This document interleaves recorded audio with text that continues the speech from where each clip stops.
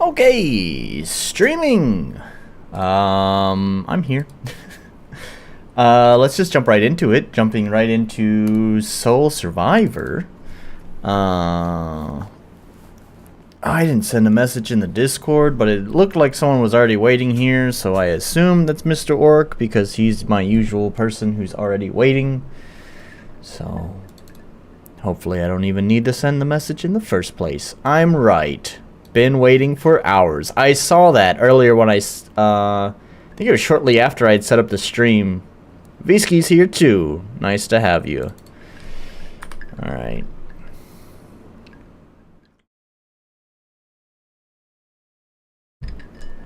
So, we're just starting right off into Soul Survivor. And it's a little bit loud in my headphones. How's it for everyone else? Quiet.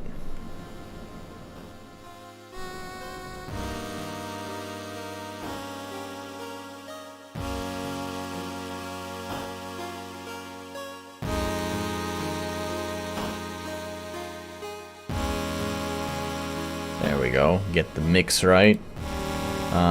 Which is the... There it is. Alright. So we're gonna jump off, start off with Soul Survivor. Oh, even the... Oh, it even tints after a while. Look at that. No WASD. Can't use the mouse. Oh, and it behaves like a normal menu. So yeah, actually, Mr. Orc, you had recommended this, I don't know, a little while back, and I had downloaded it shortly after you'd recommended it, and then I just completely forgot about it. And then I was looking at my, you know, like where I download my games for the streams, and I was like, what the fuck is this game? I don't remember downloading it. And then I opened it up, and I was like, oh yeah, it's that game. So, yeah, we're gonna play this one. So let's see what we got here. Exploration, always dash, tutorials on. That's good stuff to have there. Battle animations. Nice to have some. Battle camera. Turn command remember off. Screen shake. Open skills menu on SP game. I imagine so. Display FPS. Oh yeah, there's a different FPS counter up there. That's interesting. Or is this just because it's MZ? Is it MZ? I don't know. This kind of looks like Vigestella's MZ options plugin. Stretch screen on. Oh, I see. It's not really stretch though. That's just like fit. There's a keyboard config down here. Look at that. It is MZ. Okay. This is... oh. Interesting.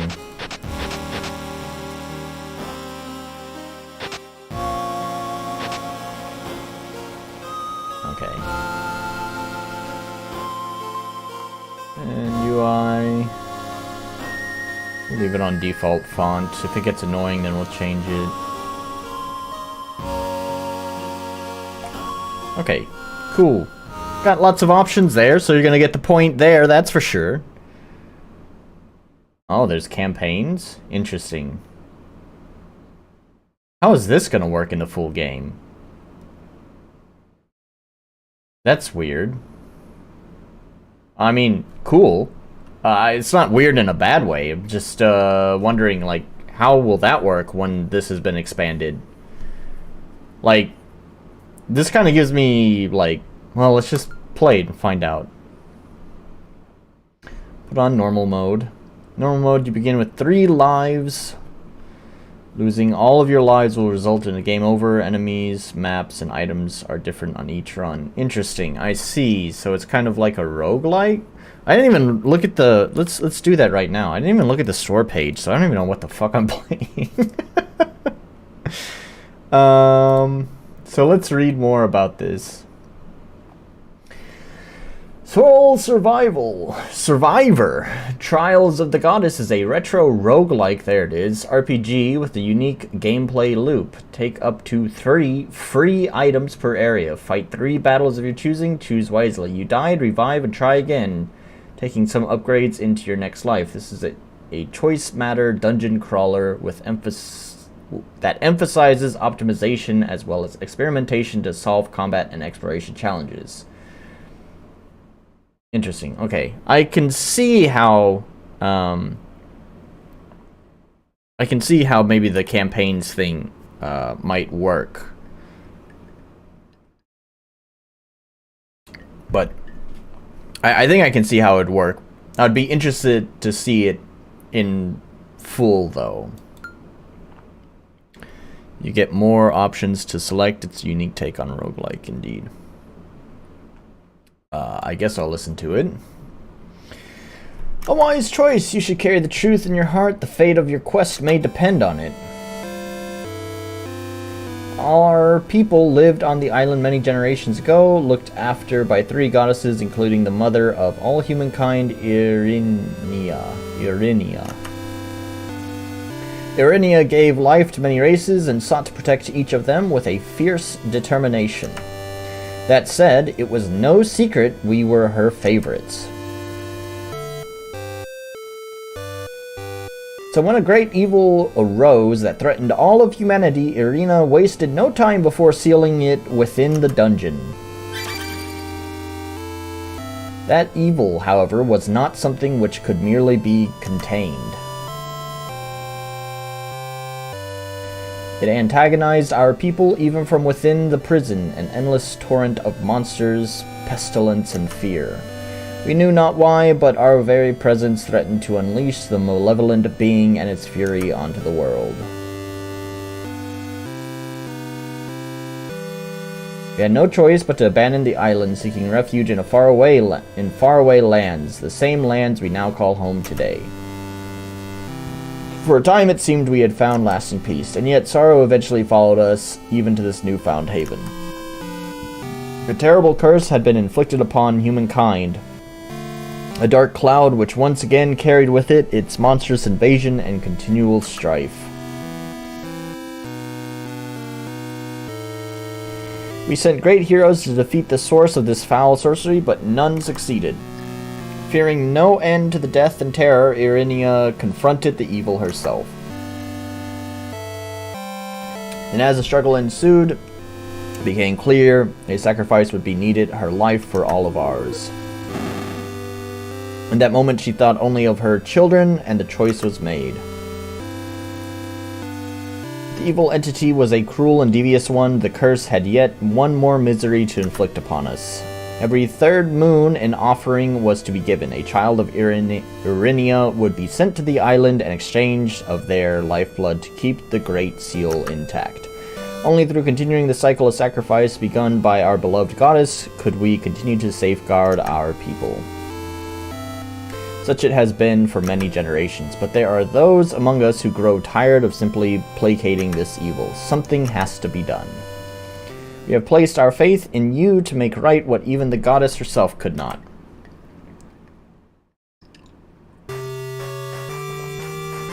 Now let's find out more about the worthy soul standing before us. What kind of person were you prior to taking on this sacred quest?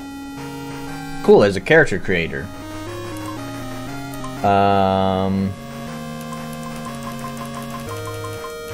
Wow, lots of options too.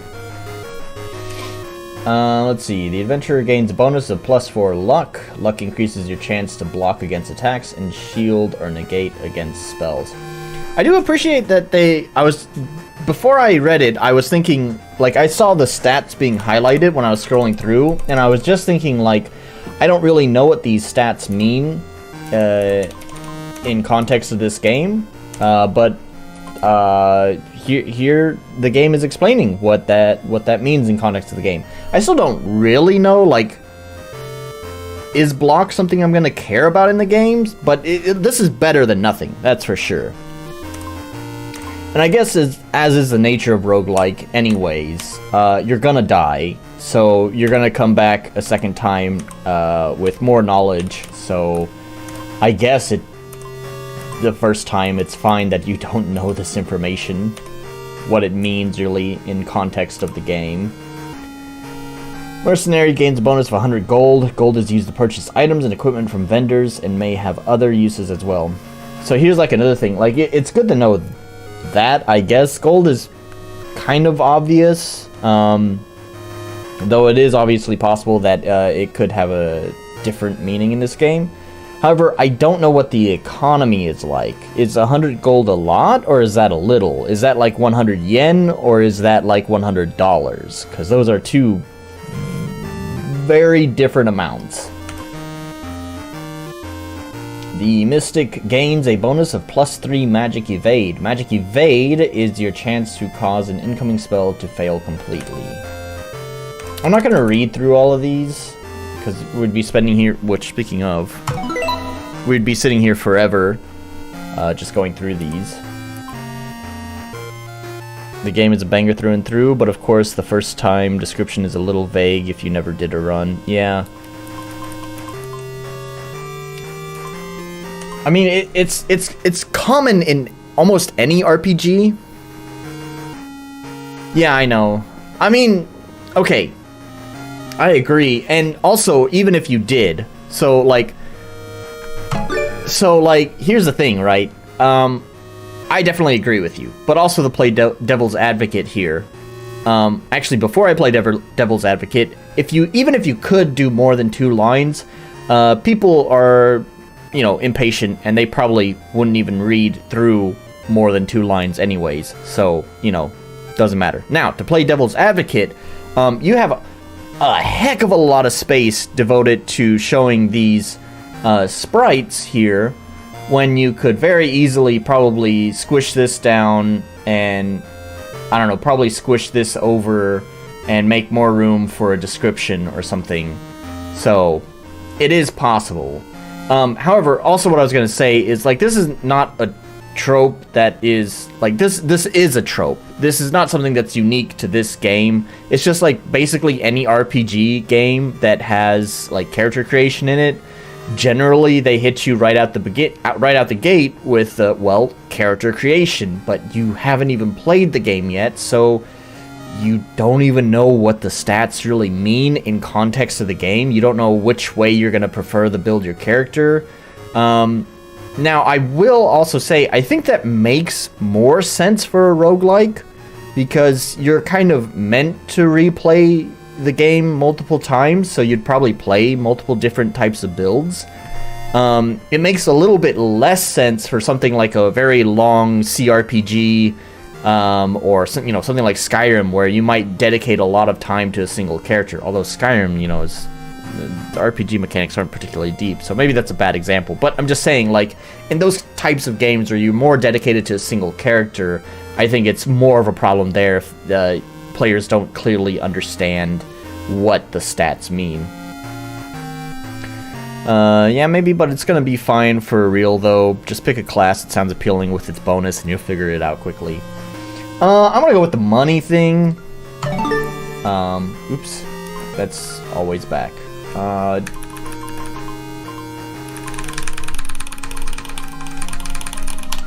That's the one. I didn't see which one it is. I guess that's who I am.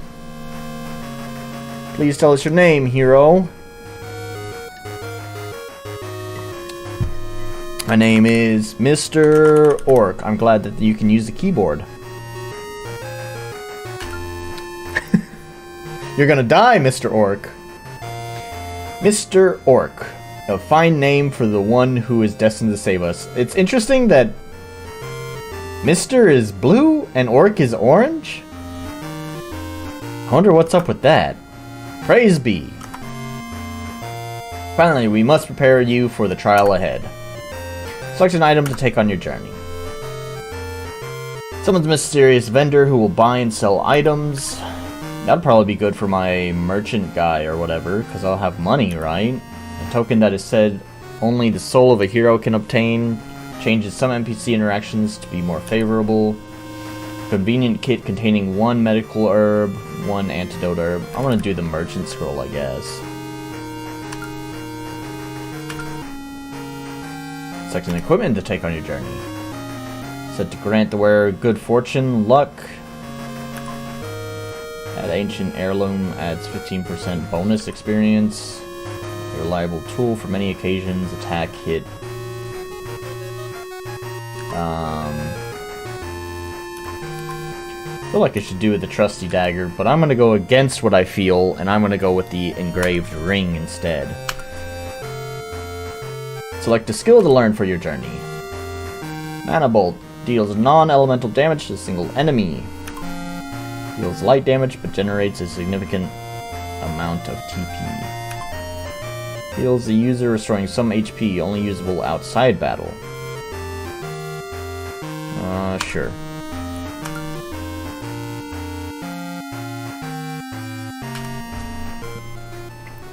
Engraved ring, my item. Indeed.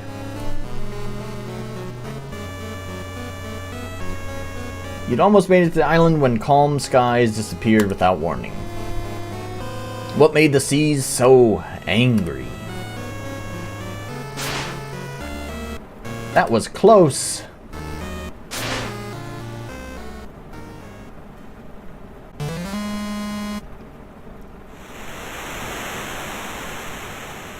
Praise be to Irina. Somehow you managed to drift to a small patch of land alongside the jagged rocks. The boat is unusable, but you should be able to swim the remaining distance to the island. Better collect your belongings first, or at least whatever is salvageable. Wait, didn't I switch? Oh, okay. In each area, you may take up to 3 items to assist you in your quest. While the items in this area represent the choices you made during character creation, other areas will have 6 or more different selections. Some items will be hidden or locked behind enemies and other obstacles, so it's a good idea to search thoroughly before making all 3 choices. Alright. Interesting that you're limited to 3 choices.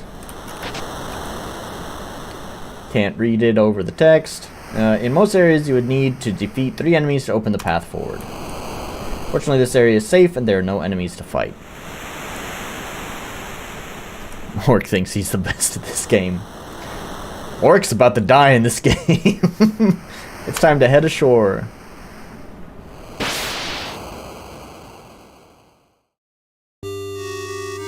Now entering the wasteland.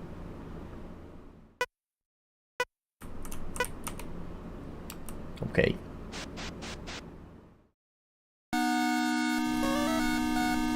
Oh no, he's a mod. That's right, Orc is a mod in my chat. He can ban you for your foul mouth. Forest Edge. Having finally reached the shores of the island, you cannot help but notice the pervasive uneasiness lurking all about. Is this the evil curse you've been warned of? The decay which encroaches further into your homeland, demanding a new offering at each turn of the season. One thing is certain, the elders were right about the dangers. Strange creatures lurk everywhere. Whatever unnatural evil has befallen this place, you must not falter in your mission. If there was any clue left here by the goddess, it is vital for you to recover. Good luck, worthy soul.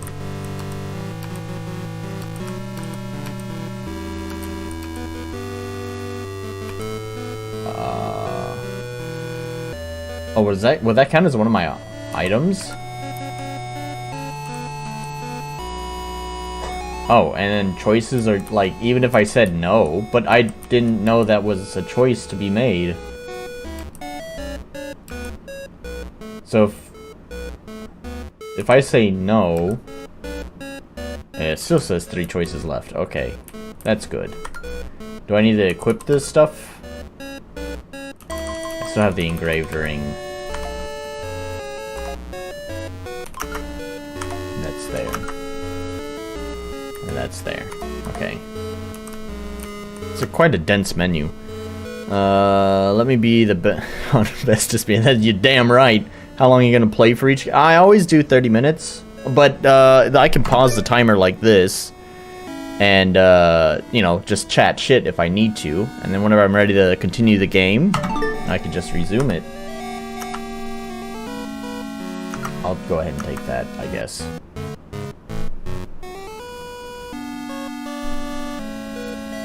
Okay, if you... Oh, that's interesting. It has like... Oh, I can even select them too. Oh, that's interesting. Obtaining a piece of gear, you'll need to make sure it's equipped and ready to use in battle. If you have no item in a particular slot, items you take will be auto-equipped. Good to know. Otherwise, a prompt will display, allowing you to choose whether to equip the item or not. Note the optimized command will equip weapons and armor based on their stat values, disregarding other properties. It's always best to give your equipment a quick glance before heading off into battle. No problem, man. Feel free to take it. So I know it said it would auto-equip, but yeah, just wanted to double check anyways. But yeah, no problem, man. You take that idea and you can do it yourself. To your surprise, this area shows signs of recent inhabitants.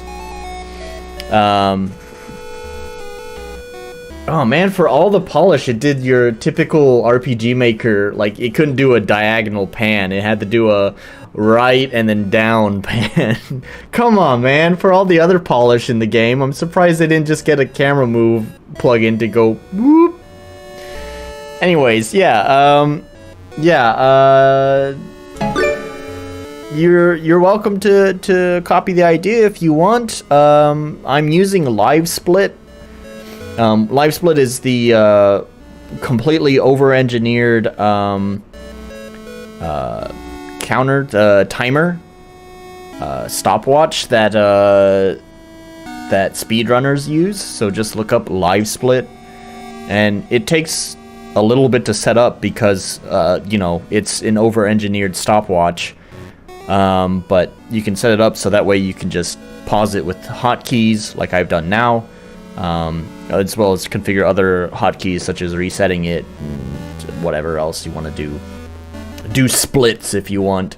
So yeah, feel free to copy it, do whatever you want with it. The reason why I do it is because I kind of find unedited video content kind of boring. There's a lot of downtime and a lot of pauses, a lot of stuttering, all that stuff that just kind of adds up over time, that just kind of ruins the experience, I guess. I'm just there to be entertained, and so, you know, the reason why I do it is because, first of all, I think it's more entertaining as a stream because it kind of keeps the momentum of things going. We're never stuck on one game for too long. I remember watching one of Orc's, like, when Orc used to stream just by himself a while ago. I remember watching one of his streams, and, like, he was, like, late into the stream, like, I don't know, 3 hours, and he looked like he just wanted to die as he played a single game. Like, he was just there, like... And I don't really want to get to that point, honestly. So, it's more fun for me, and I think it's more fun for the audience as well. The only problem is that, of course, I don't get as much experience with each game. I only give, you know, the first 30 minutes of a game a chance to kind of impress me, and it may result in it's more fair to call it a first impression than it is a review, because obviously I don't get a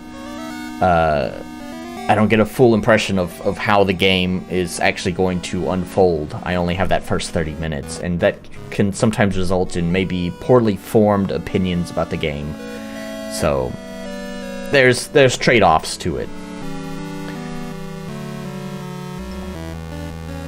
Yes, those shitty RM games certainly do. And there's been a few shitty RM games that I've almost gotten to that point, or I have gotten to that point, and it was just within 30 minutes. I cannot imagine if I was stuck with a game for a whole stream where I was like that. Is this bird an enemy? Interesting, you get to choose. It did say you have to kill 3, right, to progress, so I guess I get to choose. This kind of reminds me of Heroes of Might and Magic. Like, you just find these random things in the field and you can just interact with it, and it kind of gives you like a sort of a roleplay description. You find a, you know, like that.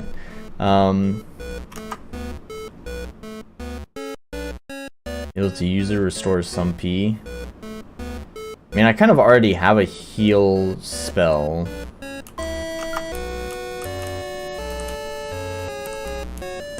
Is this an enemy? Level 2.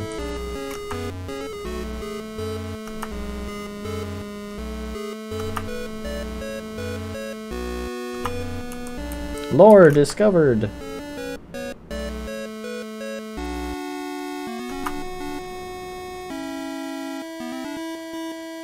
I'll go ahead and take it.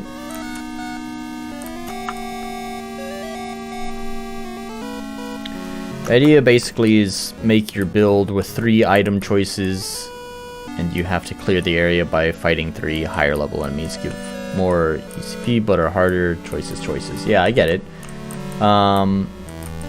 Yep.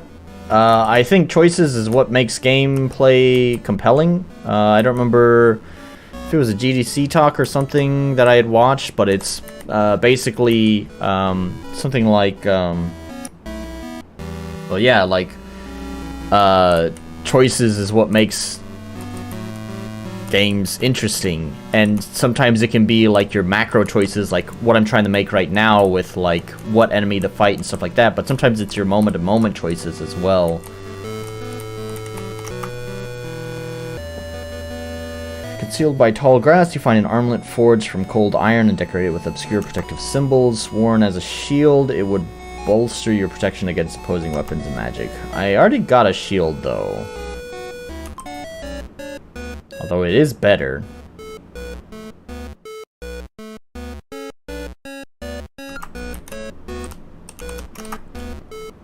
I'll go ahead and fight this guy. Chests that require keys and loot from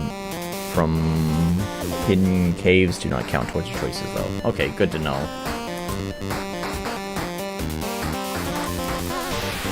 Alright, so what do we have for magic? That item. Tech. Okay. Okay, my TP is up at the top right, kind of small, but I see it. Interesting zoom in. Some interesting zoom in effect that it's got going on.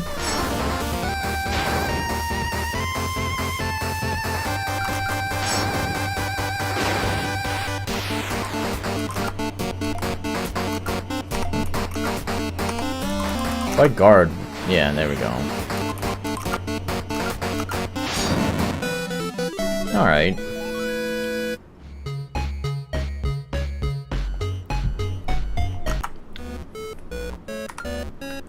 So then I can use my skill.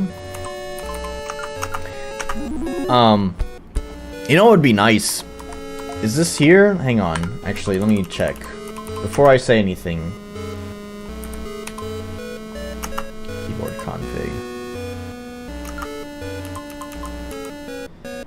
It does not appear to be here. Okay.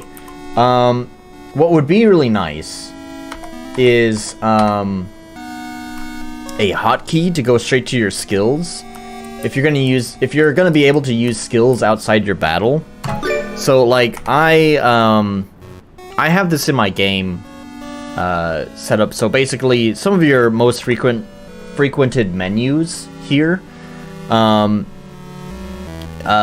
can hotkey to like 1, 2, 3, or 4, and it'll just bring them up right away. So yeah, so you don't have to like open the menu, scroll down to it, find the option, scroll down to it. It'll just bring you right to this menu.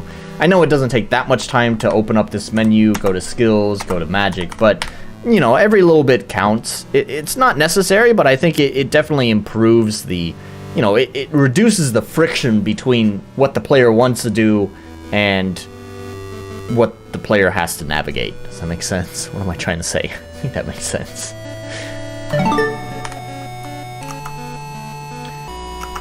A hidden chest. I wonder what could be inside. I don't have a magic key.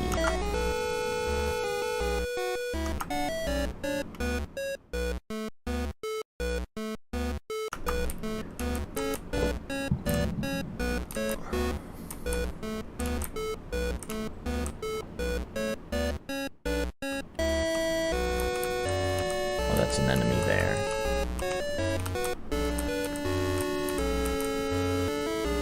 Can I interact with these?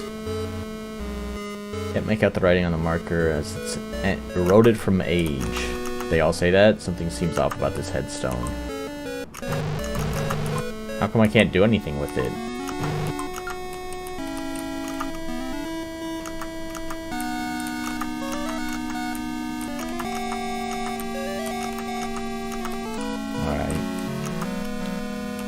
No. Level 3, no thank you. Fight a level 1 enemy. Should be easier. It's a grumpy looking slime.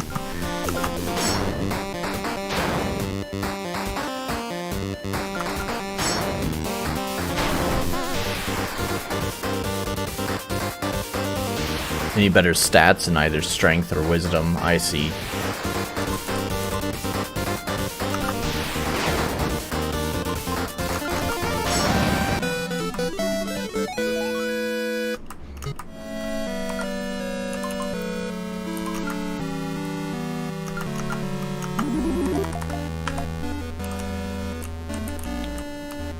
Alright, so I guess I'll go ahead and just take... Oh, wait. I'll take this, so that way I can heal in battle. I think that's going to be the best choice. Spellbook is a special category of equipment that is used to teach magic-type skills. Equipping the spellbook in a skill slot will make that spell available to your character as long as the book remains equipped. Some spells can be used on the map to interact with different parts of the environment to unlock treasures and secrets. Many objects can be interacted with via more than one spell or item. To permanently learn the spell, it costs 1 skill point and you must consume the book to do so. The book must also be unequipped and in your inventory to consume and learn it permanently. You start the game with only 2 skill slots, so learning a spell by using a skill point is a good way to expand your limited spell library. Sure, go ahead and equip it. I guess you forgot to put it there. Most other things nowadays tell you what you would need. Okay, I see. I'll attack this thing. Phantom. Sure.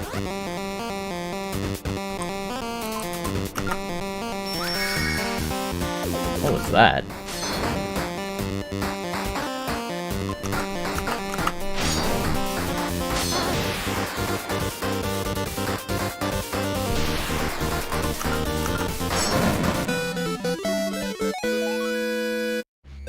Level up! That's a jaunty little tune.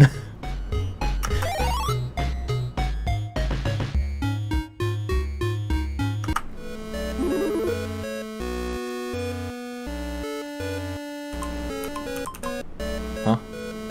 Oh, I see. Increase attack by 5.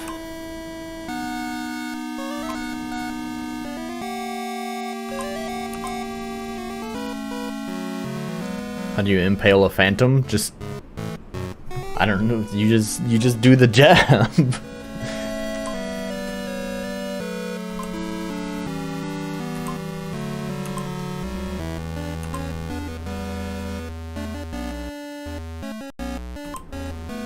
Cover 20% of your maximum HP.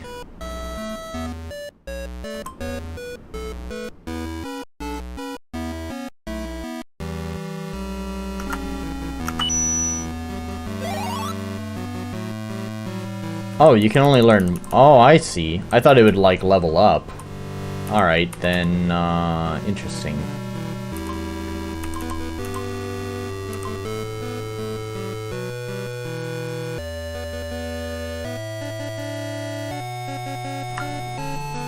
Sure.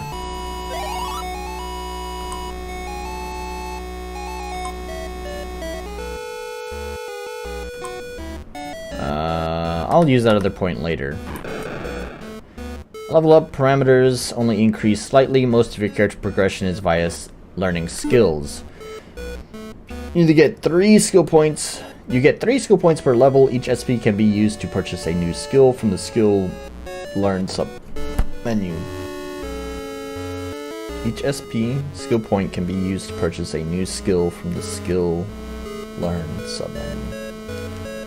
Okay, I understand. They're improved passives too, but they also have a lever. Okay, that would make sense. Additional skills become unlocked as you attain higher levels and learn basic skills. Some skills have unique requirements that you will discover as you progress the game.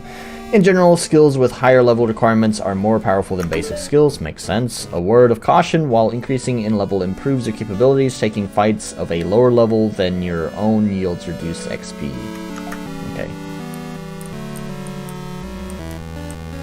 Alright, I can progress. Sure.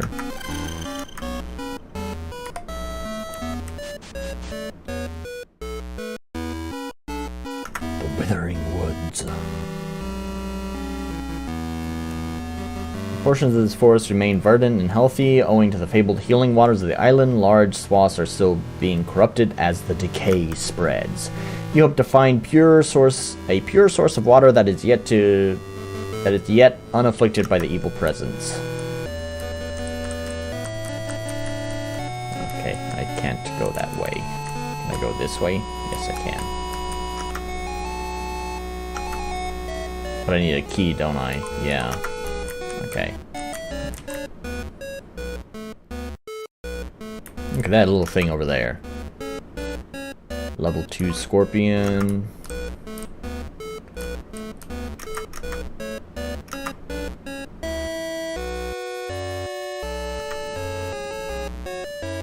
I don't have anything equipped there, so I might as well equip that.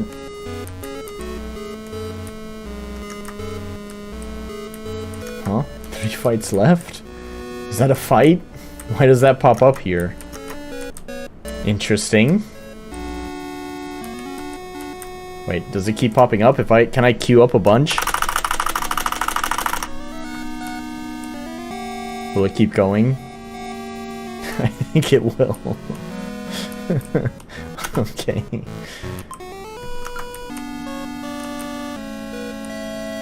That's a spooky looking ghost. Fight a band of level 0 apparition? Why is it level 0 though? Ah, I see. Because it's the exit. I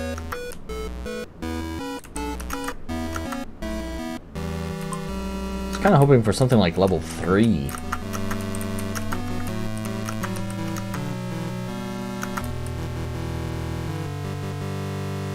The soil around the marker is oddly damp, and on thorough inspection you uncover a mud-crusted spellbook of some kind. Water damage to a single enemy.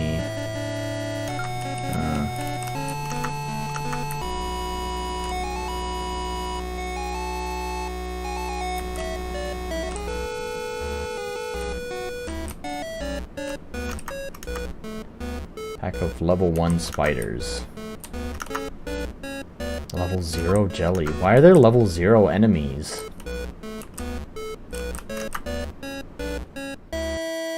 By its current station, this was once a proud and well-attended blade.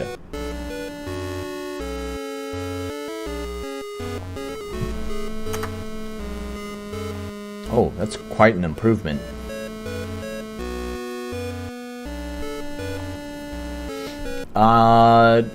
Does the color of the icon mean anything?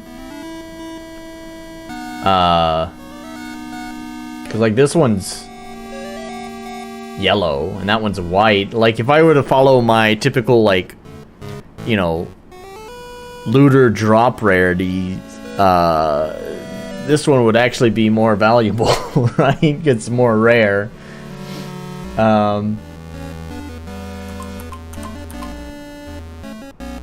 Okay, it's kind of unfortunate that it doesn't give me more information about the skill. Like, I just have to guess.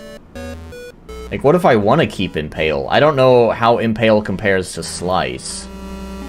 It would be good to know the difference between those two skills, because maybe the bonus attack is really great, but maybe I don't want the skill.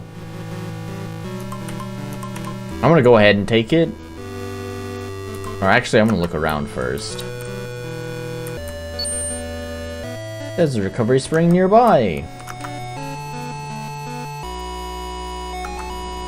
In this state, the spring can only be used once to restore health, willpower, and energy. What is... Oh, okay. MP.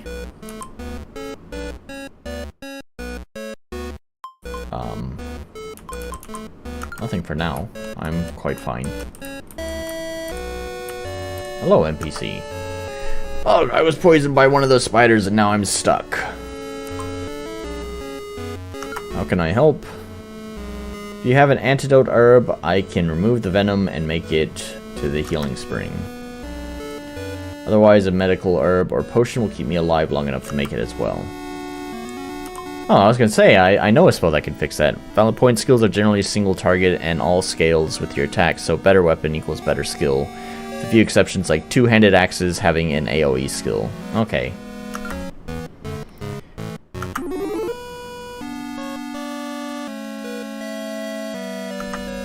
Please take this. I'm going to steer clear monsters. Won't need it anymore. Leather cap.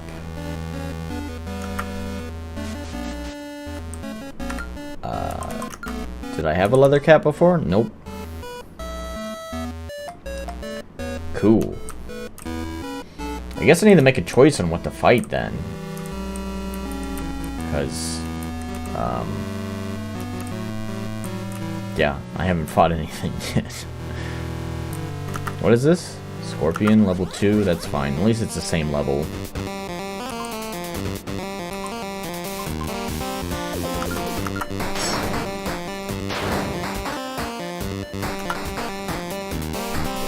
Wait, don't I, if I block something, I get MP, right? I didn't block it, though.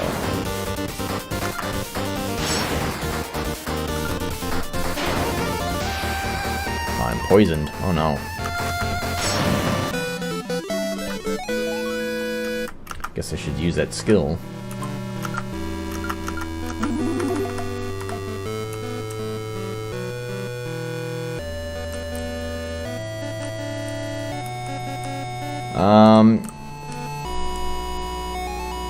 Guard doesn't improve your block. Oh, that's dumb. Alright, well then... Okay, well, I'll go ahead and take this cutlass and equip it. Wait, I know what to do, though. Skill, learn... That's chance to negate or shield against enemy spells. Isn't there something for block?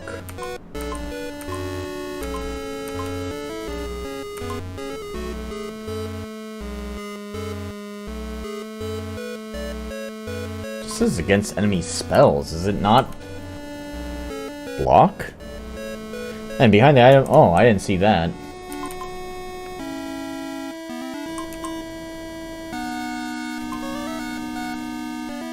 I'll do this, actually. Get some extra... Because I was here... I was thinking that... Because there's something I have, right? That, like, gives me, There is once you get some defensive traits. Okay.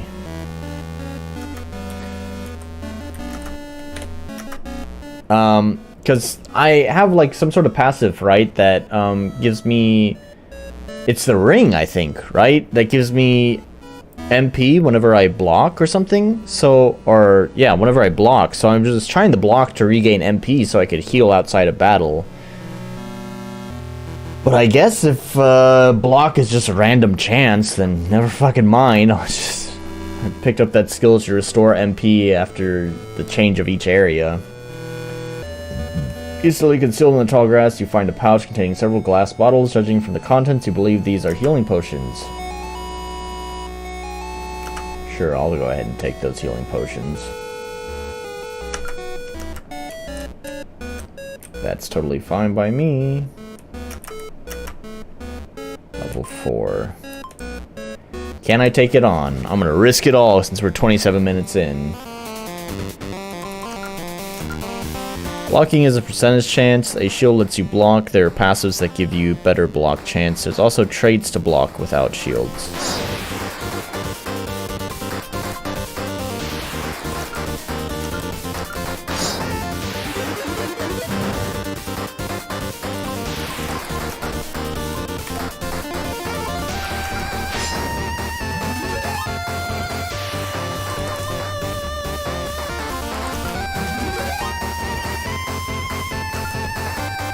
Wait, it's 40. I have 46. Why can't I use it? It's because of the state? I guess it's because of the state. Okay, well, it's dead anyways. Ooh, almost leveled up. One more fight should do it.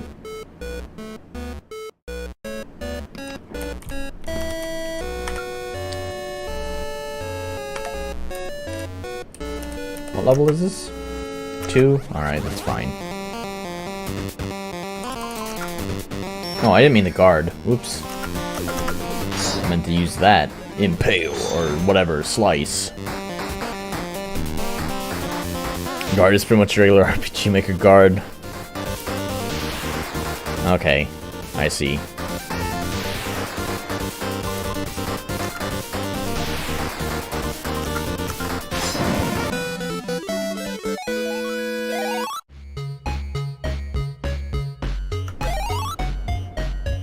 Oh wow, I didn't improve my base stats at all. Just, well, I mean like the attack, defense, magic, defense, agility, luck. I didn't improve those at all.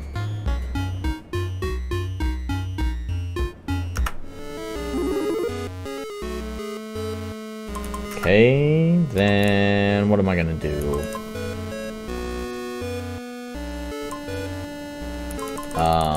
I'll do... oh, weapon block. This will block grants 5 TP, okay. Okay, interesting.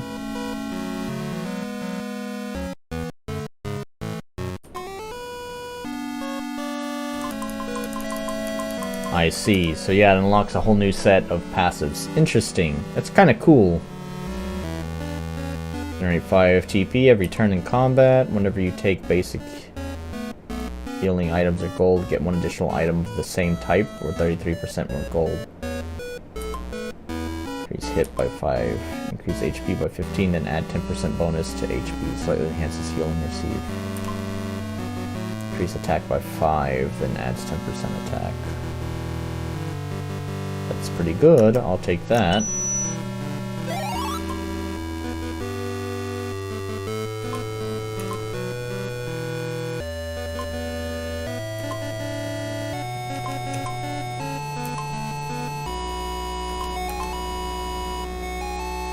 I want to actually learn that. Increase hit by 5. What is hit?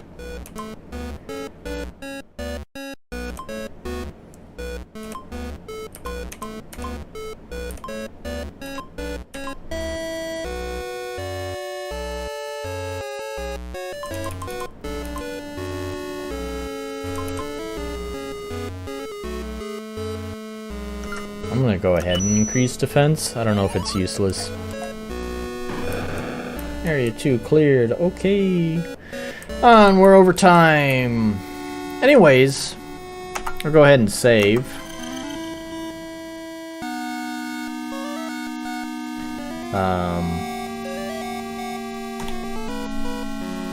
So if I just press F5, can I like continue?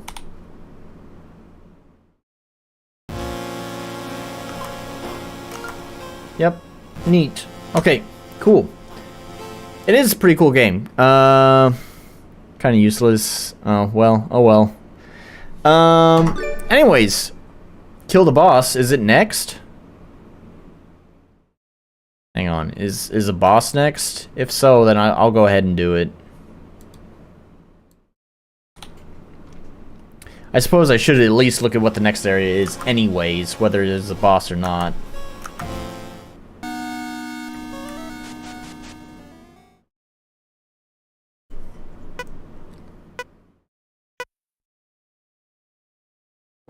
Don't remember. Well, anyways, let's look at what the next area is. Regardless. Thin mountain air carries a slight sweet scent, though you wouldn't call it pleasant, as there are certain undertones of decay which is off-putting. Trek up the summit will be fraught with peril without question. No boss yet. Anyways, yeah, pretty cool recommendation. Thanks for recommending this. I like the, I definitely like the choices here. Like, these are interesting choices. I can definitely see how it becomes more interesting as you level up too, because you get more and more choices open up to you. So anyways, yeah, really cool game, actually. I don't hate this game, actually. It's a pretty good recommendation. Alright, let's see.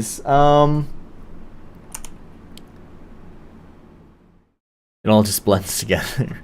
Accessibility's got keyboard, whatever. Keyboard config. Clarity, I understood what to do. Balance seems fine too. Unique identity. Yeah, I'll give it to it. Polish. I mean, nothing really stood out to me that was like not polished, if that makes sense, right? Like, so yeah, I don't know. I think that was a pretty good game. It seems like it's pretty well thought out and well. Oh, there was the whole like, I mean, this is really minor. I don't know if I'm gonna take away the polish point for this, but like, you know, you have the fucking RPG Maker scroll map, like 3 tiles this way and then scroll map 2 tiles down instead of just getting a plugin to do diagonal movement. I'm not gonna take a point away from that, but yeah. Also, I guess there was the excuse me. There was the like no explanation for like what the skills are that the weapons have, but again, it's pretty minor, especially since there doesn't seem to be a big difference between those skills. As you were saying, I'll go ahead and give them the polish point for that. Yeah, I'm not pulling the point. I gave him the point, so there we are. So yeah, it was a pretty cool game. Let's, I don't know, chat in just a moment, but what I want to do real fast is I want to refresh my drink. Somehow I've surprisingly drank through it pretty quickly. So I want to refresh that real fast. So yeah, let me turn on some music. Do I still have... Yeah, I still have the stuff set up here. So just give me a moment while I refresh the drink. And I don't know if I have anything to talk about in my just chatting section, but I don't know. Anyways, be right back. Where's my camera? There we go. Hide the camera and play the music. Which one are we gonna pick? I don't know. We're gonna pick oh, probably the more recent one, right?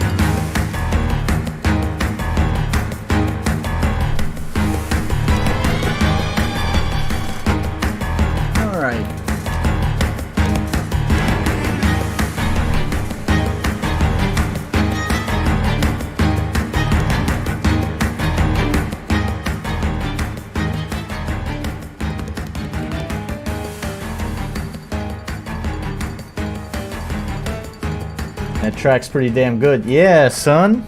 Of course it is.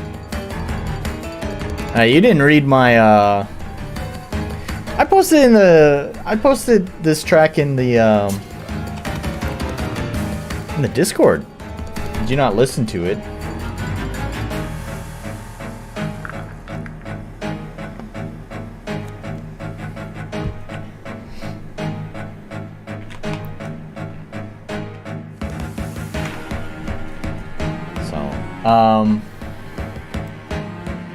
Yeah, so just chatting. Hey, Wrath. You're joining me just as we're starting the just chatting section. Bold of you to assume I don't have your Discord on mute. Fair enough. Anyways, yeah, so, man, I had, posted a whole, like, way too much information about this song as well on the RPG Maker forums, mostly because, Miss Little Fish, you know, the mod on the forums, I had shared it as a status, and then she was kind of like, well, I want to know more information about how the song came together, and it's too long for like a status post, so I wrote up an unnecessarily long post about the song, which is right here. So anyways, yeah, so the song, in short, basically I used a bunch of like household items for the drums, and it's actually, that song was also like technically a remix. It's a cover of one of my really old songs. Let's pause this real fast. We can hear the old version here.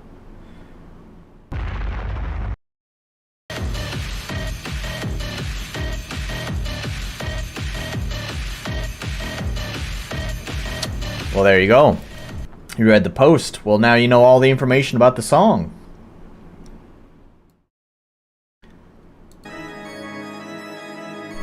Let's see, y'all don't just mute all your Discords immediately as well. I really hate Discord in general, so, like, the only Discord that I don't put on mute is my own, obviously. So, anyways, yeah. So, anyways, one of the things I did think about wanting to talk about is, it's kind of following up from last time, because last time I did a game dev stream, and we worked on some stuff for my game, and so obviously I had picked up during that stream. Yeah, I mean, I skimmed it, I believe. I remember it was just a bunch of Nolan in there. Nothing tells me much. That's fine. So anyways, it's a pretty rambly post. I didn't expect too many people to read it, other than basically Miss Little Fish. So it was basically written for Miss Little Fish, and that was it. Anyways, so, you know, last time, there's a lot of things I was working on. One of the things that I was trying to figure out was also enemies. So I had at least added to my cart all of the makers, RPG makers, prior to MV, except for VX. I did pick up VX Ace. And I will admit that, actually, I do think the art style in VX Ace more closely matches the art style that I was looking for. However, all of the art is very front view art.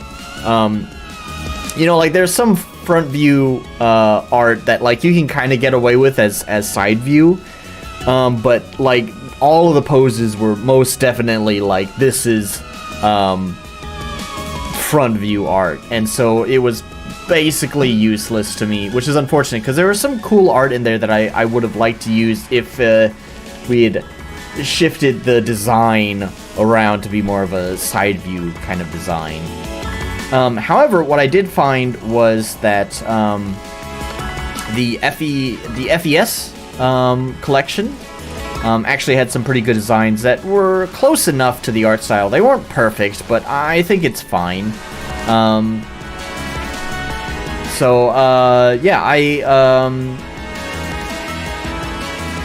sure the RM assets are kind of small size overall.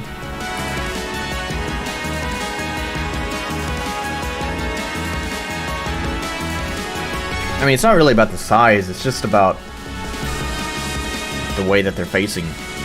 Interestingly enough, the FES art, a lot of it, I did have to make some small edits to it. One thing was that often, like, you could get away as a side view art.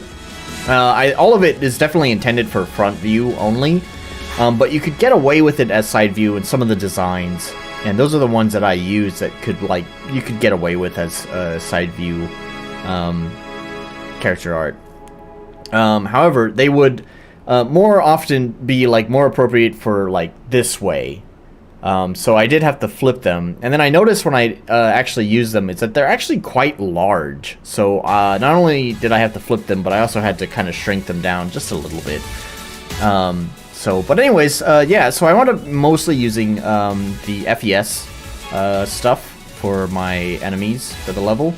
I did look through, like, XP and 2000, 2003, but 2000 and 2003, like, the format for the enemy battlers is completely different.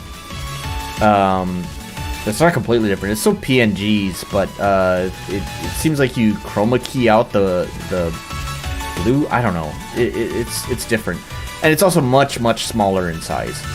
It's like very pixel style kind of stuff, so it definitely didn't match. And XP is just kind of, it's not the style I'm looking for. So basically, 2000, 2003, and VX Ace were totally useless purchases. I mean, I'm glad I have them. I'm sure at some point there's going to be some sort of benefit to having them now, and they were dirt cheap.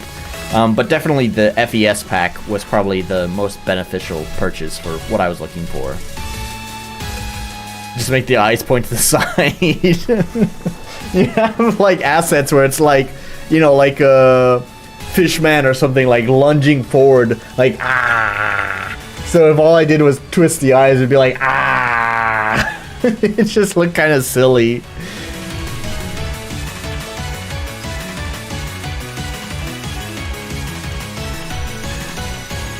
So, anyways, so it's fine. I think the FES stuff worked out pretty well. The other thing is I was working some more on, let's just bring it up real fast. This is the just chatting section anyways. No,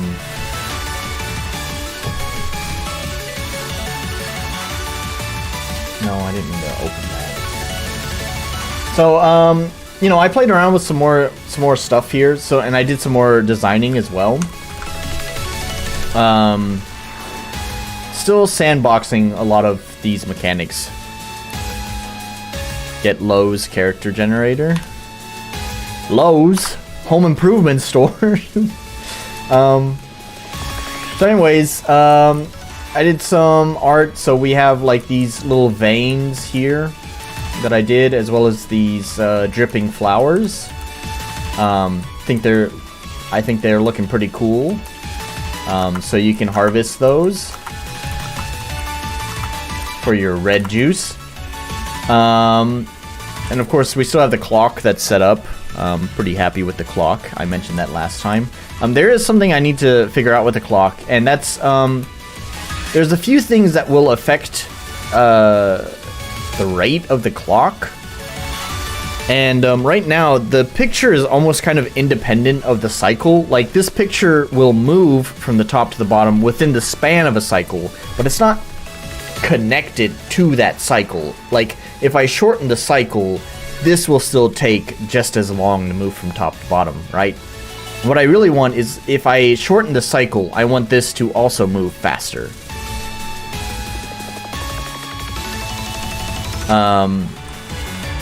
So I still need to figure that out, how to connect the clock to the cycle itself, the cycle timer itself, but I'll figure that out later. This little bubble effect I'm pretty proud of. I'll show how I did this in just a minute. Because I wanted to add some bubbles to the red water here, the red juice water. But like anytime I added bubbles into the A1 tile set, it looked terrible. So I need to figure out another way to add bubbles to it, rather than making it part of the tile set. So I'll show how I did that in just a moment. But there's a nice little touch of detail that I have. So first of all, about this like red juice here. So you know everything is designed to. Oh, that is a bug. To slow you down, and so you're supposed to move slower when you go through it like this. But then also you'll notice that Fidel is now stained red when you go through it. So that was I think it's a nice detail that I've added.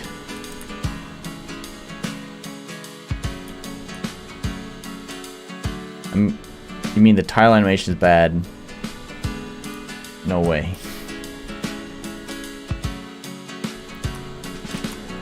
So yeah, I added the little detail of Fidel getting the red on her dress and her hair when you go into that. And then whenever the cycle ends,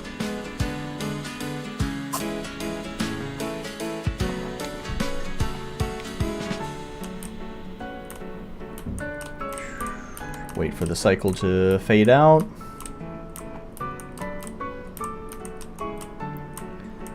It'll give you a report.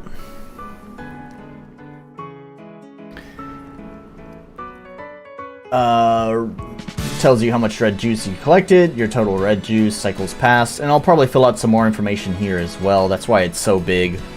So anyways, so now whenever you start, you'll see that Fidel is back to normal again. And she'll get dirty whenever you enter any of these rivers like this. Just like that. There we go. Yeah, so it's not just necessarily the 2321. I mean, I guess because it is so limited in frames that it does look kind of bad. But it's also just that... yeah, having bubbles on every single tile just looks kind of strange. Needs pictures? What do you mean by needs pictures? But anyways, having bubbles on every single tile just looks kind of bad. Like I played around with like different amounts of bubbles, right? I had like a very bubbly tile, and it just looked absolutely terrible. Like it looked like this was like boiling water, and it was bad. So I reduced the amount of bubbles per tile, and then it made the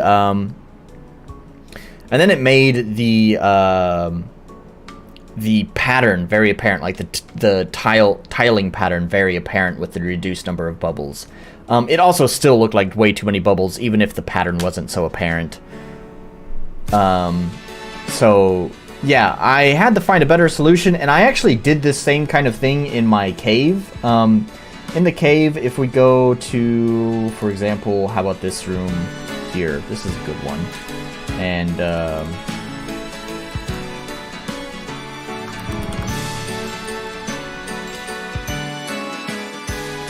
so if we go here, you'll see that there's like these little drips in the pool, right?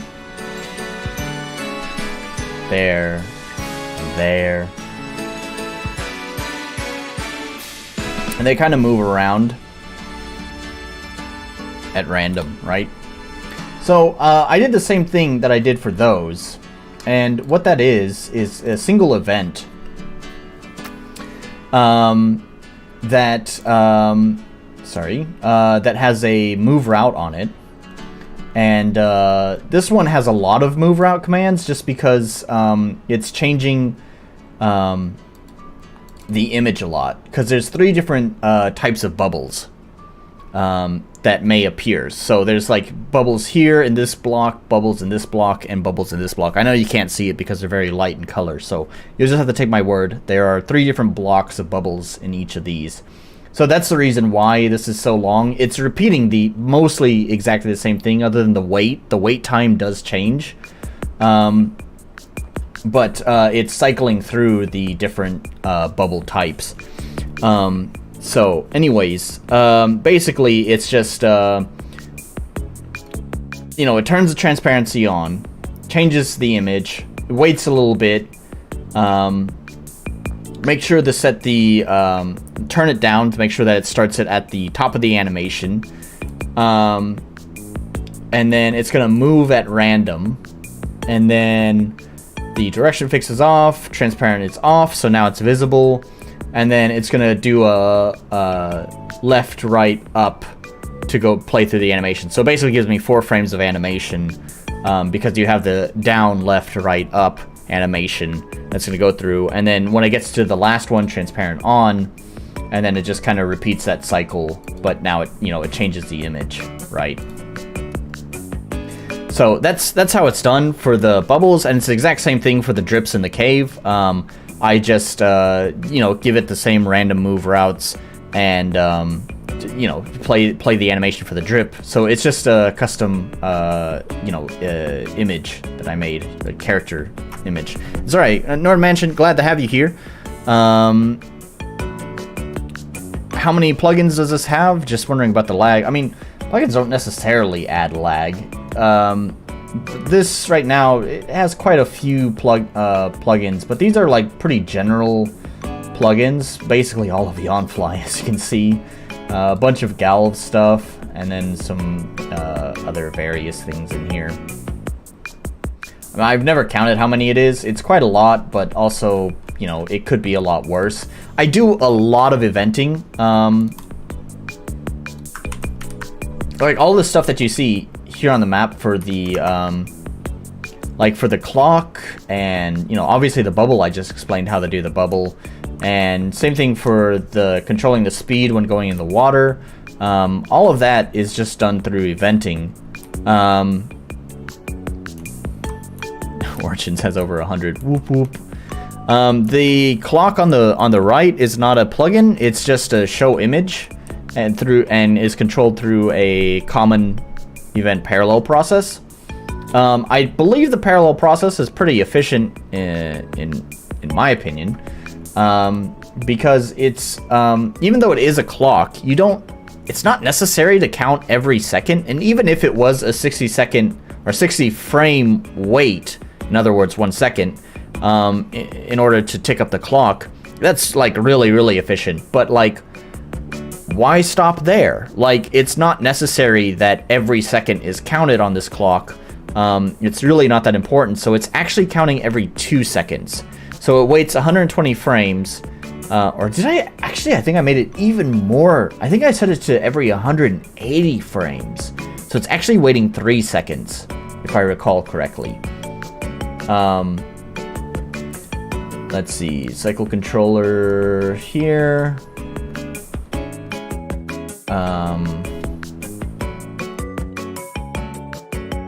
Oh shit, it is set to, no. Okay, there's 60 there and 60 here.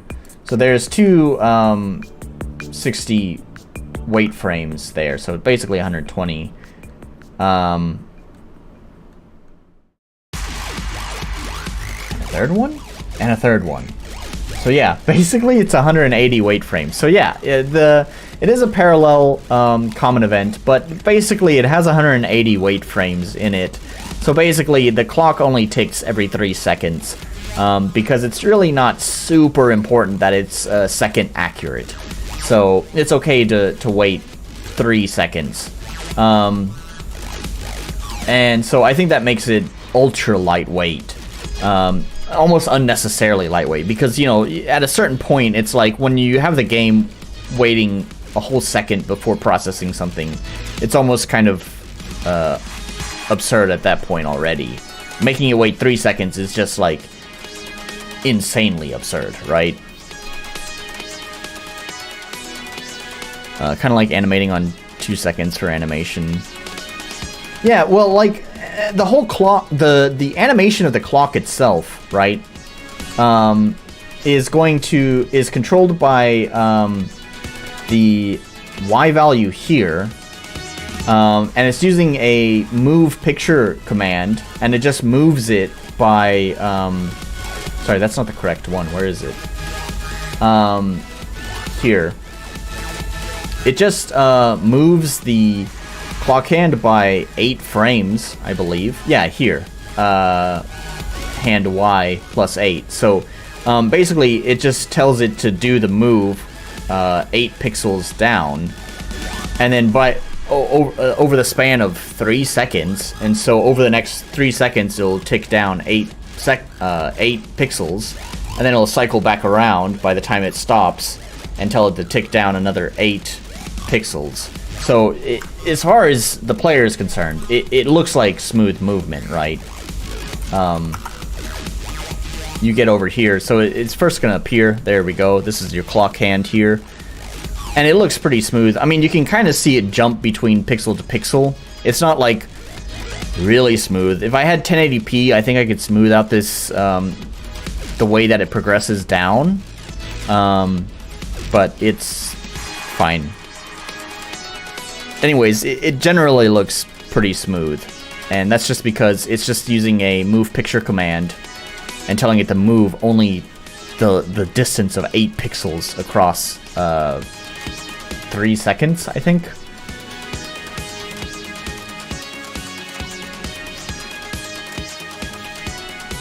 And it looks like we're ticking every second just because of this animation here, because it takes 1 second to spin around, and then it waits 1 second, which is actually 2 seconds. Am I sure that did I misread that? Am I sure it's not 2 seconds? Let's see. We have the loop there, and there's the first wait. We'll skip that because that's what happens when the cycle ends, and there's another 60 there. Okay, it is 2 seconds. Sorry. I think I accidentally counted this 60 frames right here. But that only happens when the timer reaches 0. So anyways, yeah. So that's how that works. I think it's unnecessarily efficient, honestly. But it's like, it's not really that important to have it count every second, so might as well just give it the extra, I don't know, efficiency by giving it 2 seconds. So, anyways. Yeah. So that's what's going on in my game. The things I still need to work out, like I said, the clock hand itself, the thing that's moving down, is totally independent of the cycle time itself, and there are some factors that will change how much time you have per cycle. So what I would really hope is that the clock hand that you see ticking down would like jump forward if the cycle is going to be shorter, you know, something like that. But right now, the movement of the clock hand is totally independent of the length of the cycle time itself. So if I shorten the cycle time, the clock hand will not shorten as well. So I need to make an adjustment to how this logic is handled so that the clock's movement will be in sync with the cycle time itself.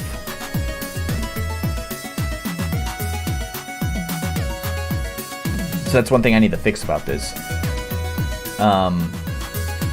There are some other things I still need to work on. There's, as I showed earlier, there's a bug here, which all this is with changing the movement speed when you enter into the pool of red liquid is just a player touch command. And it uses Yanfly's like hitbox plugin, event hitbox plugin. So that's what the comment tag is here for. And here it's not totally necessary. I could easily put 2 events in this area, but I imagine when I'm actually developing the proper maps for this area, that I may have, you know, rivers of this red liquid that are very, very long. And so rather than putting just, 20 fucking events there for slowing the player movement, it'll just be easy to create one event with the hitbox plugin, extending that out. But anyways, obviously I need to fix the problem. It's just that whenever the player is facing right and they touch this, it's supposed to speed them up. But of course, if you touch it and then turn around, let me just demonstrate that real fast. So there's a conditional when facing left, that'll slow you down, right? And then there's a conditional when facing right, it'll speed you up. So if I go there, touch it, and then turn back around, now I'm going fast because I touched the conditional of if facing right. I think ideally maybe it'll just be 2 events, like one here and one here.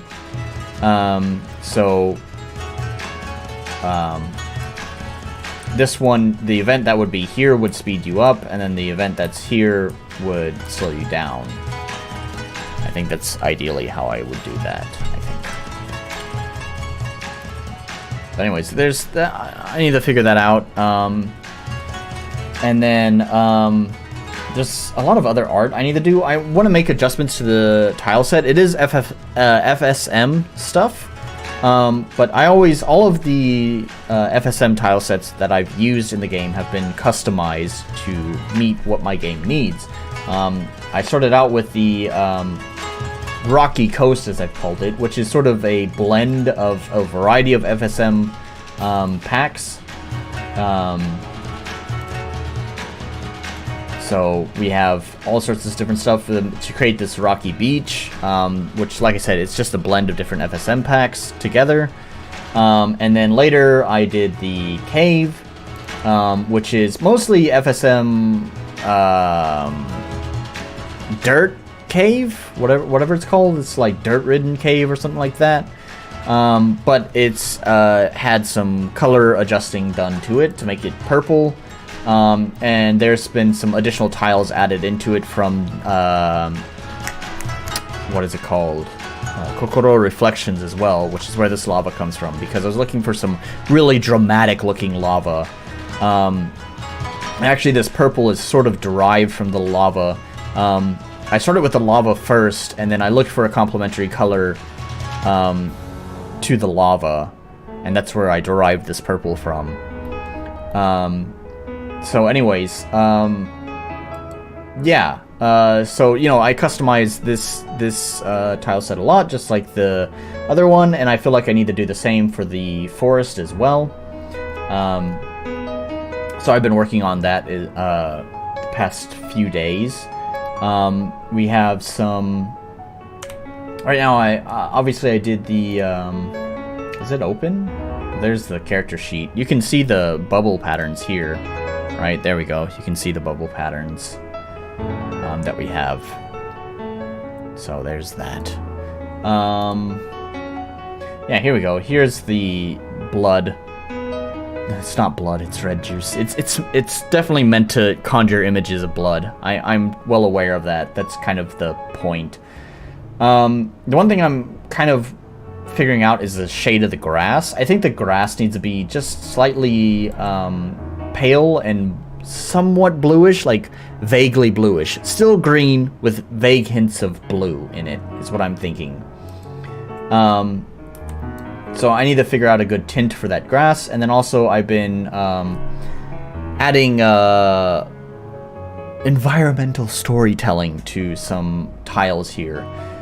So, the main thing that's going on here is that in the forest, there's this strange event happening where people cannot seem to pass through, because basically every time people attempt to pass through the forest, it rejects them after a certain amount of time. That's where the cycle thing comes from, right? So basically you have 3 minutes, and then the forest will reject you and place you back to the starting point. So you get 3 minutes to explore before being reset back to the beginning. And of course I'm going to provide options for players to be able to prevent that from happening. But that's the main idea, is that the player is stuck. They can only travel so far within the span of time. And you have this strange red stuff, the red juice, which is, like I said, meant to conjure images of, like, blood here. So you have, like, these veins that are, like, sticking out from the plant, and the plant is, like, dripping this dark red liquid. And, of course, there's the red juice river itself. So, in order to get that environmental storytelling, one thing that I've been working on here is here with these trees.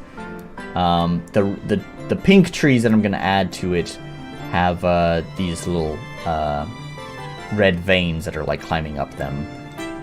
You can see like right there. And red juice. You can see like this one's dead, but it has the veins climbing up it. So, yeah, so I've just been working on the tile sets and customizing them as necessary for the level. Yep. That's what I've been doing.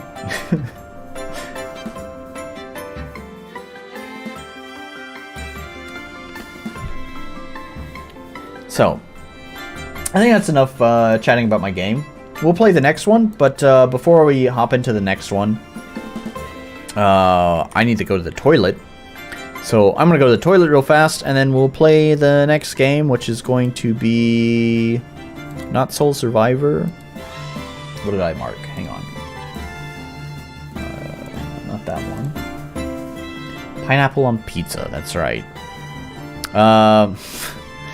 This game is a game that has like a bunch of comments on itch.io with a bunch of people making a soy face, so I can only imagine that it's super poggers or whatever fucking kids say. Anyways, I'll be right back. I'm gonna go pee and then we'll play Pineapple on Pizza. Let's look at the store page while I go pee. There you go. Enjoy the store page.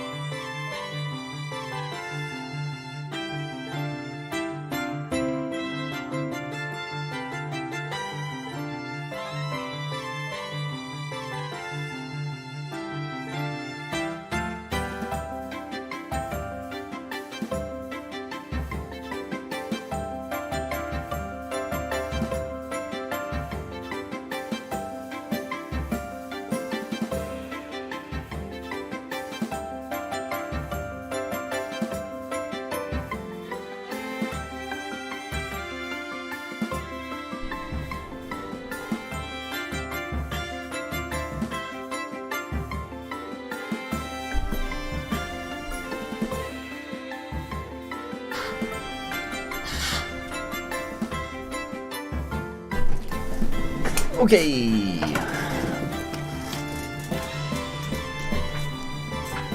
So, I'm back. Let's find OBS again, because it's hiding. Switch this camera. Pause the music. Oh, wait. Let's close that out. Pause the music.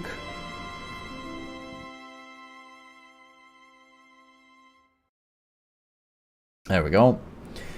Yeah, so here's Pineapple on Pizza.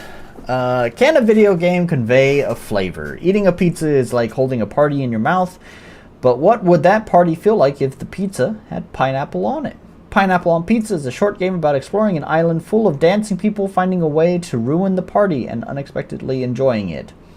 We strongly encourage you to stop reading and just play it. Surprise does enhance the flavor. And if we scroll down, we can see all the soy face, poggers, people down here. There we go. There's the soy face and the soy face and the soy face. So I'm sure we're expecting something interesting. I honestly feel like I really missed out on an opportunity. I really should have kept the trend going with the thumbnail for this video of people making, you know, pog face or soy face, whatever, for the thumbnail, go ahead and clip that and let's like blow it up and make it the thumbnail. Man, I'm just not doing clickbait right. I'm failing at my job.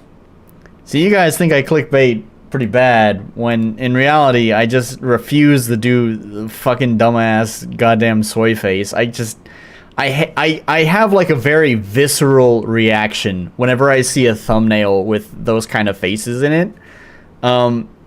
It is like the opposite of clickbait.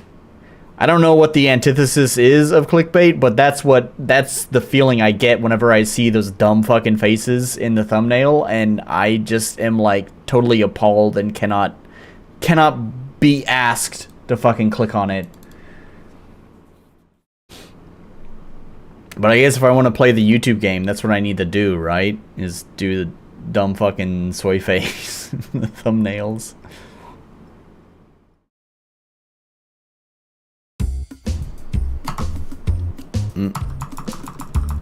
How come my timer is not working anymore?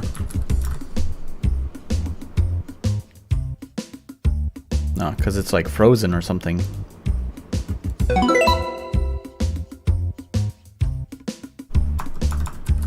It made sound, but it's still like borked.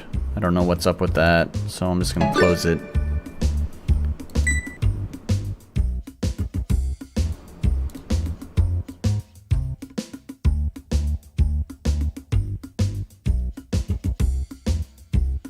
Let's open live split, please. Why is it not? There it is. Okay. Alright, there we go. Let's look at the settings. We have languages. Oh, you can even do Spanish. Music, camera sensitivity. I may need to adjust that. I guess that's fine. There's no rebindable keys, but I think this was said to be like a 10-minute game, so maybe rebindable keys is not necessary for a 10-minute game. Let's find out. Oh, yeah.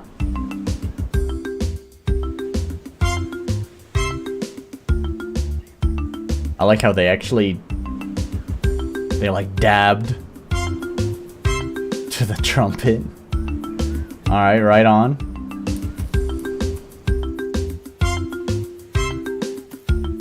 Can I...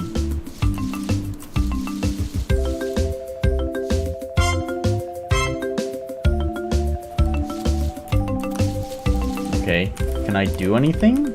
I can just like crouch and that's it.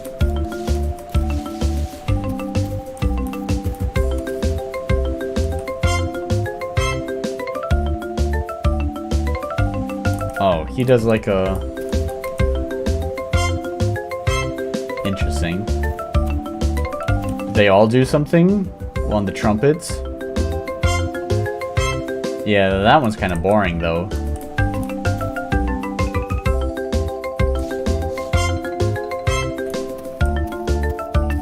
I'm guessing something happens when the music ends. Considering that they can move with the music, I'm just wondering if that's what the soy face is about. The soy face stuff will happen whenever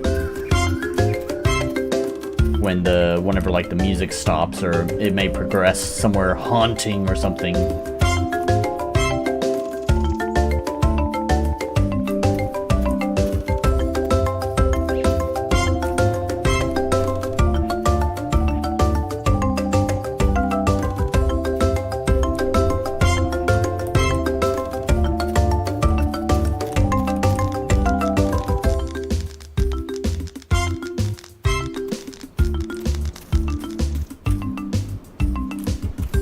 That's, heck of a dance there. Heck of an animation. I guess they can't all be winners.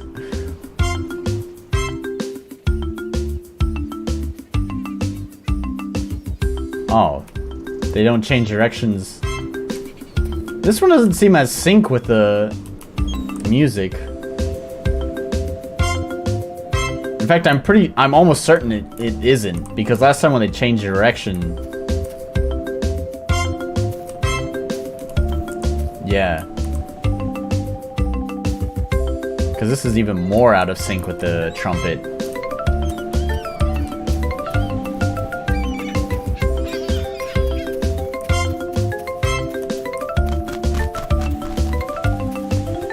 There's some sharks out there. Can I go out there? No.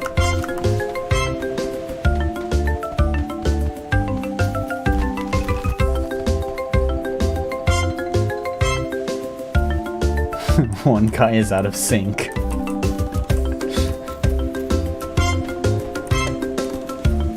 But is this all it is? Is this the whole fucking game? Where's the fucking soy face poggers thing?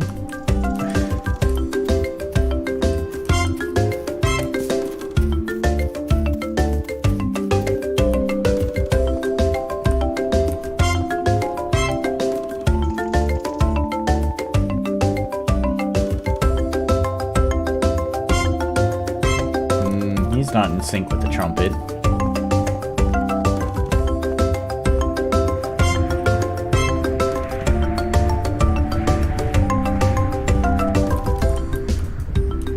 Well, there's that.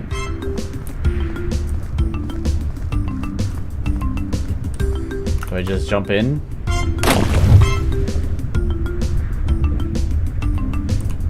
Okay. Right on.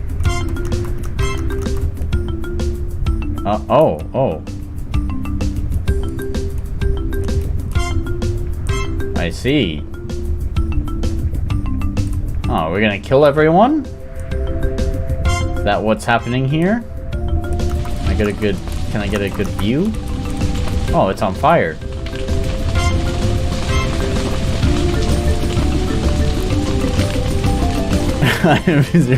There is no context.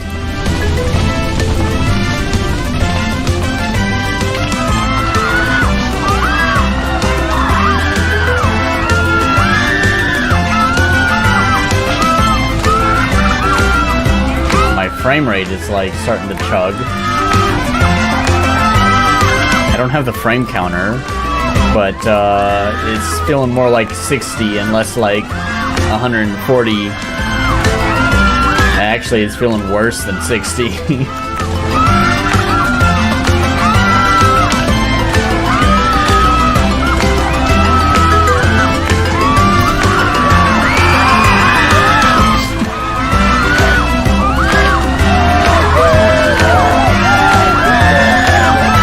Cool game. There we go, burning all the people just because I decided to jump into the volcano.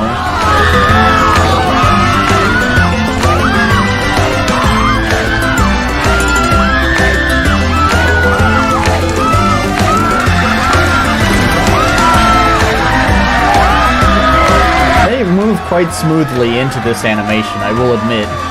Where are you running off to? No, everyone's burning alive. Where are you going? You don't get to fucking run away like that. Oh, good.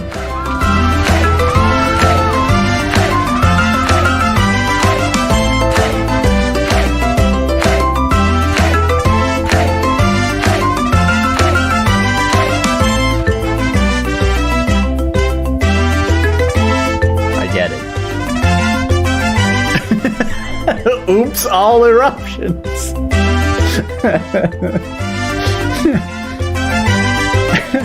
I don't know why this stupid fucking oops all berries meme gets me every time, but like every time I see a fucking oops all berries meme, it fucking gets me.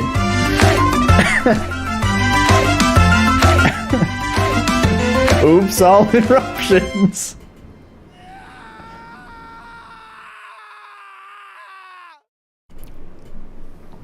Anyways, that was funny.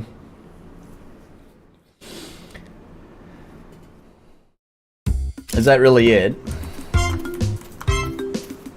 It's not like a sprint. Just a couple dancing. Here you go, you get the whole beginning context too. There is none. We're just on an island with a bunch of dancing folks.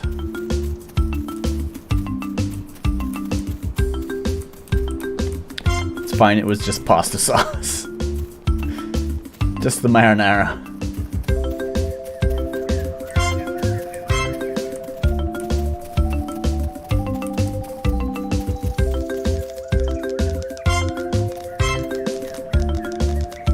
Oh, there's actually some sound effects for that.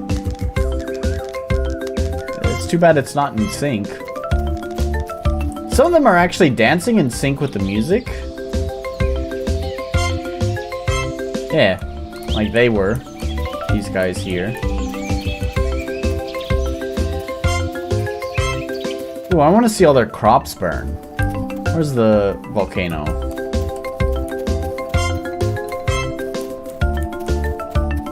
There we go. Is it? This feels like the same area that I climbed up last time. Oh, but I do think I ran around. Oh, yeah. Alright, so last time I just jumped in here, and this is what started the lava rising. There we go. Yep, that's the whole game. You didn't really miss much. You just kind of look at the folks dance, and then when you get bored, you jump into the volcano and then just watch things burn.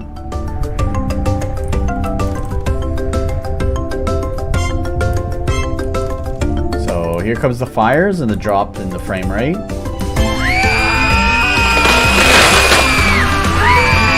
The music does change pretty smoothly, though. I'll give them credit on that. I like the use of dynamic music here. It's pretty nice.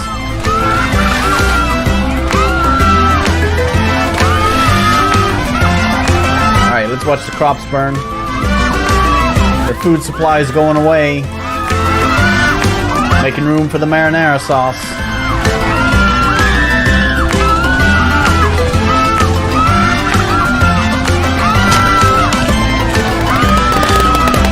Popcorn, I get it. Oh, and the screaming, yes.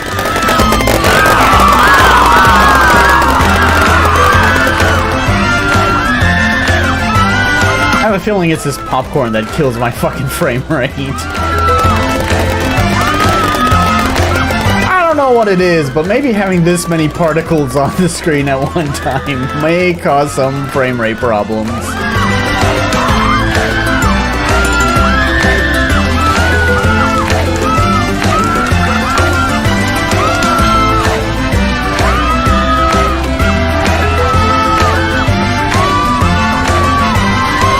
Goes to here. Oh, there's another one running away. Oh, good. There's the shark.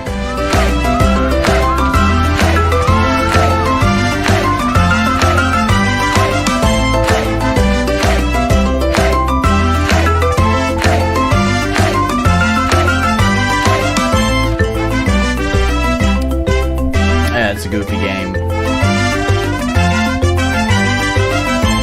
I was looking at this guy's other works, and it really kind of seems like, I mean, it seems like he's having, I don't want this to sound bad, right? It seems like he's found a niche for his games, and that is basically making YouTube Pogger soy face kind of games. He seems to make much smaller, more yeah, what the fuck, dude, kind of games.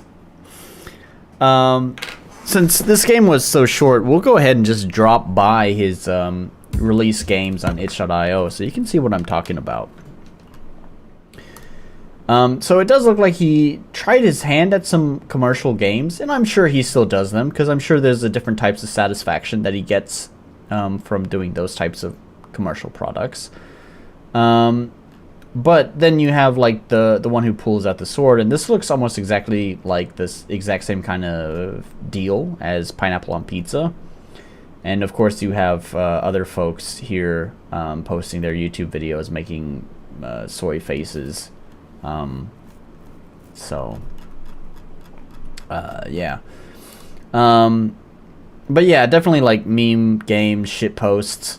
I will admit, you know, like pineapple on pizza, it's short, but like there's some polish to that, right? The dynamic music change is pretty nice, and it's cool seeing some of the animations sync up with the music. Like they were deliberately synced up. It wasn't like an accident.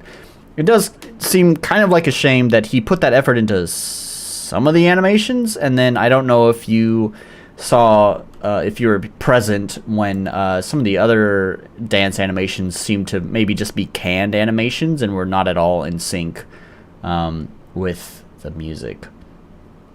Why don't we fucking check this out real fast? I mean, I'm sure it won't take long to download. And we still got plenty of time, so we'll just throw this on there and see what it is. The one who pulls out the sword will be crowned king. Is a short experimental game. Grab the sword with your mouse and pull it out from the stone. If you're able to grab it and get it all the way out, you prove that you are the rightful king, and as such will be crowned. But you can see he makes other mean games, like we have Getting Over It, except it's not Getting Over It, it's Golfing Over It, which is Getting Over It, except now you're having to deal with ball physics.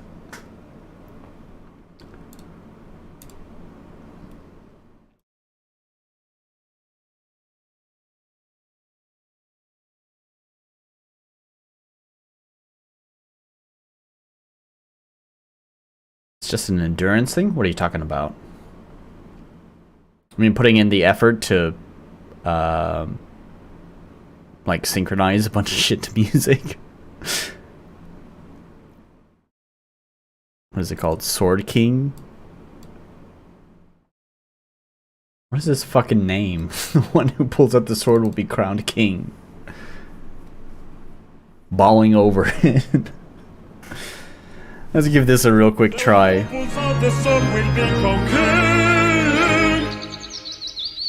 I'm not even gonna check the settings, fuck it. Okay, so I can't even look behind me. That's as far as I can look.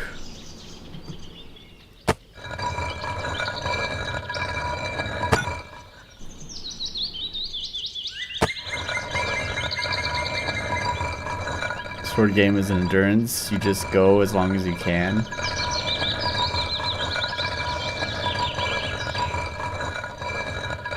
It is going up. If I like, oh, it does go back down though.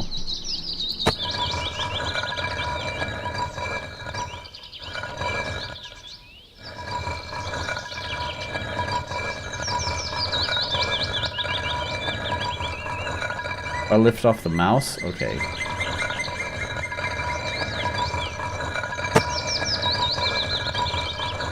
I see, so occasionally if you like pull up too fast, like your hand will slip or something.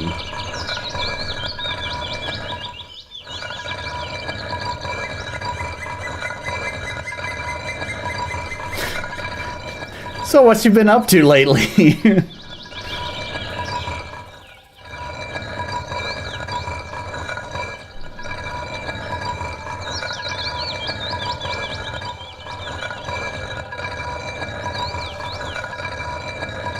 Woo, sword game, yeah.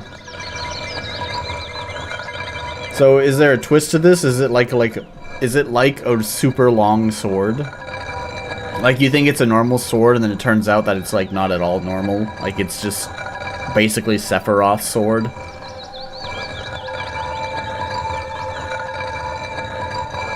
I do like this guy's use of music. I'm not gonna lie. The guy's use of music is pretty cool. You can tell like the music is like slowly fading in as like the more I pull it out of the stone.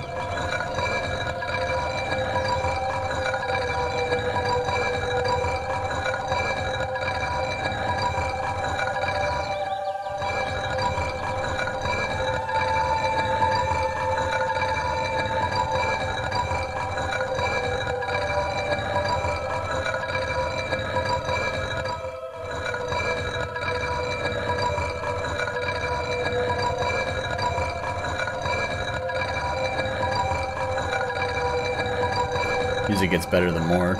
Yeah. And the guy's use of music is pretty neat. This game rocks. Yeah. Pretty sharp game, if you ask me.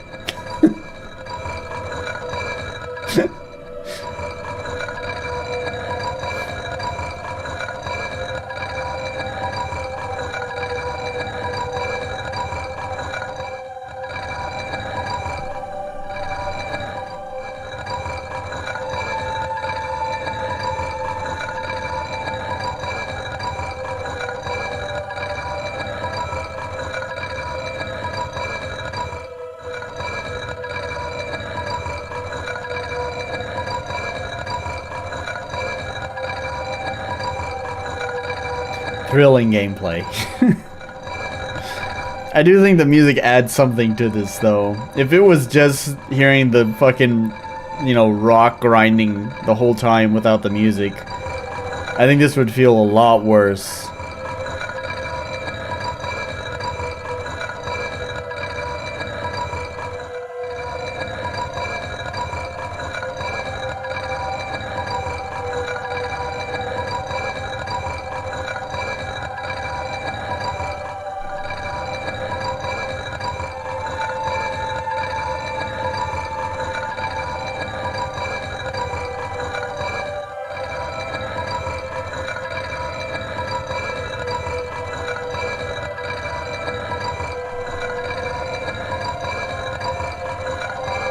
We're gonna get there eventually. We're gonna find out what this game's secrets hold. It could be understanding the meaning to life, the secrets of the universe. They're all behind this sword. We can do it. We're gonna get there. We're almost there, buddy. It's a long-ass sword. Yeah.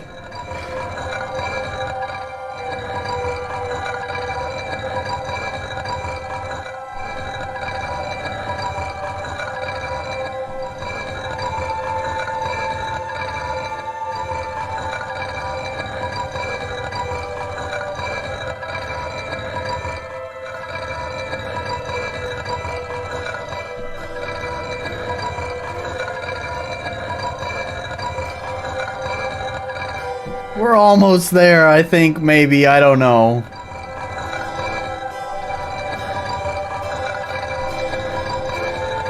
We're bringing in the harpsichord. We've got the harpsichord there, and the choir. Really feels like I'm accomplishing something.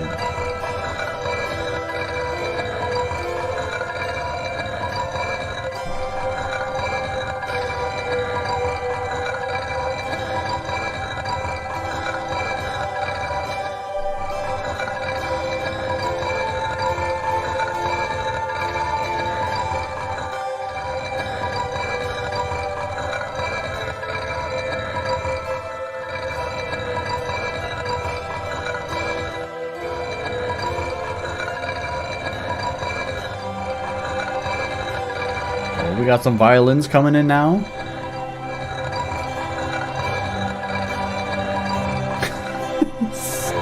So long. It's taller than me. I was right. It's Sephiroth's sword.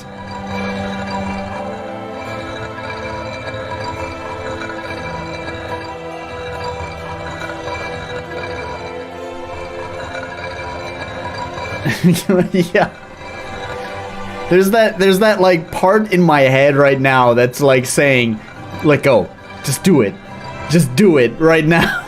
Let go. Oh, we got some trumpets coming in.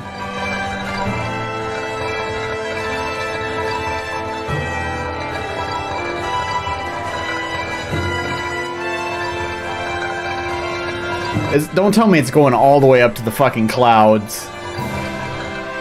The music is not long. Like, you brought in the timpani and the trumpets and the strings and the choir and the harpsichord. There's not enough instruments to bring in to bring it all the way up to the clouds. It's not happening. Okay, good.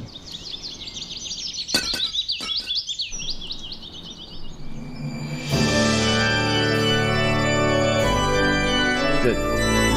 But, wait. But my sword. But no, but my sword. No, but really, guys, no, but seriously. The whole point of this was for the fucking sword.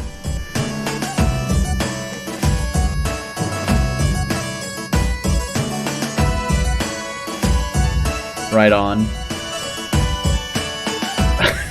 You got arms like a giraffe.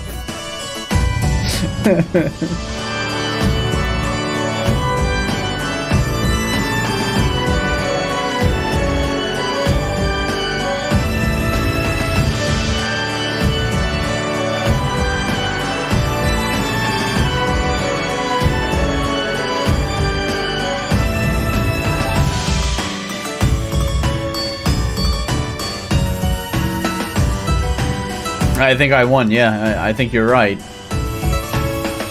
I really just wanted the sword. I guess it's cool that I'm the king or something, I don't know, but I really wanted the sword.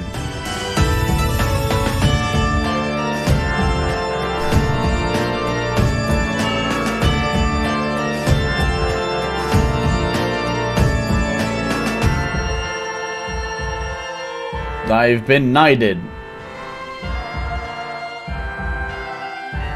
Oh. Okay. That's how becoming the king works.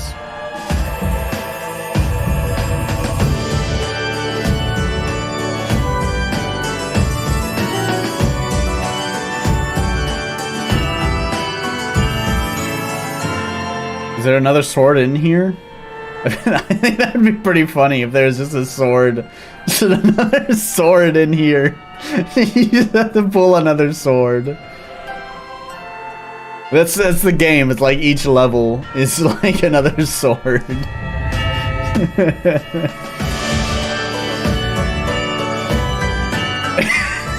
You got a woman's room. It's like a sword in her vagina. Sword out her vagina.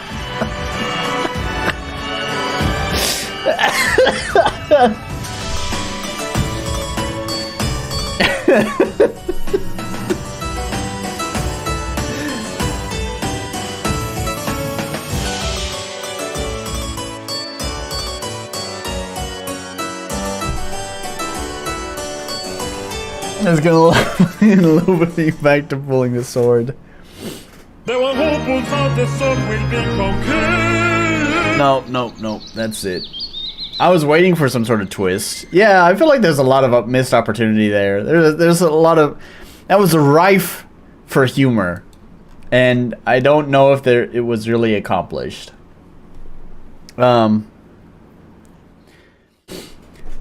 Anyways...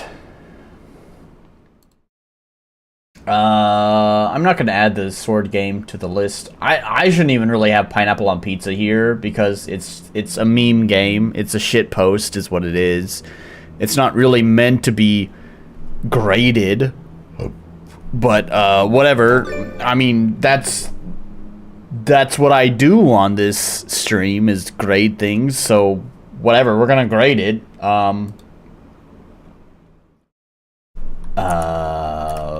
The accessibility, it's gonna get a 0 because it doesn't have rebindable keys, but also it's a shit post, so like who cares if it has rebindable keys or not.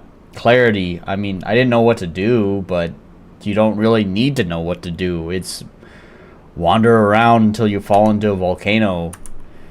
Balance, sure, whatever. Unique identity, fine. Technical, you know what? Because who gives a shit? I'm gonna take away the technical point because the frame rate dropped whenever everything started catching on fire. It dropped quite severely. Like, it went from 144 to less than 60. Probably more into the 30s or something. Which I know you can't tell, because I'm pretty sure I stream at 30 frames per second. So obviously anything above 30 frames per second, you can't really tell. But, I mean, who gives a shit what the score is? I could give it 1 on everything, but it doesn't matter, because this game is a shitpost. So, who cares? Fine, polish. I liked how the music was used. The music was really cool, and it had dynamic music. It also had dancing animations that were in sync with the music, which is pretty cool. This is a nice bit of polish. Who gives a shit what the grade is? It's a shit post game. So, anyways, yeah. Oh, I still have Sprite left. Maybe one more drink? I think I can do one more drink. I'm pretty drunk, actually. It's been the first time in a while since I got this drunk on stream, but that's because I'm actually drinking whiskey and not beer on stream. I've been doing a wonderful blend of Sprite and whiskey, but I actually had some fresh lime to squeeze into it as well. Sprite with fresh lime is delicious. I actually don't like Sprite by itself, but Sprite with fresh lime or fresh lemon, both very good. So because I've been drinking a lot, of course I also have to pee a lot. So as usual, I'm gonna go ahead and go pee, and I'm gonna refresh my drink, probably the last time for the night. And then we're going to move on to Witchslayer Genesis, which was just recommended to me the other day through my Discord group. Which, by the way, the Discord, my Discord channel is always links down in the description. So if you want to join, feel free to join. There's not many people there. I'm not going to try to hype you up about it. There's not that many people there. We're not the most talkative group, but it's a good place to just hang out and chat if you want. So anyways, yeah, I'm gonna go ahead and put on the music again and pee and refresh my drink one last time. Be right back.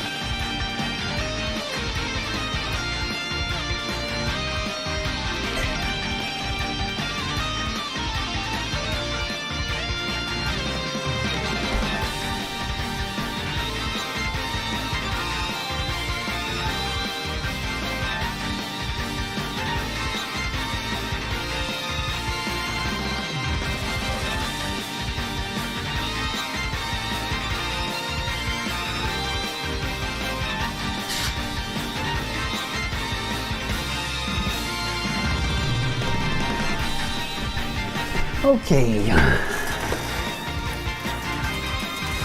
Top off my drink with a Sprite.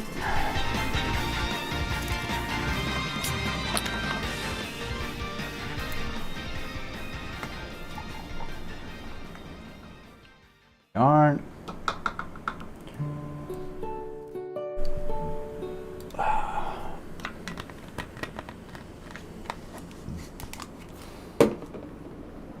Alright, so, next, this is going to be, let me bring it up and then I'll switch cameras again. This is going to be Witchslayer Genesis. which was kind of a last-minute submission. Like I mentioned before going P, this person had joined my Discord group and submitted it to me through my Discord. Honestly, I think I had mentioned in my description down below that you can submit your games through Discord, but I almost kind of prefer if you don't do that. I'd rather you just join the Discord because you want to be there to chat, not because you want to promote yourself. If you want to promote yourself, there's other methods of doing that, either contacting me through the RPG Maker web form or my email address, which most people contact me through my email address if they want to get feedback on their game. So anyways, yeah, we're going to play this, and we're going to find out. Gets badass title points. Yeah, Witchslayer Genesis. I'm not gonna lie. I mean, I think there's a lot of RPG Maker games that go with like overly badass names. Like you get, you know, these names that sound like really badass, and you open it up and it's just like these chibi sprites in this very, you know, like colorful like art style. And it's like that doesn't really seem to match what the title. Like that doesn't match the impression the title gave me. I'm going to take points away.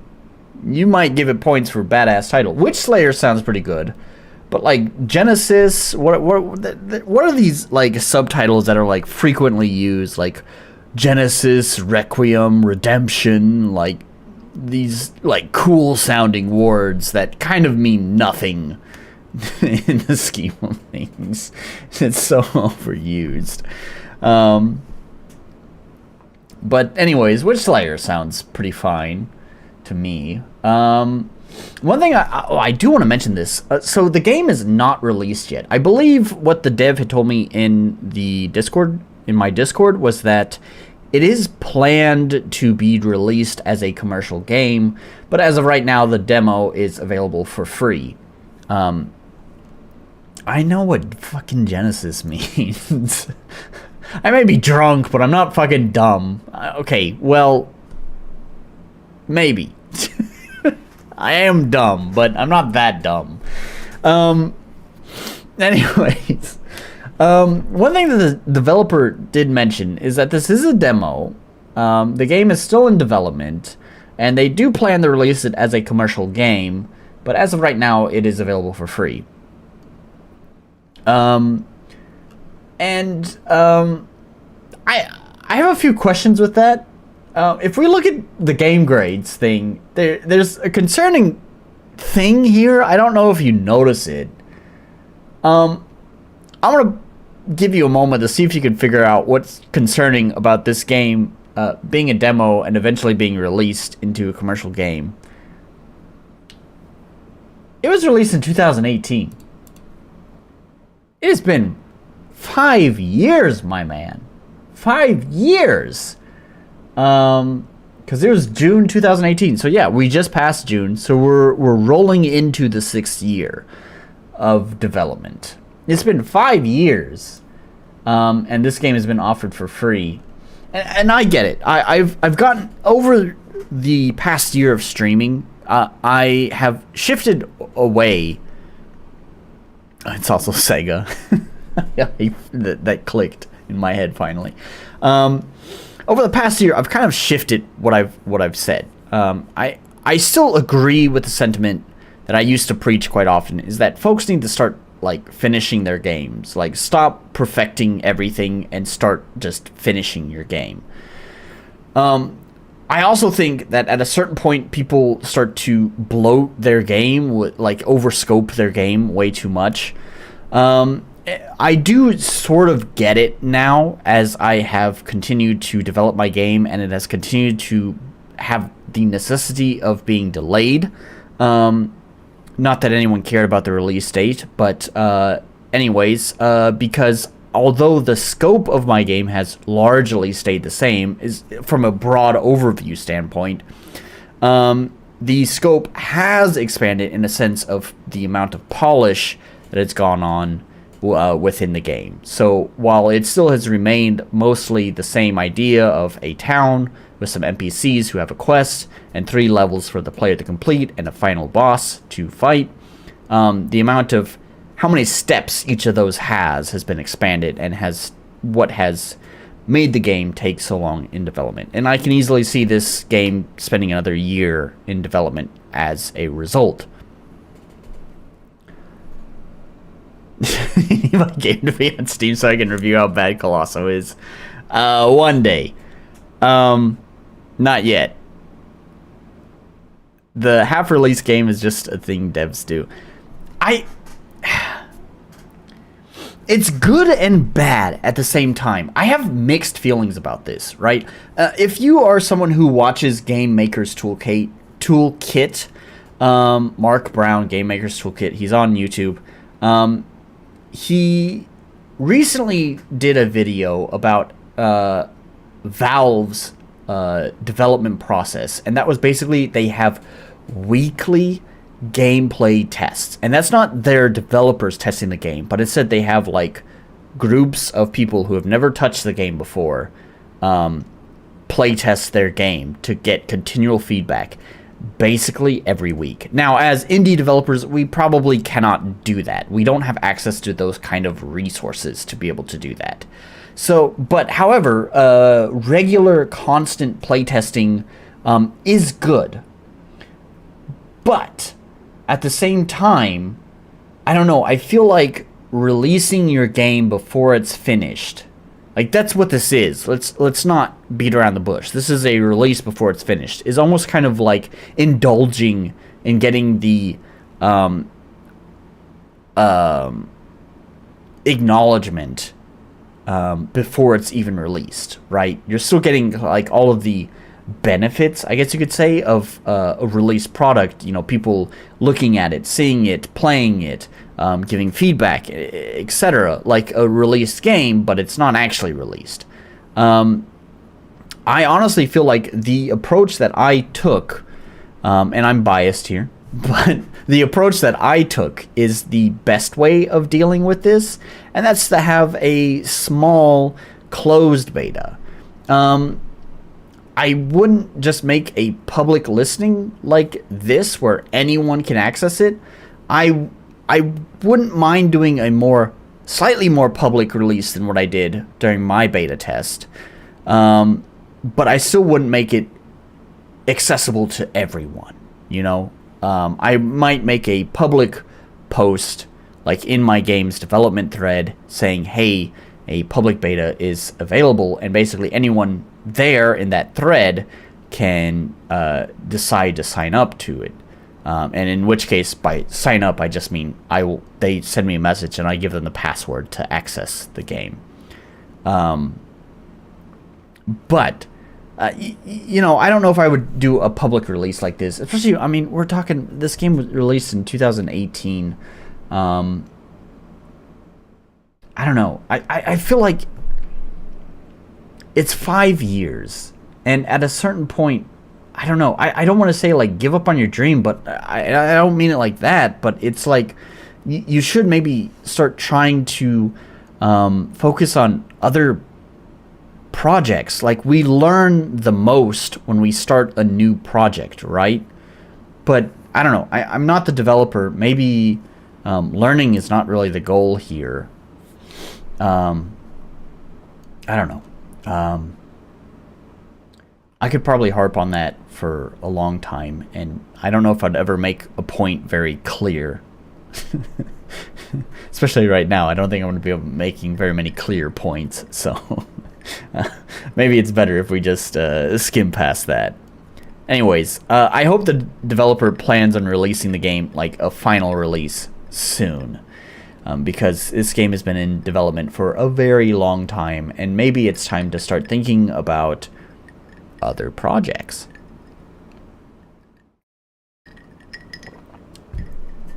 I don't know. I spent 6 years, sorry, not a year. I spent 6 years in purgatory writing a story that no one gave a shit about. Writing a book that no one gave a shit about. And I think that's gonna be how it goes with a lot of these RPG Maker games. Is you're gonna spend 6 years developing a game that no one gives a shit about, and then you're gonna reach that finish line, and you're gonna be thinking, what have I done with my life for the past 6 years? And it really should be, it shouldn't be asked in such a negative way. When you say, what have I done with my life for the past 6 years? You should have a pretty positive answer. You should say, I made that game. I made that really fucking cool game. And people loved it. It shouldn't be, I spent the past 6 years developing that game and no one played it and no one gave a shit about it. So, and it's kind of like, obviously, the more years you spend, the worse that feels. Which is why you should just kind of move on to other projects. Like, finish the game, move on to another project. You'll learn how to do things faster with each new project. Long story short, release your damn game. Yes, exactly. So, yeah, let's cut it there. And go ahead and launch the game.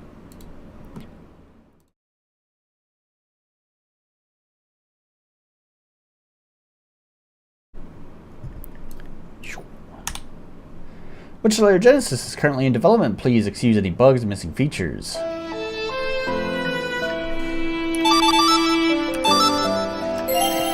Options. We have always dash, good, general. So we can tell, right, that this person doesn't really actually watch my streams. They probably watched, maybe they came across one of my streams, maybe skimmed it a little bit, and then was like, oh, this guy, it's loud in my head. Oh, it's loud for you guys too. So we'll turn it down. So you can tell that he's not a regular viewer of my streams. He probably found one stream and kind of maybe skimmed through it and was like, oh, this guy reviews RPG Maker games, let me go ahead and submit my game to him. Nothing wrong with that, by the way. There's a lot of people who do that. It's just, again, it's like, you join my Discord group and you don't know anything about me. And I know he doesn't know anything about me because if he knew anything about me, there's something quite obvious in here that is missing that I harp on a lot, and it's not in here. Can you guess what it is? I'll give you 5 seconds to figure it out. 5, 4, 3, 2, and 1. That's right, they're missing the keyboard config. Where is keyboard config? Who knows, but you're gonna be stuck using arrow keys, an antiquated control method that no one fucking uses anymore. For whatever reason, it's still the default in RPG Maker despite it being the year 2023 when most games are controlled with WASD. And also, to make the point, because some people misunderstand, it is not about having control of, it's not about using WASD. It is about having the option to control the game the way that you prefer. Whether it's WASD, arrow keys, or something entirely different, I don't care. That generic menu plugin.js. Are you talking about the option core?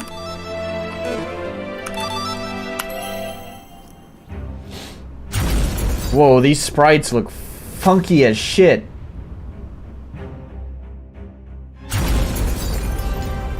They look really blurry compared to the other things. Wait, was there voice acting? Well, that caught me off guard. I didn't start the timer. I heard something. I have to turn up. Let me turn up the volume on my headphones real fast. I didn't hear anything here.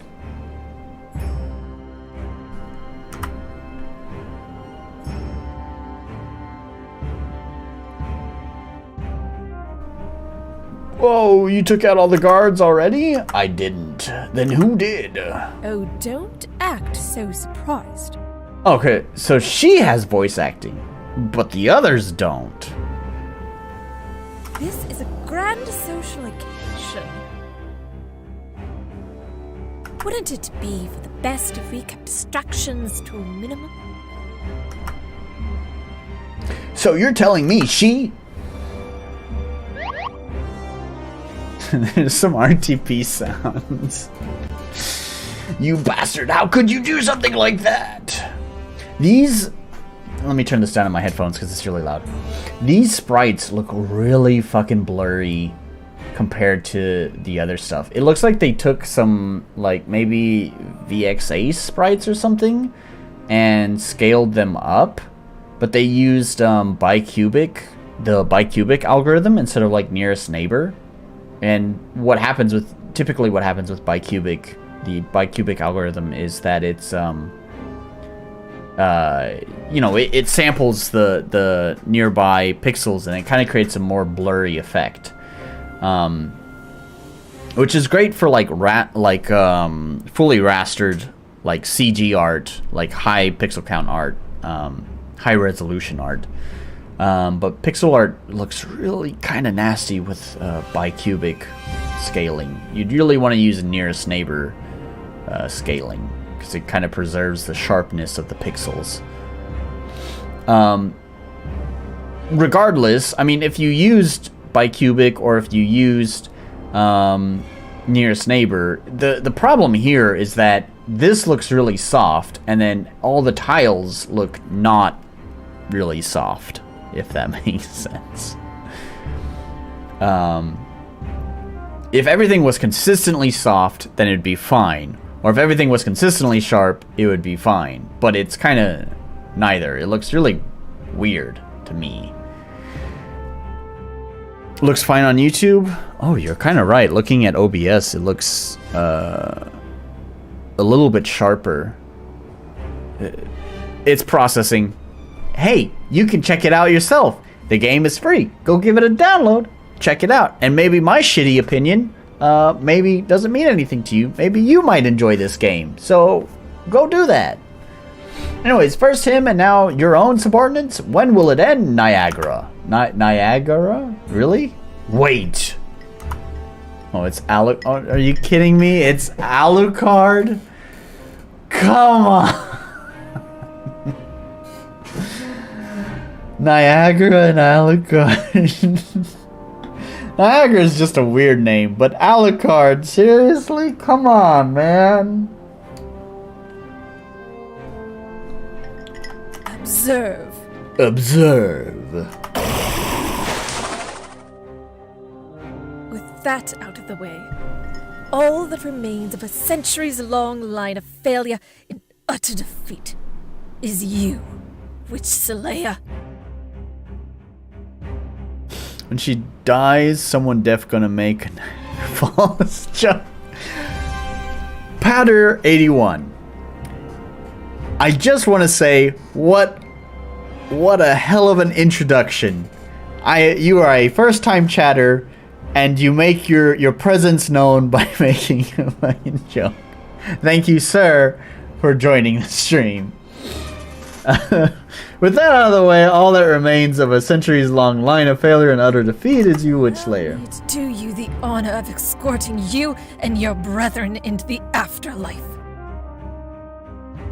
It's weird that she's the only one that's voice acted. I hope you're well prepared.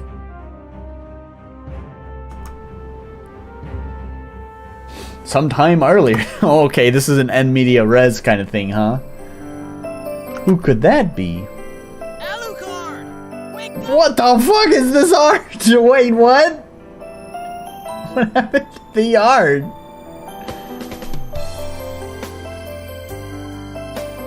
We're gonna be late. Like, we have like character gen stuff here, and then all of a sudden it's just a totally different art style. Oh, Wrath has a friend in chat. Wait, is this the main character? Yeah, I control him and he doesn't have a voice actor?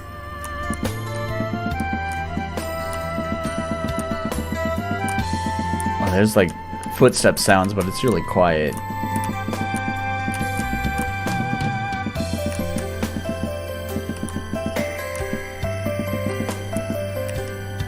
Walk on top of that stool. The proportions just don't look quite right to me. I feel like the people are quite giant compared to like the furniture and stuff. And then yet when they stand next to it, it kind of seems appropriate, maybe. Not quite. Proportions are kind of weird. So there was like, again, I think it was another GDC talk. I don't remember where this information came from, honestly. But it talked about like, walking sounds. Like, hang on, let's go to the options. Melody volume. What's up with that? Oh, I see. It's weird to call it melody, but let's turn down the music real fast. I'm gonna turn this up in my headphones. Yeah, so there's like a GDC talk or something. I don't remember where this information came from, but it's like footstep sounds are like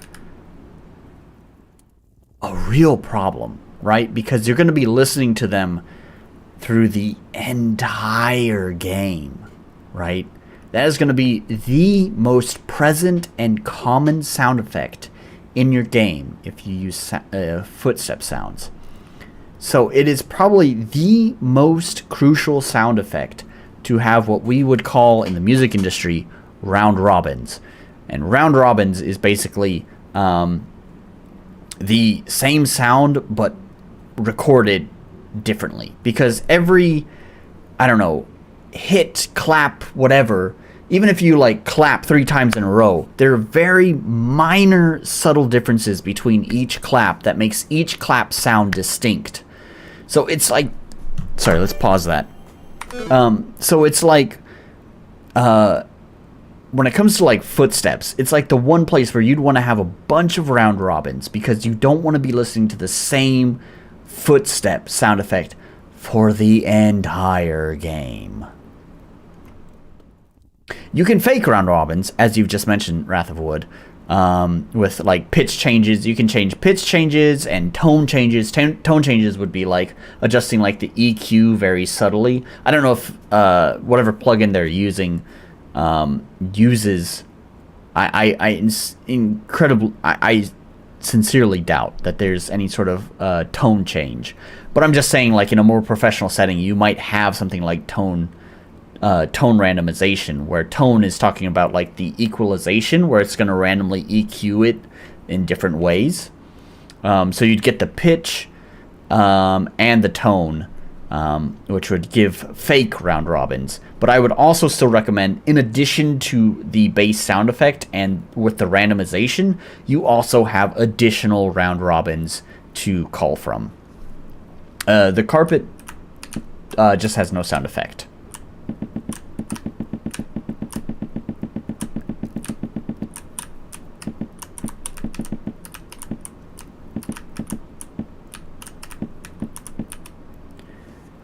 So, anyways, yeah, let's bring up the music again. I also need to turn this down on my headphones. It's blowing my eardrums out. I'm gonna turn this down.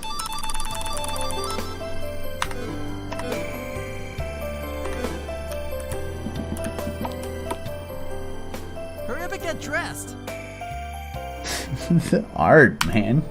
He is dressed. What are you talking about? You haven't heard?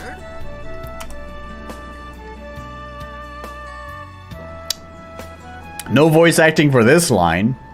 What, the voice actor just didn't know how to pronounce this, whatever it is. I don't know how to pronounce it either, but I'm not the voice actor. Cosette said, it's one letter away from cassette. Let's just call her Cassette. Cassette said she needs something from the plagued forest. You know, the farm girl.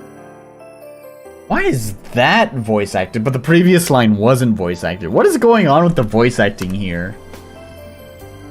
Yeah, I think I know who you're talking about. What does she need this time, Seraph? I heard her right, but she said she needed some of that poison water. Also, the mixing. Is this drunk, Nolan? When I get drunk, my ability to mix is totally useless because I'm hearing things that I shouldn't be hearing. But to me, drunk Nolan, so mind you, may not be accurate, the music is way too fucking loud compared to the voice acting.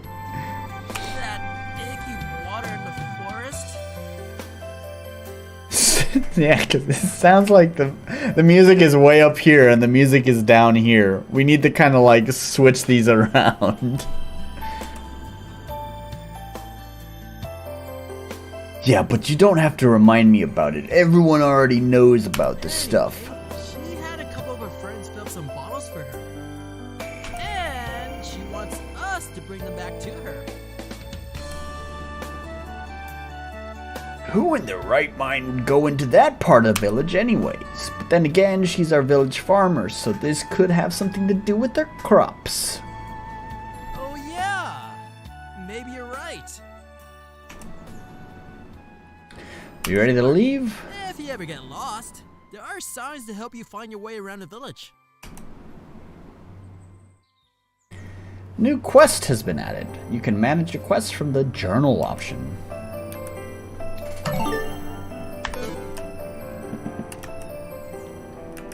I feel like those ducks move really fast.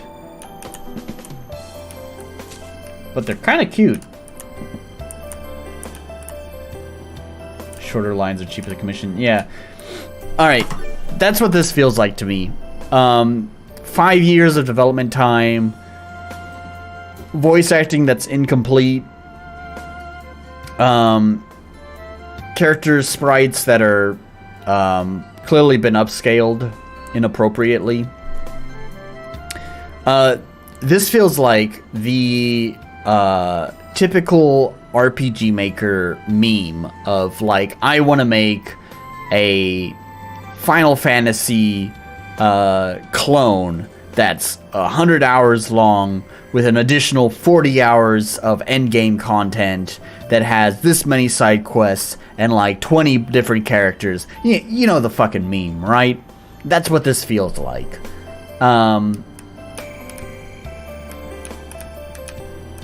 Yeah. It feels like that's what this game is. It's been stuck in development hell because the developer bit off way more than they could chew. And, yep, the game is just stuck in development hell because they, well, exactly what I just said. Bit off more than they could chew. It does look like they did some slight parallax mapping here because there's like some ambient occlusion here on the house instead of it being, I don't think that's a tile because the shadow looks really soft, so I think they did some parallax mapping here to add some ambient occlusion. It does look a little bit jank. The sprites are way too... I know you can't see anything. Like, I'm not fucking crazy. I know I'm drunk, but I trust me, my eyesight's fine when I'm drunk. My eyes are bad naturally, but that's what the glasses are for, right? Trust me, my eyesight here is lucid. These sprites are really fuzzy looking because of whatever upscaling they did on the sprites. That whatever algorithm they used, which is, I'm pretty certain, bicubic. They used the bicubic algorithm on upscaling, and it resulted in a fuzzy looking sprite instead of it looking sharp as everything else. YouTube may not look that way, and that could be due to the processing of OBS and then processing of YouTube itself. We're going through multiple different layers of processing here, but just take my word, this is not drunk Nolan talking. I mean, it is, I am drunk, but it I am drunk, but just trust me on this. They are scaled up incorrectly. The shadows don't match the trees. If you're talking about these shadows here, that's just part of the FSM pack. That's just how FSM does it. Or are you saying that the angle on... This is what I would call ambient occlusion. So like, this is just kind of how light naturally acts. It's like, you know, light will hit a light surface, a light colored surface, and bounce off, right? But when you have like walls and stuff together, whatever, it like eliminates the number of bounces, and so you get these shadows at like corners and stuff. You can look around this at your house, like where like furniture kind of meets the walls, you wind up getting shadows. It gets darker areas and stuff like that. this to me seems like ambient occlusion, but it should probably go further back and also probably further forward, because it kind of looks like it ends right here, which makes the house look like it's round, but it's not round. Anyways.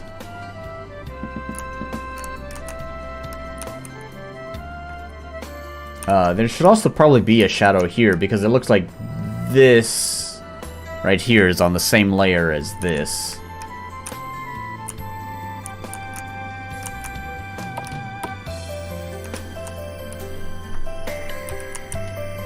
I feel like the music got louder here too, actually. Wait, is she voice acted? Probably nothing.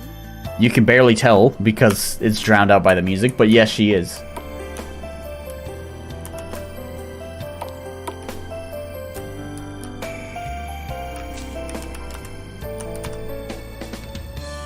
By the way, I just noticed he's using a lot of Galv's scripts because the action indicator, the smiley face that pops up, is the same plugin that I use for my action indicator. I don't use the smiley face on them. I do think the smiley face is a nice touch though, for NPCs. I just use a generic like little glowing orb thing that pops up on anything that you can interact with, whether it's an NPC or a chest. It's all the same icon. And then this is definitely Galv's, I think it's like visual novel choices. Sure. My sister's being a real jerk. Okay, you don't get it, do you? She met this new Valencian guy and she's head over heels for him. We have plenty of nice guys here in Astoria. Why does she have to go off with some rich snob?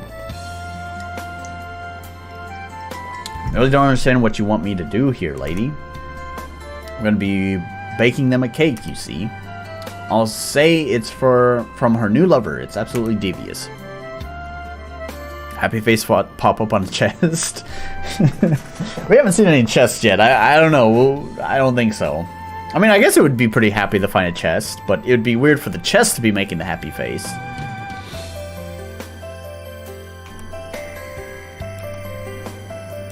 Wait, I'm gonna poison someone? I hope this is... Am I the bad guy in this game?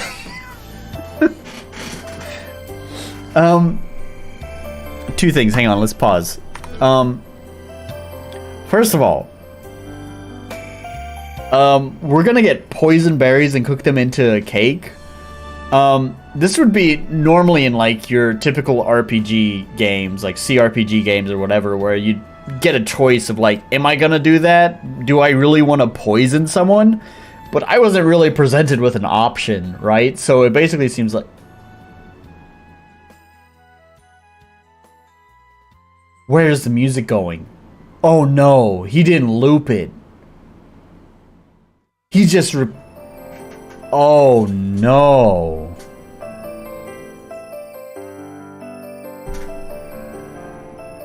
Oh dear. The developer doesn't know how to loop the music. So instead, what the developer did, I know exactly what he did, because I did this in my first game because I didn't know how to do loops with my music. He just took the music, made a single loop in like an audio editor, and then just dragged that loop out for like 10 minutes and then just faded it out. So it's like a 10-minute song is effectively what the file is, and it's just looping that whole 10-minute song because he didn't know how to create custom loops. Again, this is really starting to feel like my first overly ambitious RPG Maker game. Okay, anyways, sorry, I was taken aback by that. There are tutorials, developer, on how to create proper loops for your music. Even I, as a musician, had to follow one because creating loop tags is not something I'd ever done with my music before. So don't feel ashamed to have to follow one of those tutorials. Please take the time to look one up on how to create proper loops in your music. It's also going to save file size, because I did happen to notice on your page that it is 1 gigabyte for your RPG Maker game. The engine does create loops, but I gotta turn this down on my headphones. It's making it difficult for me to concentrate. But if you want to create unique loop points, like maybe you want a song to have an intro and you don't want it to loop that intro, right? You want it to loop everything here after the intro. So you want it to ignore this. So you can create custom loop points where you play this section and then the loop starts here, and then it's going to loop from here back to here. So it will never play the intro again. You can create those kind of custom loop points within the engine. You basically apply metadata to the file itself. Loop start and loop end. Loop start and loop length, not loop end. That would make too much sense. Loop start and loop length. So you apply, you tell it what sample of the song starts the loop, and then you tell it how many samples to play that loop for before it comes back. And that way you can create your own loops. You don't have to rely on the engine just looping the song infinitely, which would also loop the intro. And that's what I'm saying is, in the case of this game, it seems like the developer just dragged the song out for 10 minutes, faded it out, and then just has the engine naturally loop it back to the very start. It plays for 10 minutes, and then loops it back to the start. Which is a very hacky way of doing it. You're also adding 10 minutes worth of, I don't know if it's actually 10 minutes, but anyways, you're adding a bunch of extra additional time of file length, which file length equates to file size, and that's why the game is 1 gigabyte. If you have proper loops, you can more easily condense the file size, because you don't have to loop it so many times. So you won't have that much data there. So anyways, God, holy shit, that distracted me. What was I saying? The poisonberry things is a weird quest. I'm gonna kill someone, apparently, because we just, I don't know, don't agree with them because they're rich. Just because you're rich doesn't automatically make you a bad person. I know we hate the rich because they're rich and we're poor, but actually rich people are... It doesn't inherently make them bad, so we shouldn't just inherently want to kill them just because they're rich. What was the other point I was going to make? God, I got so distracted with the music thing. Here's a point that I was not trying to make, but I'm going to bring it up anyways. The architecture of this house doesn't make any sense. It's like it's cutting into this cliff here. Yeah. Oh, one of the other points I was going to make is that these shadow tiles, you can see that they get cut off at quite hard angles here, and that's because there's actually shadows that are supposed to be going along here. And actually, I think technically up this cliff face as well. So, yeah. Anyways, I don't know if that was the point that I was trying to make. Anyways, let's get back to it. Where was I going? I know I was trying to kill someone.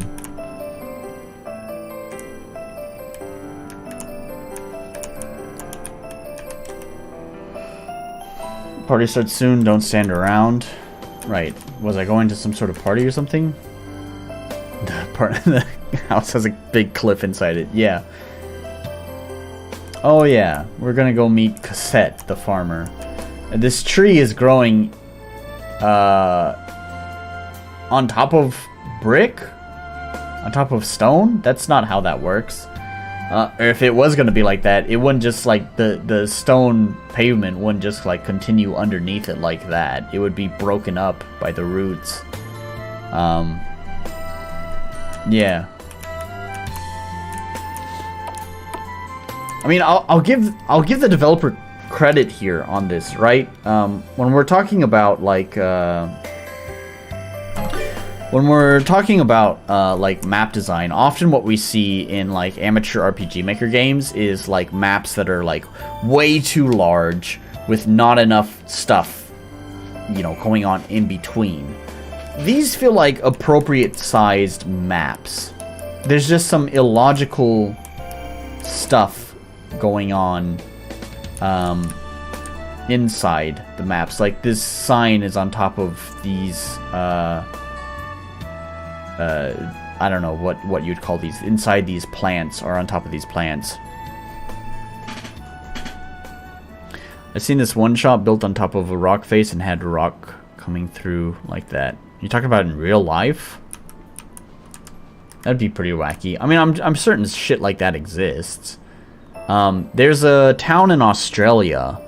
There's a town in Australia that the entire, like, most of the buildings are built underground, right? Or built into rocks. Like, basically every house is a cave, essentially. And that's mostly because it provides natural air conditioning, because the rock underground is naturally cooler than the air above. So, in order to save on energy, they build into the ground rather than building above where it's way too fucking hot. So, of course, places like that exist. But it would need to make, obviously, like that, like this inn is clearly, like, that's not what it is. It's just clearly been misplaced.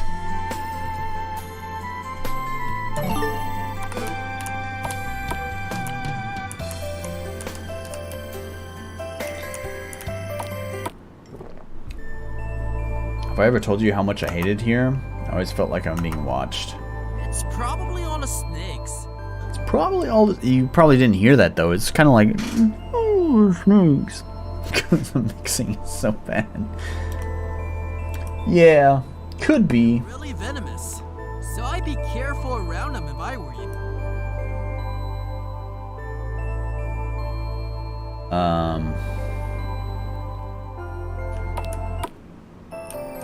Hobbiton. You're calling it Hobbiton because they're all built into the ground like fucking hobbits. No, hang on. What is the name of this?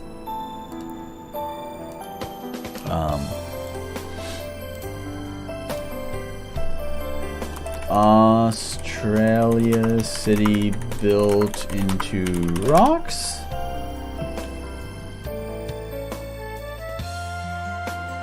No.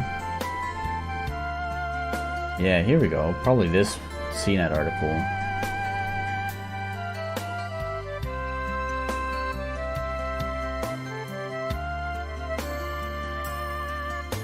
I mean, that's one of the home, but what's the name of the fucking town?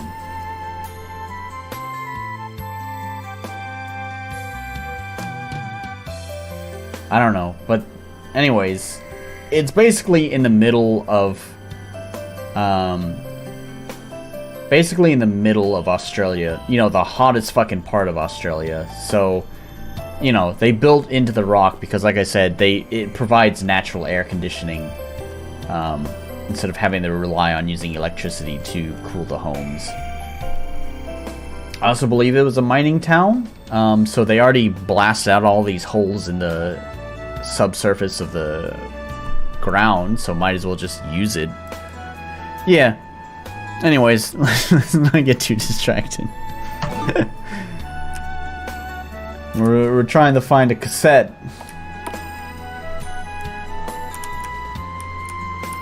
Chamomile Estate. It's locked.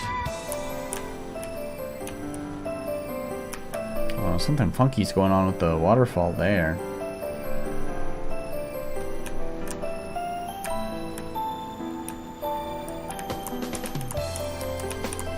Once you kill spiders, it's fine. I don't know how many spiders are gonna be living in the fucking middle of the desert. I'm not gonna. There's so many things like minor, like these are missing polish things. Like they're not things that are gonna kill your game, right? These aren't things that are gonna kill your game. But they're the things that they're the small things that add up over time that lead to like that will eventually lead to major frustrations. That just kind of show like a lack of care or over ambition, where you can't focus on polishing one area of your game.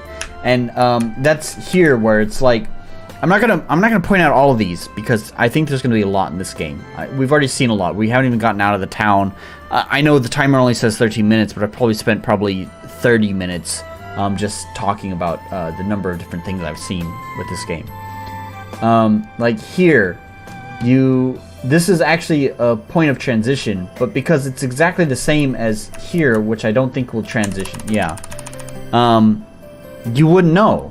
You wouldn't know that's a transition point. Also, apparently you can awkwardly transition from above like this. Right on. So, I don't know.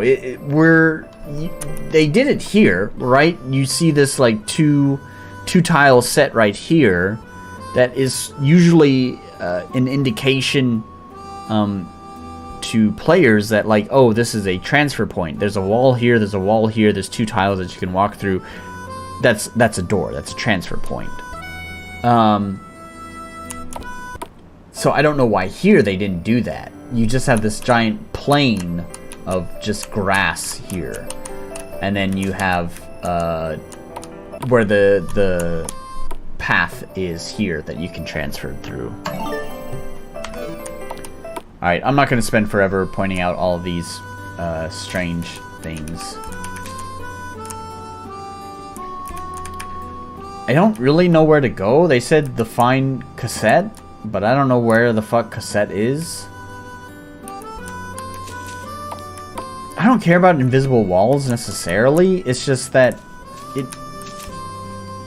it just looks weird, you know? It's like, why can I transfer here, but I can't transfer there, you know?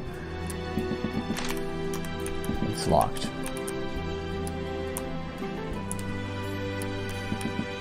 All of his waterfalls are like this, where they like overhang just a little bit.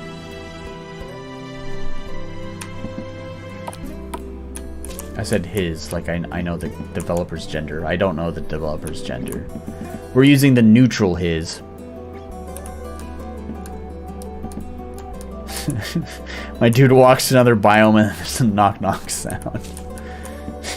You're right, I didn't pay attention to that. We may not look alike, but Corsette and I are sisters. I usually stay out here and tend to the crops while she's away. Right, where the fuck... Is there like a... Okay, there's a journal. I don't know if this is a plugin thing, or if that's just the way the game has been developed, but I really feel like highlighting over one of these should just bring up the text right here, right? Okay, whatever. Go to the Plague Forest, get bottles from Corsette's friend. Okay, whatever. Alright, so I was at the forest. Oh, that's not where I need to go. I think the journal is way too much of a crutch. I think the developer just expects you to look at the journal to figure out what to do. I guess that's fine. I don't know. I feel like a better... I feel like if the game was better designed, you wouldn't need to rely on the journal so much to tell you where to go.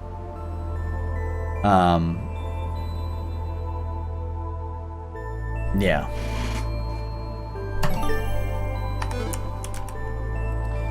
Hey, did Corsette send you?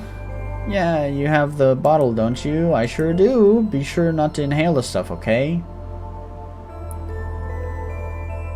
Structured like a Windows file system, yeah.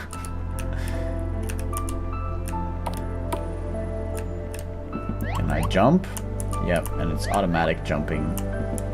We know Mr. Orc's a fan of that automatic jumping.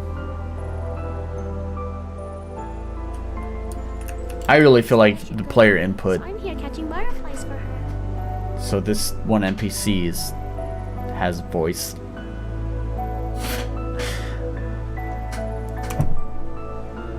Why'd you choose to gather butterflies in a place like this? I don't know. The prettiest ones always come from this part of the forest. I think I'm using this butterfly set. Don't breathe this. You're right, was that, oh, they need to be careful about that.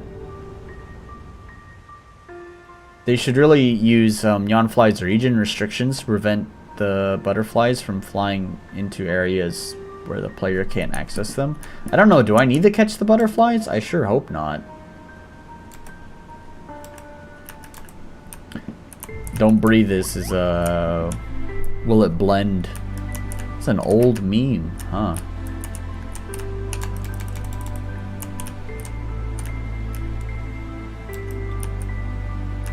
I didn't know I need to pass through those vines. Well, I sure hope I don't need to catch those butterflies. Okay. Oh, is this a tactics game? I didn't know that's what this was.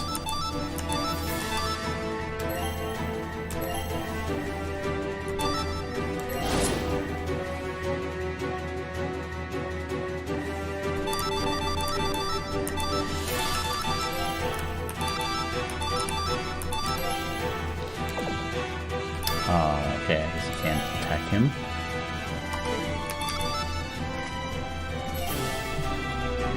Oh, I didn't mean to use item.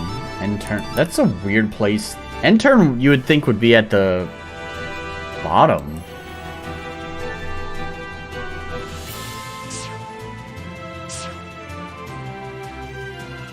$166. What the fuck? Their back attacks? Dude, these numbers are so whack. These enemies have 65 health and I'm doing 49 points, but like the enemies are under 100 and I'm doing under 100 points of damage, but my health is over 100 and the enemies are doing over 100 points of damage. What the fuck?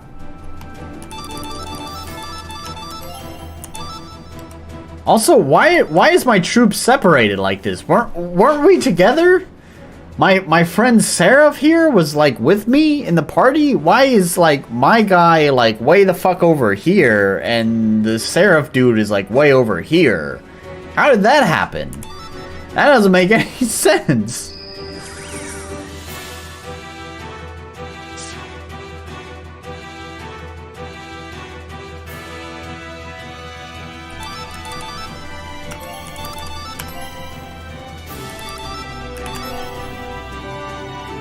Hunter's Focus. So just end turn. It did this with one of the other games I played a while back that also used the one of the RPG Maker like tactics systems. It also didn't just automatically like select who the next playable character was. You have to like scroll across the map to select who's gonna act next. Unless there's a strategic reason for this, and maybe there is. This is pretty early in the game. It feels really jank. Like I feel like people should just take turns, right? You shouldn't have to select who's gonna act next. It would just say like, okay, it's this dude's turn, so now he's going to act, and it's going to jump to the next person, automatically select them, and let you take their action next. No, there's another one north of here, I think. Let's not keep them waiting.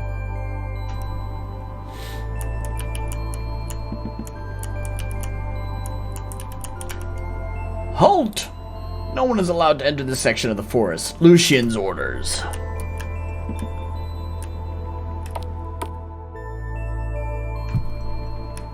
The plagued forest.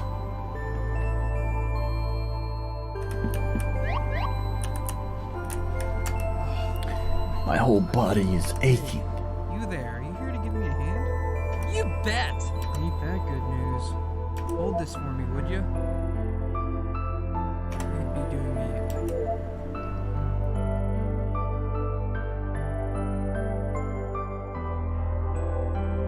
It's a list of characters, and you go down the list auto. Yep. All we have to do now is bring the stuff to Cosette. If I remember right, she should be up in Astoria Farms.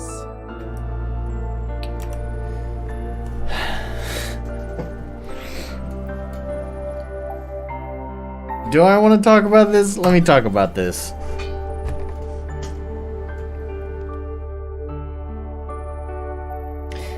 How do I put this? This is the very beginning of the game, and I don't know what the solution is to this, because we'll see a lot of games, even AAA games, that kind of start off with pretty mundane stuff. It's not... Here's my opinion on this. Inherently, there is nothing wrong with it. In a perfect world, there's nothing wrong with starting off with mundane things to kind of set up like a premise for your game, for a mood for your game. And then that would be juxtaposed against, you know, like what happens later. The problem is with like indie games is we don't have any of the marketing to draw on for what the game is going to hold in store for us. That's the problem. That's why it doesn't work in a perfect world. In a imperfect world, like the world that we live in, I don't know anything about your game, and you're starting me off with this really mundane, kind of boring stuff. You're asking me to go into this direction, do the quest, and then travel all the way out of this area and back to like the opposite side of this village to solve this quest. Here's what I think. Once the quest is solved, if it's gonna be way far away, just ask the player, hey, do you want to, you know, fast travel back to the town? And then they could say yes or no. And if they say yes, then obviously it's going to put them back at the town. If they say no, then they can continue to explore the area. Maybe I have another quest in this area. I don't know. I need to gather berries.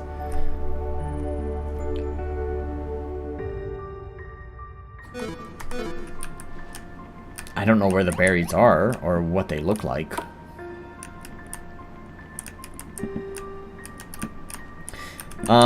Here's the thing too, right, about the jumping mechanic that they have in place, is that the rules for the jumping are kind of inconsistent. My player has clearly demonstrated, my player character has clearly demonstrated they can jump across this one tile gap. Although I guess I don't know why I would want to jump over there, but anyways, maybe I do want to jump over there, but because of the rules of, because of the automatic jumping, is I just can't do it. Is a donkey goblin over? Oh, you're right. Donkey goblin. But apparently it's nothing. Also, it can block off this area because it's one tile. This is something WooTBM has experienced too, where you can almost get soft locked when you got to be careful with this kind of stuff, where you can soft lock the player. There's a one tile space. I also thought I saw something janky happening with the sprite, like some random pixels appearing. Ah, Miss Gristle is here. I'm here, unfortunately, ragging on this game. Sort of feel bad for the dev because I've been pretty critical of it, but I just feel like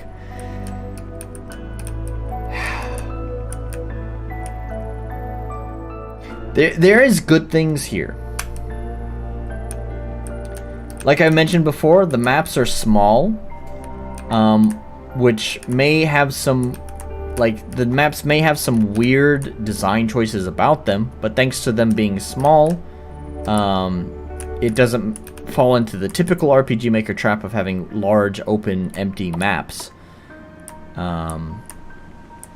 And they look overall generally pleasant, aside from a few oddities sticking out. Like this right here. Like, we clearly just went up a major cliff.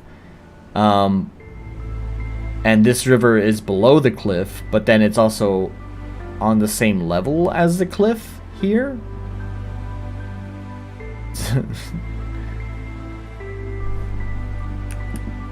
Let's not go that way, or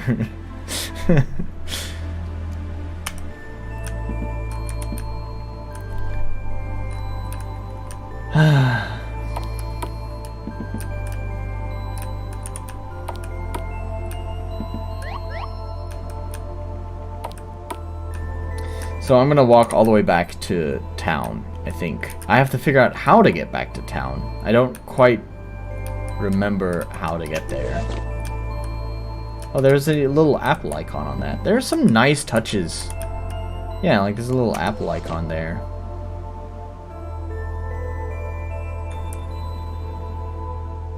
It's on the cliff and not. Yeah. Speaking of on the cliff and not, what the? Oh, this is water. Okay, sorry. That's my bad. This looked like a cliff face to me. I was like, what the fuck is going on with this bridge here? That's on me. That's not the game.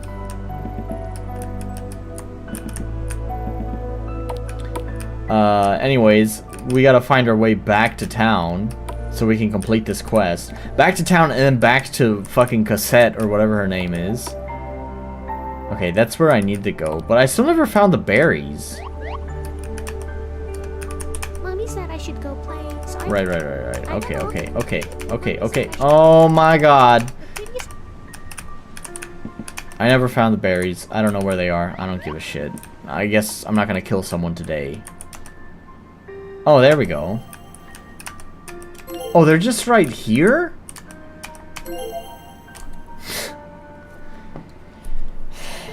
Is that one on me or is that one on the developer? Or is it a little bit of column A and a little bit of column B? I don't know. Because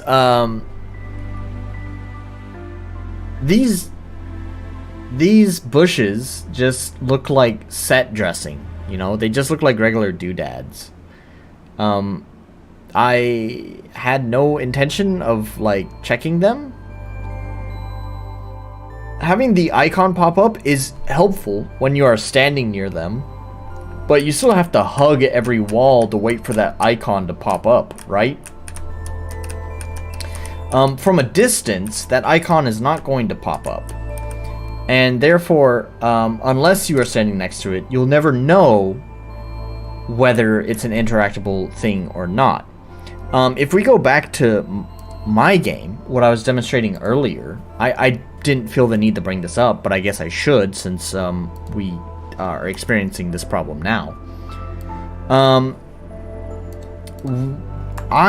For things that you can interact with, I put sparkles on it. So you know, not only do you have the icon pop up. Oh, is it not going to let me launch it because there's another NWJS running? Oh, that sucks.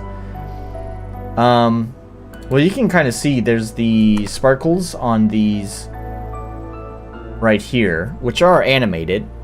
So that way, from a distance, the player knows that you can interact with these. You don't have to stand right next to it and see the little action icon pop up on it, which is the exact same action or the exact same plugin that this game is using here.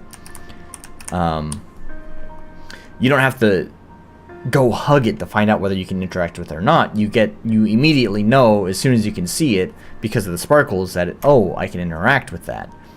And of course you can vary the opacity, the intensity at which it sparkles. So like the flower itself is very sparkly, but it seemed like there's too many sparkles near the flower itself, so these little veins just are very slightly sparkly. So that way you still know that you can interact with them, but it's not distractingly sparkly. Anyways. So, like I said, that's a little bit on me. I should have just realized that I need to interact with everything. But I think it would benefit the developer to add some sort of something to indicate to the player that these bushes are actually something that you can interact with.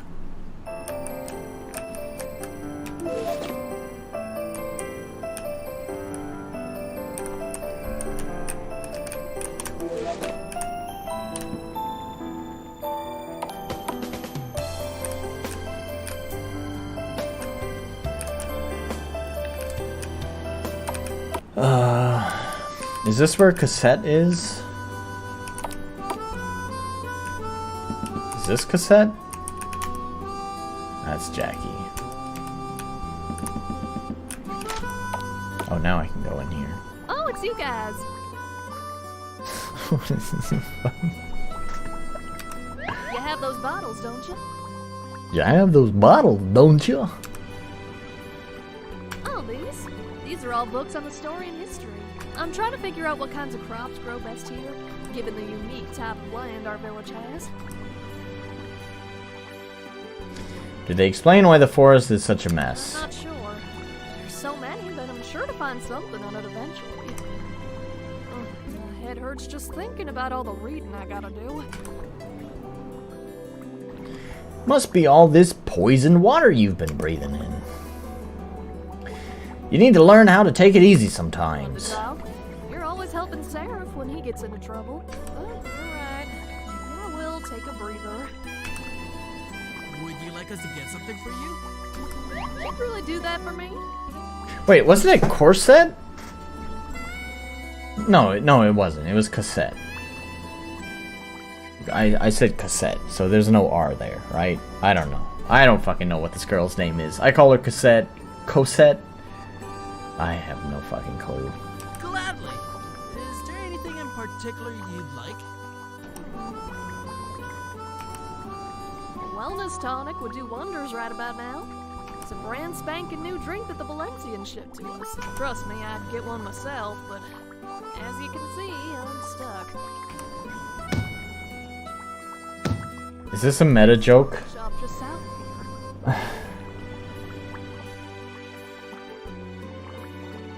Was that a meta joke? Because she's like stuck behind like all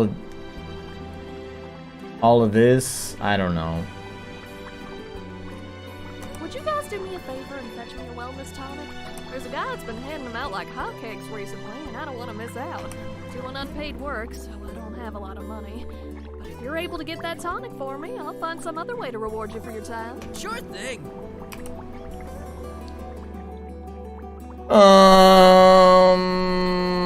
20 seconds. Am I gonna wait it? I don't think so.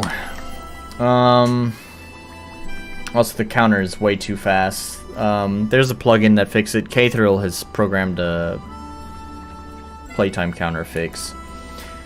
We're done with that. Oh, let me go ahead and demonstrate this since we're here. Might as well. There, you can see the sparkles, so you know that you can interact with them. So you can interact with those sparkles. Hooray! It helps you know that you can interact with it. Okay, you get the point. Whew, boy. That game. That was a game. That was a game, huh?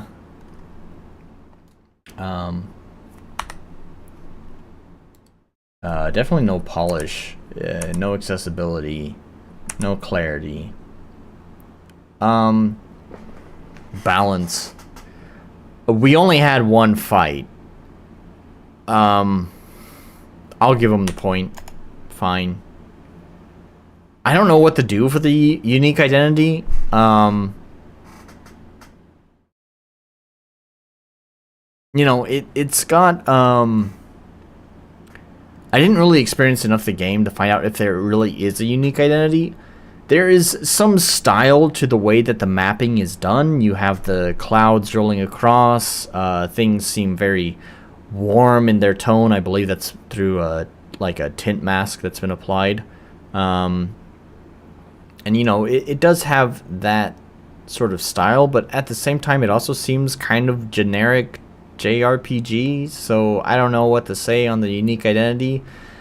I'll tell you guys what, it's that time again for me to take a piss, so you guys have a debate on it real fast and tell me what you think it should get. Should it get a point for unique identity or should it get 0? I'm gonna go P, you guys decide. That's not what it is. There we go.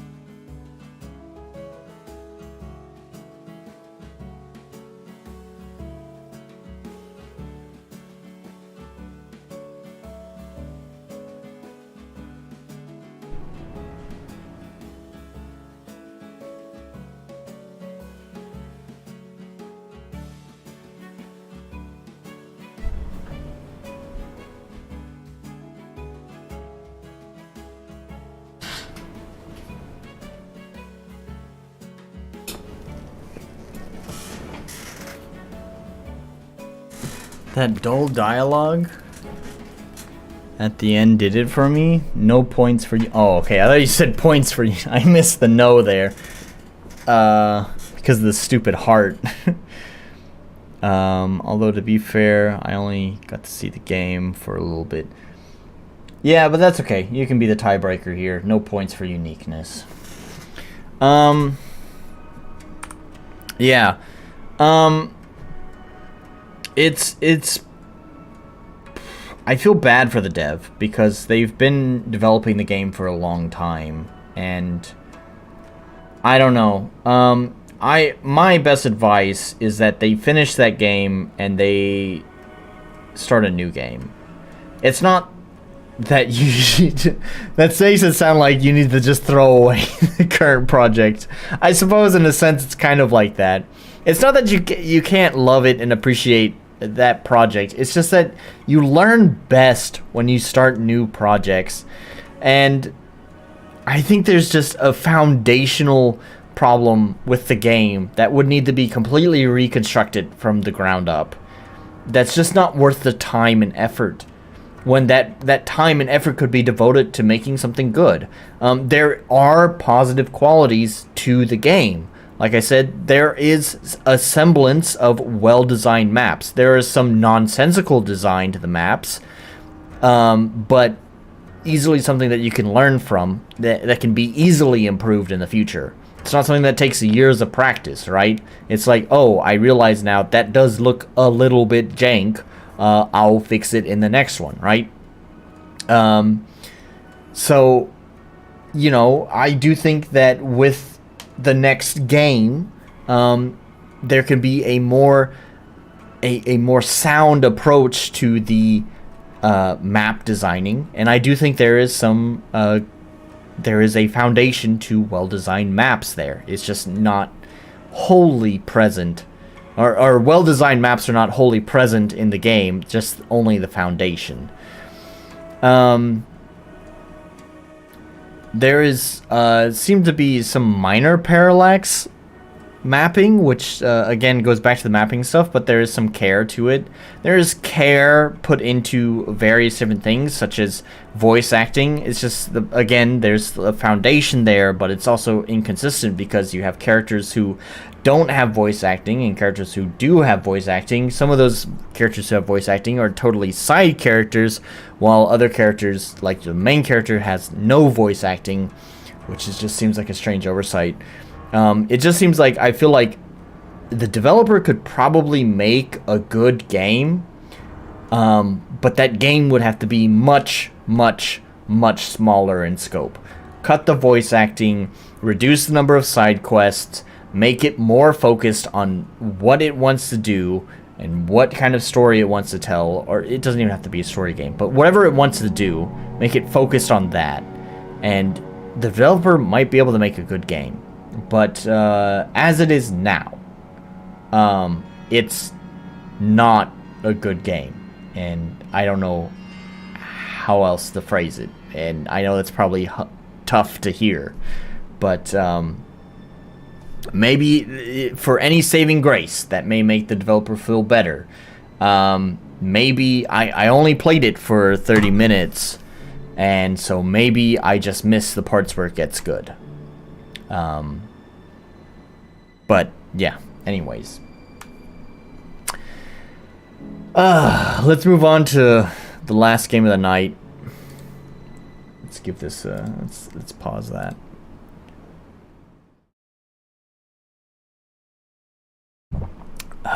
Okay, time to play a jank AAA game instead of a jank RPG Maker game. We're gonna be playing Hunted, the Demon's Forge.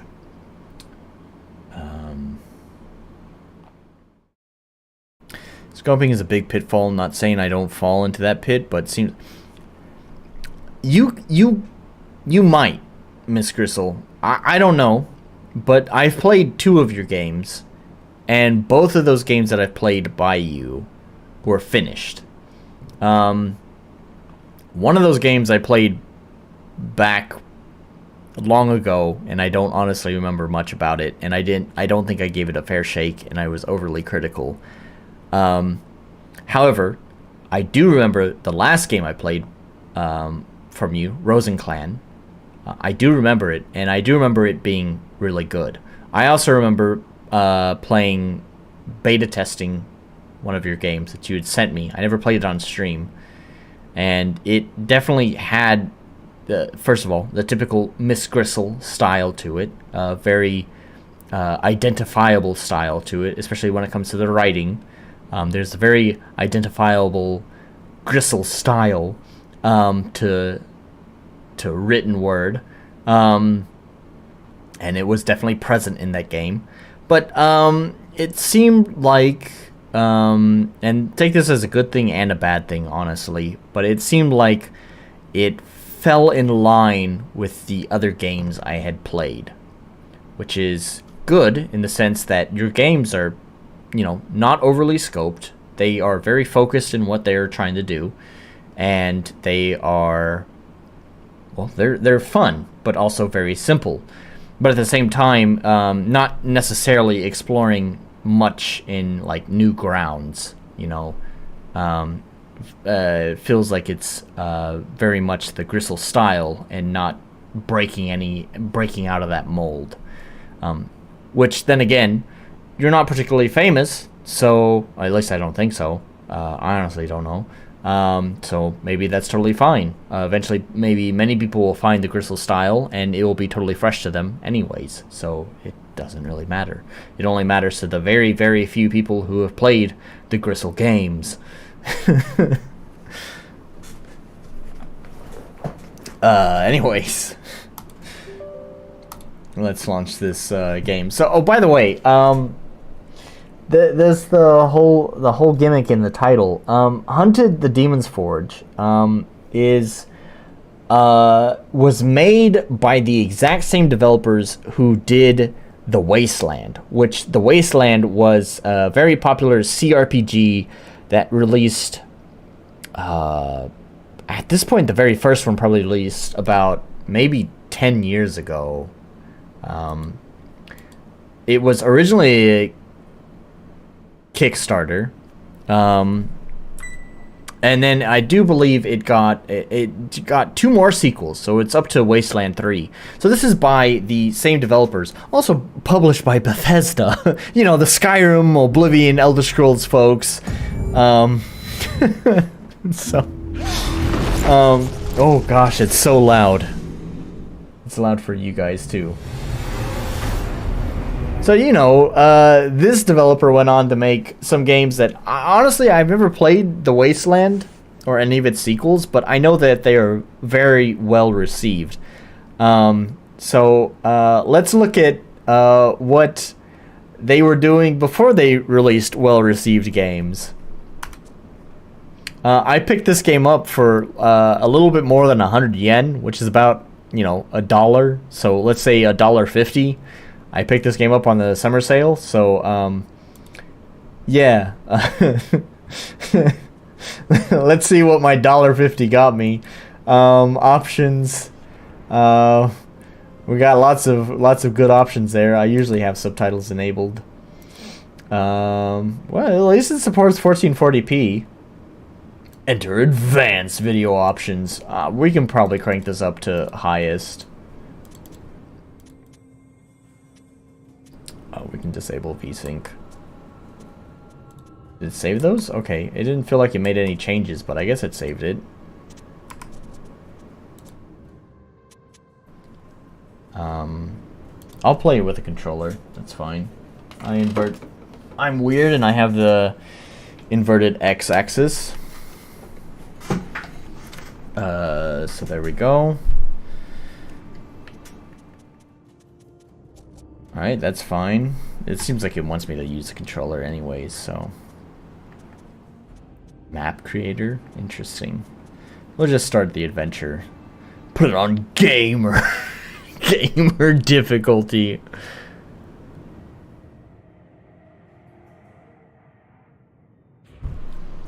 Okay, I can see it, that's fine.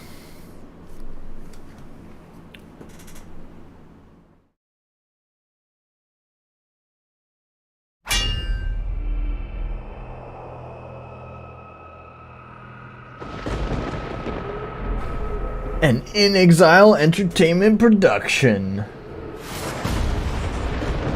Hunted, the Demon's Orange.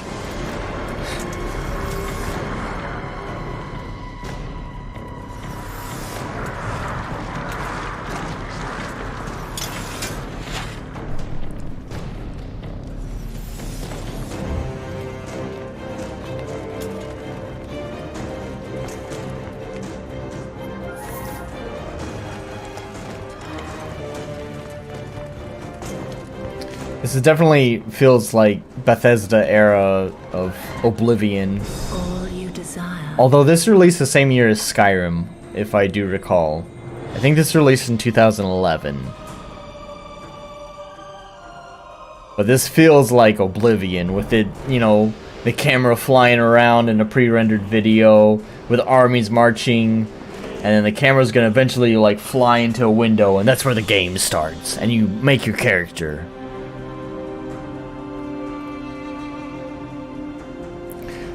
This game looks like a cheap 90s fantasy film turd.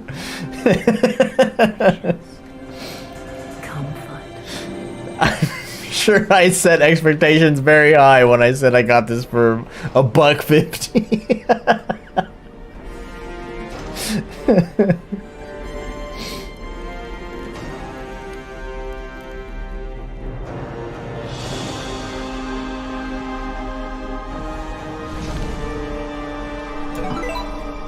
I didn't start the timer, but now it's going.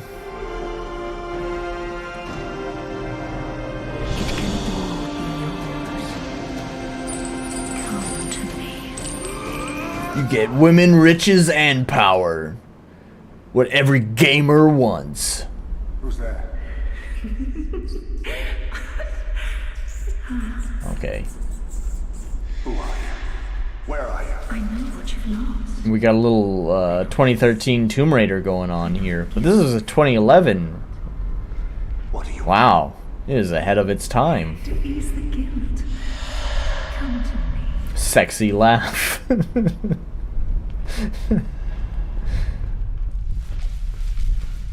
Wow. Where are you? Are you still there? Yes. You are so close.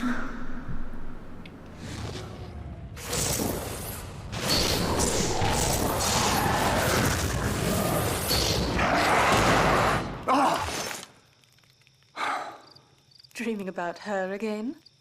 It's not funny, Alara. These dreams feel so real. And this one ended in a way I This is a weird gum flapping animation to the lip syncing. What a shame. Caddick, you keep dreaming about a woman you don't even know. It's probably a combination of that barmaid you couldn't keep your eyes off of and a piece of undigested boar meat. Well, rotten boar meat would explain the ending. Let's get some sleep. We need to be at the Fountain of Alicia by morning. Very Xbox 360 era. Prologue, the Fountain of Elijah. Alara, there was something about that dream. It may have been some kind of omen. You're being paranoid. I'm being cautious. If something's waiting for us, it's best to be prepared. You worry too much. And you don't worry enough. Worrying gets you nothing but wrinkles, old man. Another bikini elf girl. Is that who I should play? Because I know you can pick which character. And 10 times prettier. There. The entrance to the fountain is just across that bridge. So it is. It's what every gamer dreams of. Leather bikini elf girl. The wizard who hired us said Oh, I'm just playing as her. I thought you picked which character. Leather bikini elf girl. Can I shoot the chicken? Oh. Whoa, the aiming feels fucking weird. There we go. I can't shoot the chicken. Did you see that? I saw something. Keep your bow up. I don't like this. No way up. You'll have to shoot that rope out. That should drop the ramp. Okay. There's something out there. Alara, get up here. Looks like somebody... What happens with the aiming here that feels so... Oh, that's just my brain being weird. It's like... No, poor chicken.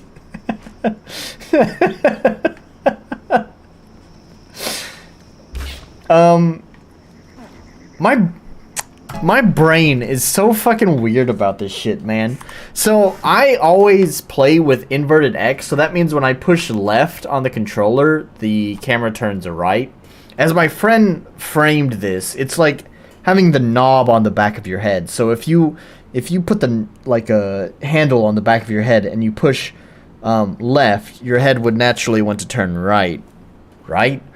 So that makes sense. But then things get screwy, right? Because when I'm trying to aim or I'm playing first-person shooter games, my brain doesn't want to do that. It wants normal X-axis controls, right? It wants,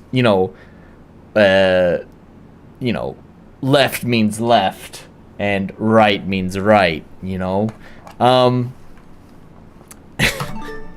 So, when I start aiming like this, I have a little bit of trouble because my brain wants to, not invert the axes. I don't know why. There. Arackling crawlers. Take cover! You're not helping. Oh, thank God, thank God for aim assist. It just snaps right to the enemies. And I don't like bugs. Looks like someone helped us out by knocking over this tree. Let's use it. Press left stick to light the way. Okay, I think I knew where to go, but thanks, game. Use your sword, Alara. Tapping X or Y will switch to your main. Growth.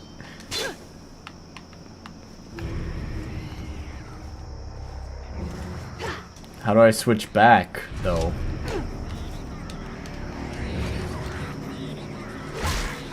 Maybe I wanted to shoot them before they got to me. Oh, there we go. so bad now, was it? I'll let you know once my skin stops crawling. In the meantime, fill your flask, girl. Fill my flask here. All the mana water our client could ask for. Burning blood of the goddess. Ilara, look here. Oh, holy shit. My dream. It's an omen. そうだね. You're right. You know me. I'm always happy to open strange doors with screaming faces carved above them. That happens. Also, I've been drinking a lot tonight, so Over here and help me, Ilara. not only does that happen normally, but also my excuse is that I'm drunk. Ilara, over here. It's funny because I was even looking at like OBS on my screen over here, and I was like, "Yep, that's normal." It also promised a demon. Yep, my face just taking up the whole screen. That's normal. Afraid of bugs. Just concerned. A man could retire to a place like this. You can retire when you're dead. No, you can't. These two are an awfully chatty bunch. I feel like they're kind of ahead of their time on that. Yeah, this game is kind of ahead of its time. Is like doing Lara Croft, you know, what is it, Tomb Raider 2013 stuff before Tomb Raider 2013, and like the walk and talk kind of thing kind of became popular with The Last of Us. I think is what made it popular. I'm pretty sure that came out after 2011. You, from my vision. Yes. My name is Seraphim, and those visions are a foretelling of the riches and power I can provide you. I told you, Ilara, it was much more than just a dream. Wait, this is your dream girl? I'd say she Dude, that skin texture is fucking gnarly. We'll start with a favor. What do you need? Besides a little sun. There's no need for your Man, nature huntress. the Xbox 360 era of games is pretty rough. All I ask is for you to pick up the Death Stone before you. Pick it up. A Death Stone. The stone goes far beyond such literal nonsense. I don't know if this is just because it hasn't been long enough for the nostalgia set in, Energy of certain or not, crystals into its bearers. Collect but those crystals, I feel like to me, and I um, grant you powers the Xbox 360 era of games just did not age very well. scattered throughout the realm. They're My capabilities forgotten to really kind of ugly. pick it up. But Like, I feel like the PS2 era games kind of gets away with it because it's still kind of like, Oh, you must trust me. it still looks polygonal and early 3D game, but also good enough, right? It's like polished early 3D game. But then like the 360 era is kind of like the awkward teens era of 3D games.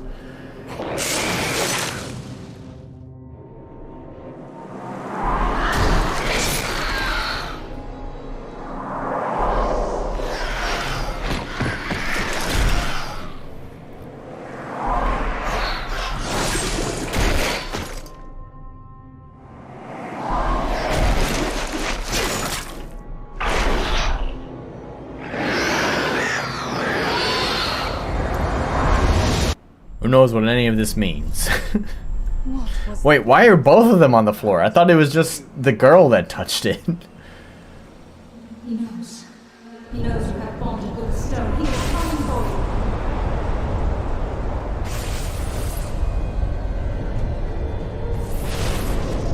you. you heard her. Run! Space is, but I'm not. I'm not. What would be the shift? What would be the shift button?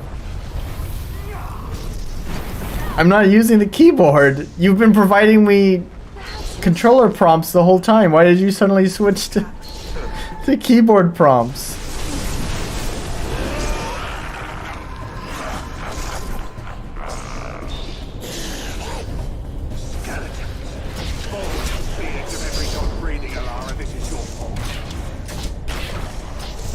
It's like Gears of War, but it's totally not Gears of War.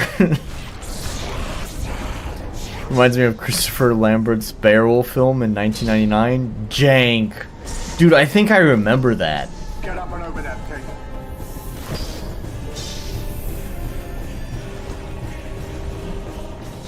Oh, this is like Gears of War. Holy shit, I had so much trouble with the vaulting mechanic. Like, it's so many, it's a button combination. Just to jump, basically. Be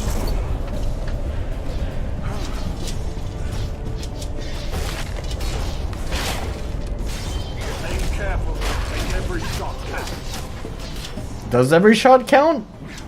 Right here. Oh. You're the fucking idiot who just ran in there fucking gung-ho. What are you, fucking Leroy Jenkins? Come on. Look at you, you're just vaulting over the wall just like... Come on, asshole. You have done well so far. But only against the biggest of ours that seeks to keep you from leaving with the stone. Heed my warning when I say you will fall to stronger forces. Oh, I do have ammo. I totally missed that at the bottom right. Try setting that on fire. Ow. Oh, just with my... Okay. I guess my arrows are on fire. They are on fire. When did they light on fire? Have they been on fire the whole time?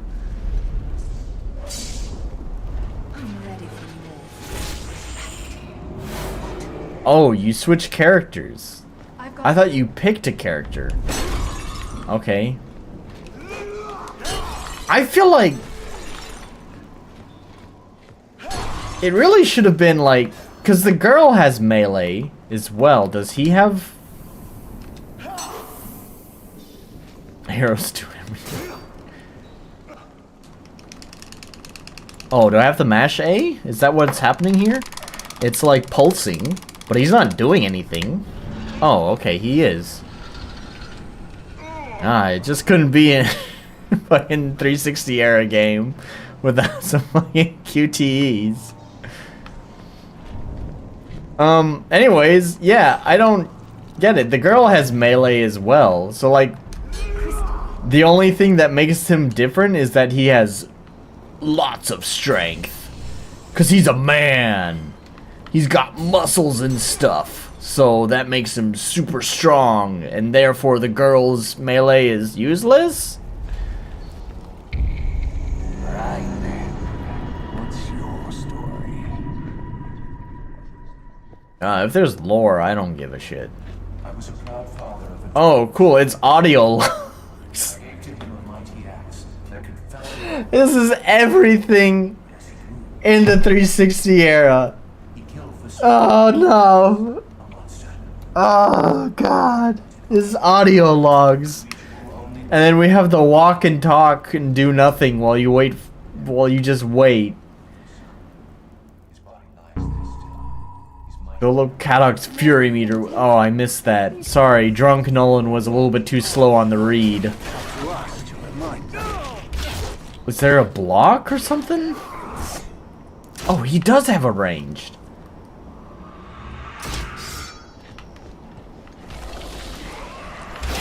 I still don't... I feel like there shouldn't... If you can change characters...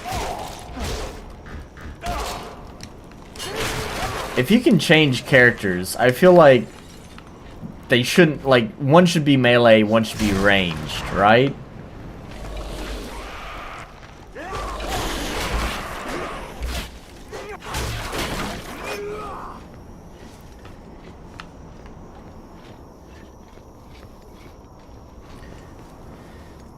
Random drops? Was this fucking Diablo 2? Not Diablo 2, but as in Diablo also. Oh, and we got like... There's like Borderlands loot? Diablo drops and Borderlands loot? Okay, alright. What the fuck is this game?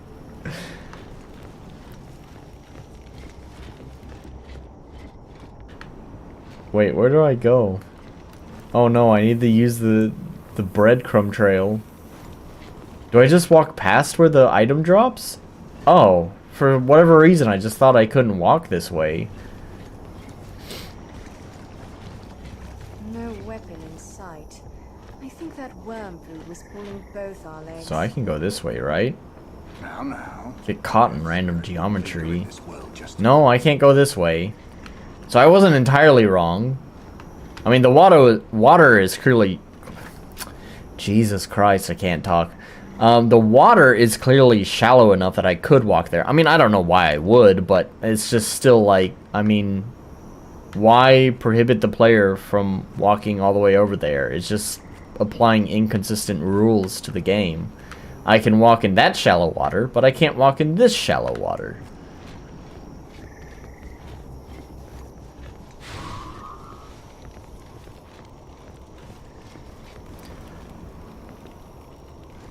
Everything about this game says $1, so you got that right. I don't know. I don't hate it. It's clearly jank. But I kind of like some of these, like, B-tier games. I mean, one of my favorite JRPGs of, like, all time is Blue Reflection, which is a very B-tier level game. You know, like, B-tier games are the games that they got a lot wrong, but they get it right in the right place if it's something that you care about. And that's the challenge. That's what makes it B-tier, right? It's really gotta appeal to you specifically.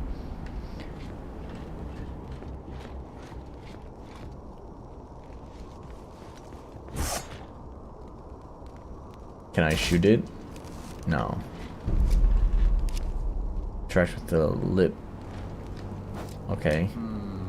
What did that death spirit say about lighting a flame? Yeah, I don't know. Good question, my man. What did the death spirit say about it? I totally missed that. He who wishes to wield the axe of Delane must first ignite the burning flame. It does look fun in the same way that a B film is fun, so you got that right too. Yeah. Put a flame there. Consider it done. I'd like to... Oh, there's jiggle physics? I just noticed that. Wait, hang on. Stop. Stop. We're trying to acknowledge the work of the developers here.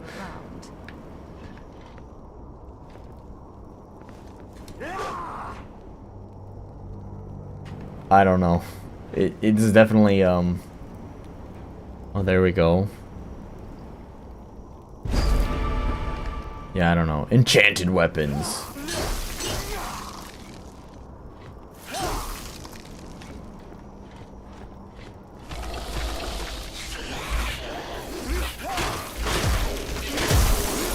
I don't know what it is about this game, but I feel like a loot system just feels like not at all necessary. It doesn't really strike me as that kind of game where like you need the different kinds of loot. I feel like the loot is probably very inconsequential to the game.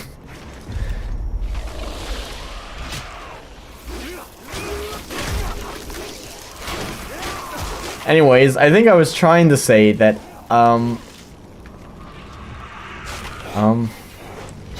B-tier games are the type of games that I tend to love the most, but it's very hard to find a good one because they're B-tier for a reason, right?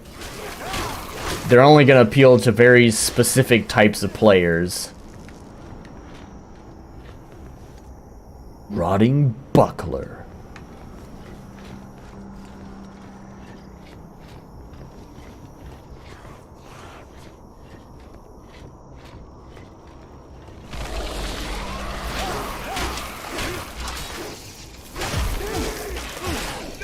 It's a very Skyrim-esque health bar. I just noticed that little curved bar underneath my health is the enemy's health bar.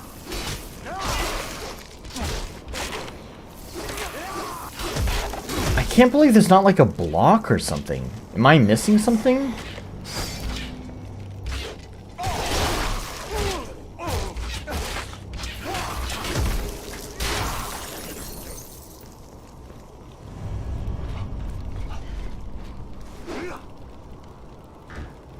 Oh, is that the block? Wow, that is such a weak looking block. Alright, I got it.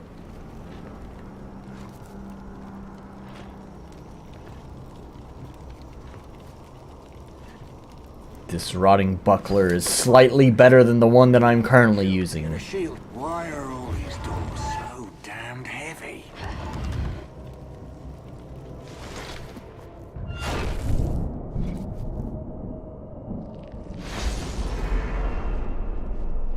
I'm afraid the danger that lies ahead is graver than I had foreseen. However, I can grant you the gift of the dragon's breath. An energy force of tremendous power. Without the proper crystals, the power will only be temporary, I'm afraid. But it may aid you in surviving the ancient battleground that lies ahead. The ancient battleground.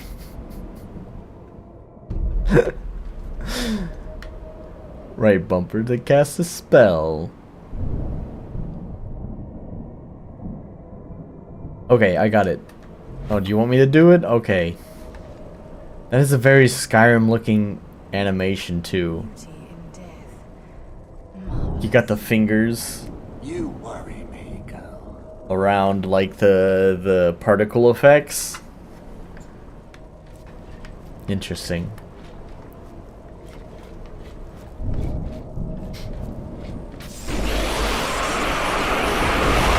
Okay, alright.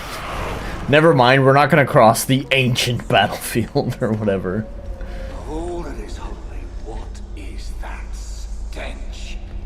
I know it's been a while since we've bathed, but it can't be us.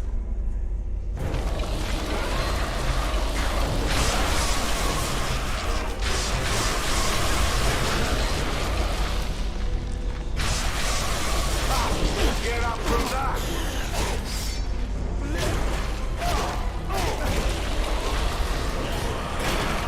Call that salt, mate?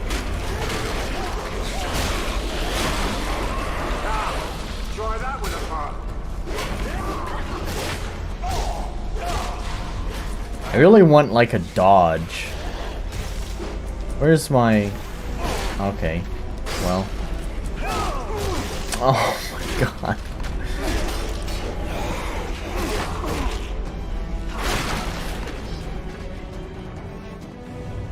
I feel like those candles just appeared out of nowhere.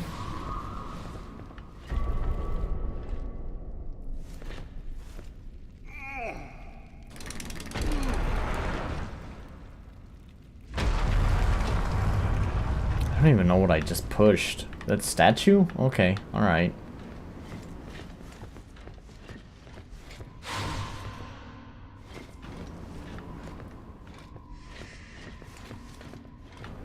Do I want to go to that statue? Is that the main direction here? Oh, there's a torch, which does more damage, but is slower, I guess. I don't know. You only get one weapon though, so it's yeah, like you can only carry one weapon at a time. There's not like an inventory system.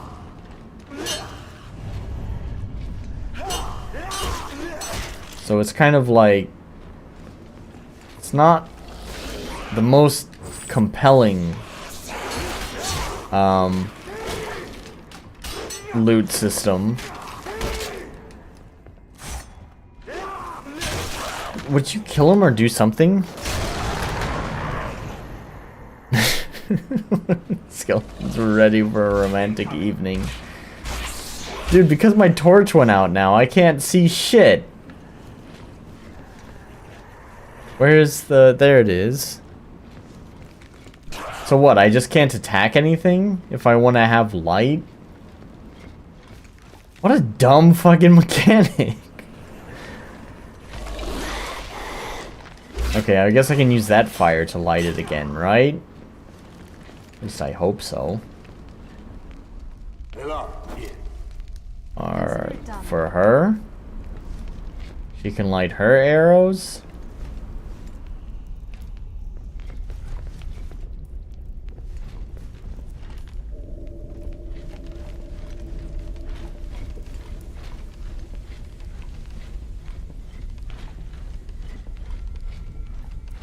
What's this thing?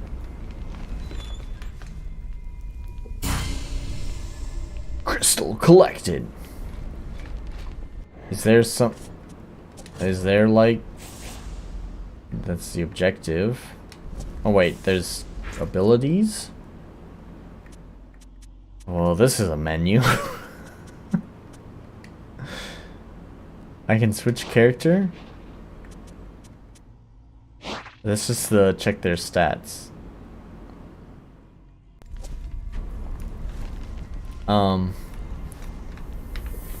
Okay. You know, I talk about how I tend to like B tier games. They're where my favorite games are, but I don't know. I don't think this is gonna be the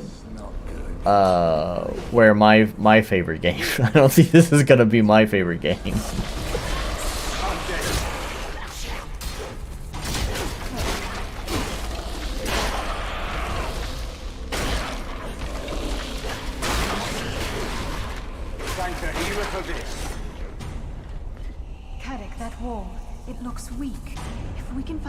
Break through it. Yeah. Do I? Is it this? I thought I already broke.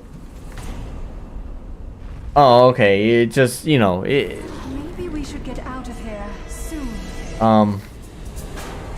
Do I?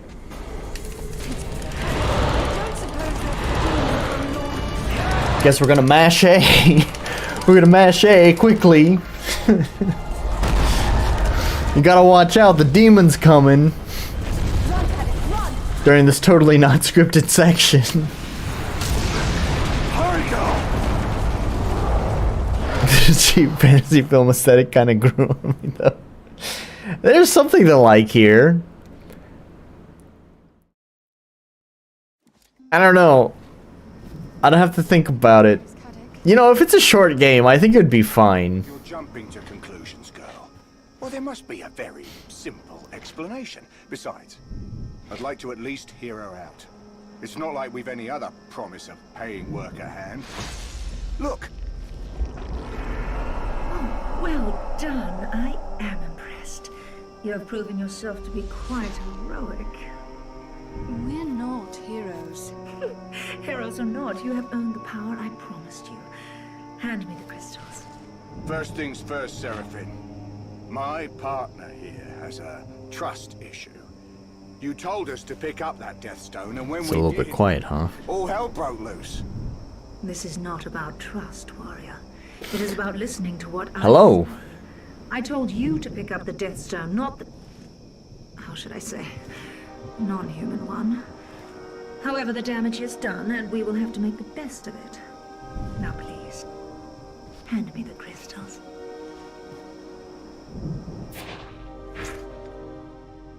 Okay, so there is like a level up mechanic, but it looks very simple. Yeah, so this is the thing, right? I was under the impression the game is somewhat short, and judging by how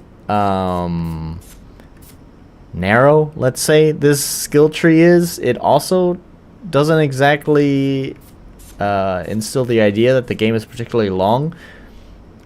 Which, you know, I feel like having a robust loot system is more appropriate for generally a longer game.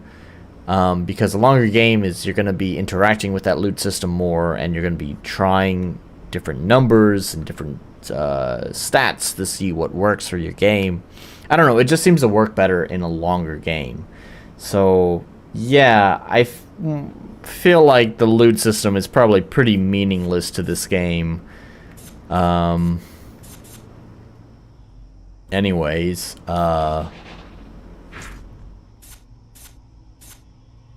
Arctic Arrow, Arcane Burst.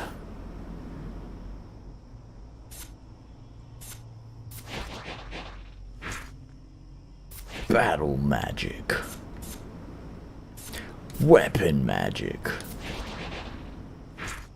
Does she have the same skills? Yeah, I think so.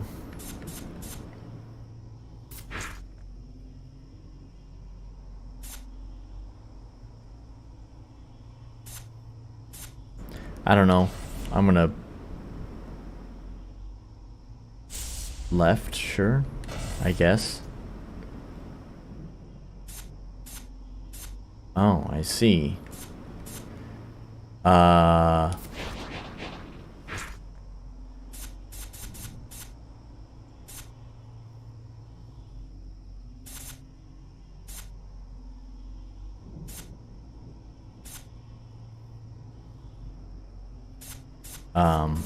Sure, whatever. I don't know.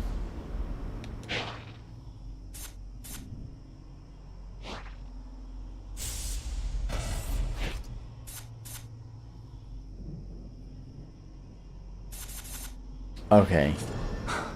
You must admit, that's amazing. As is the price, I wager. A wager you would lose, Huntress. You see, I am the daughter of the Lord Mayor of Dyford below you. All I ask is you seek out my father and speak with him. Dyford is in need of your skills, and my father will pay you well for your efforts. That's it? Find your father and talk to him? Yes. And the one you spoke of before, the one who tried to stop our taking the stone? He has lost you for now. And should he find you again, well, with my power, you will find yourselves better suited to stand against him. All right. We'll talk to your father then. Thank you. Though when you speak... I almost kind of appreciate how everyone is just sexy in the game, right? Other than the low poly count and low resolution textures. My poor father has enough to worry about with his I mean, crumbling the man is pretty handsome himself. And obviously we have busty,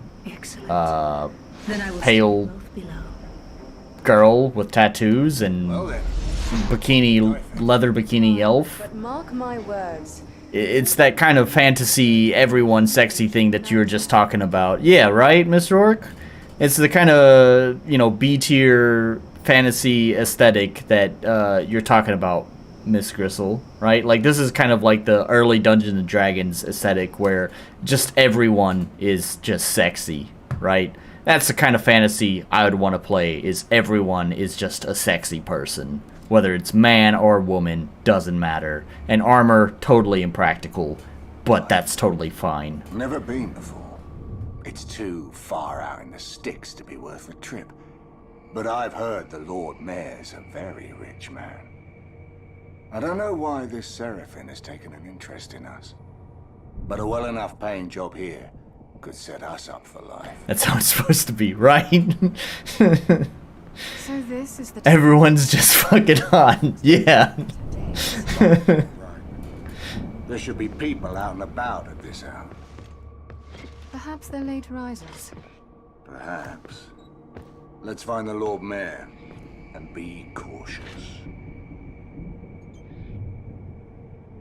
Alright, but we've given this game 33 minutes. I'm gonna quit. It's about as B tier as I expected it. But you know, it's alright. I might play more. I don't know. We'll have to see. I don't really have that much time for playing games, but yeah, it's alright.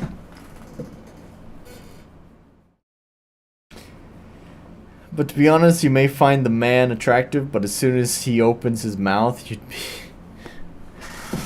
be dry as a desert. Yeah.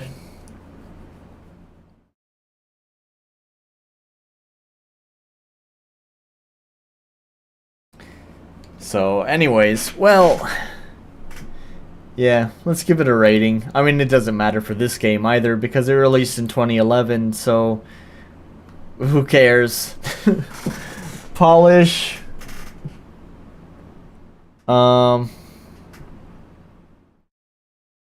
Yeah. I don't know.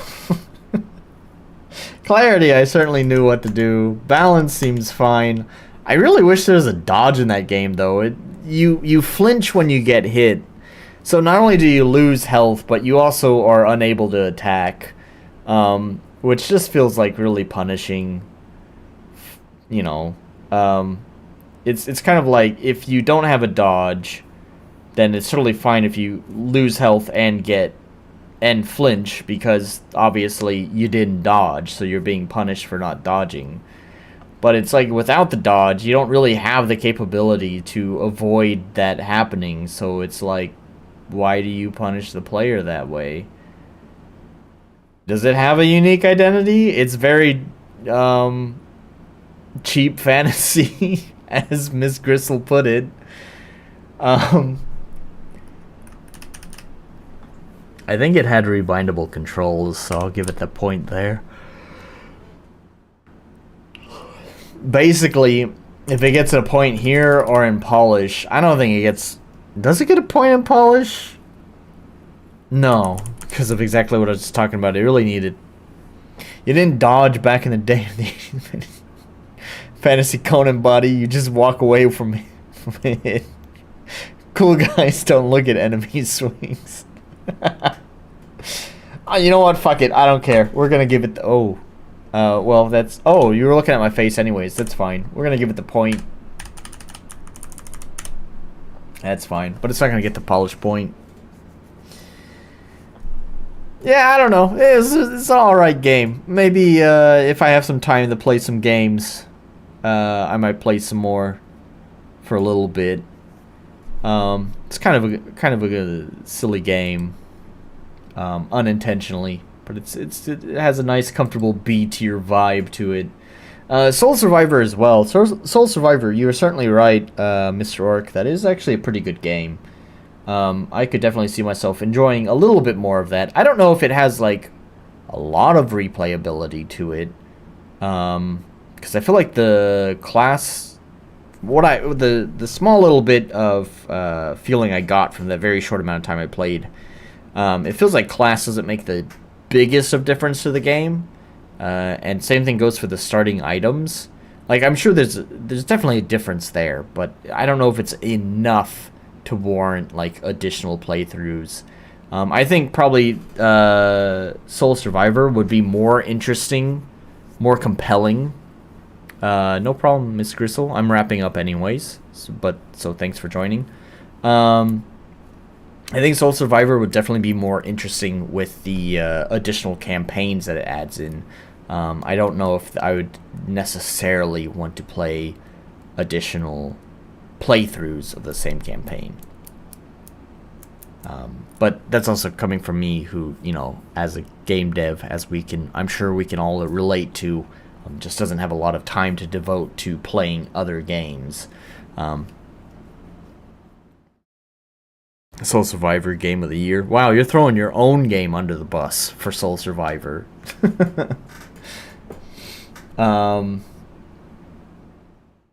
So yeah, it's not bad. So I might play more Soul Survivor, or maybe more of Hunted the Demon's Forge. You know, I think you said that Soul Survivor was going to be like a commercial release. I might keep my eye on it and then maybe play it when it gets a proper full release.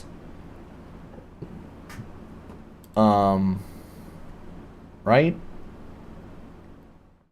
There's that. Full game, including 3 chapters.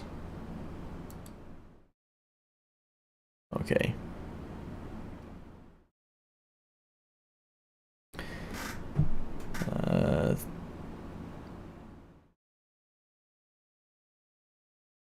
Oh, is Moogle... Oh, holy shit, you're right. I didn't even notice that. Oh, hey. Mr. Moogle Rampage is the developer of Soul Survivor. Well, yeah. Actually, I liked your game compared to a lot of the RPG Maker games that I played. It's definitely... It doesn't even fall in the tier of RPG Maker games. It falls into the tier of games. So, yeah, felt pretty good to play. So, maybe I'll play it more if it gets a proper full release. I think that's what this is. I don't really know, honestly.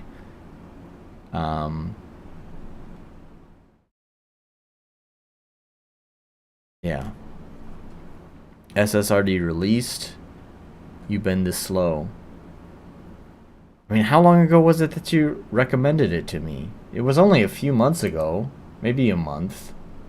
When was it? It was when I was playing the other.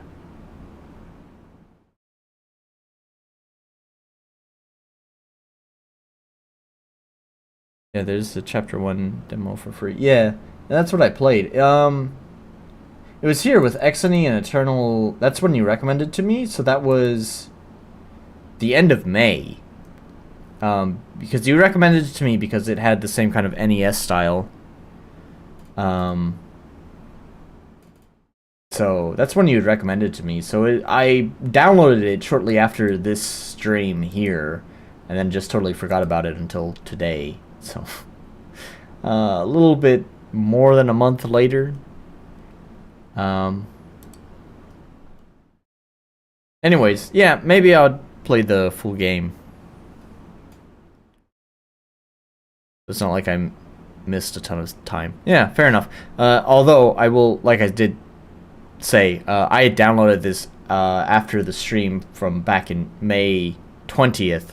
So it may be a few patches behind the version that I played.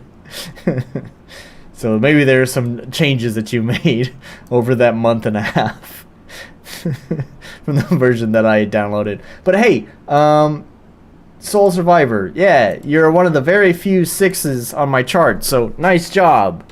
It definitely means you're kind of a cut above the rest. How many 6s do we have? 1, 2, 3, 4. So you are in at least within the top 4. Only 4 games have gotten a 6 on my very easy to reach scoreboard here, and yet somehow, despite it being easy to get there, somehow many developers don't get there. It's actually difficult to get to 6 because the polish point is insanely difficult to get, but accessibility, clarity, balance, unique identity, and technical are all pretty fucking easy to get. So at least a 5 I think is pretty easy to get. So anyways, yeah, I don't know. I'd have to check out the full game because the different campaigns, I think, is where most of the interest is going to lie for me. As I was saying before I realized that you're the developer, I don't know if there's a lot of interest in like replaying like different characters and stuff. It's just not that.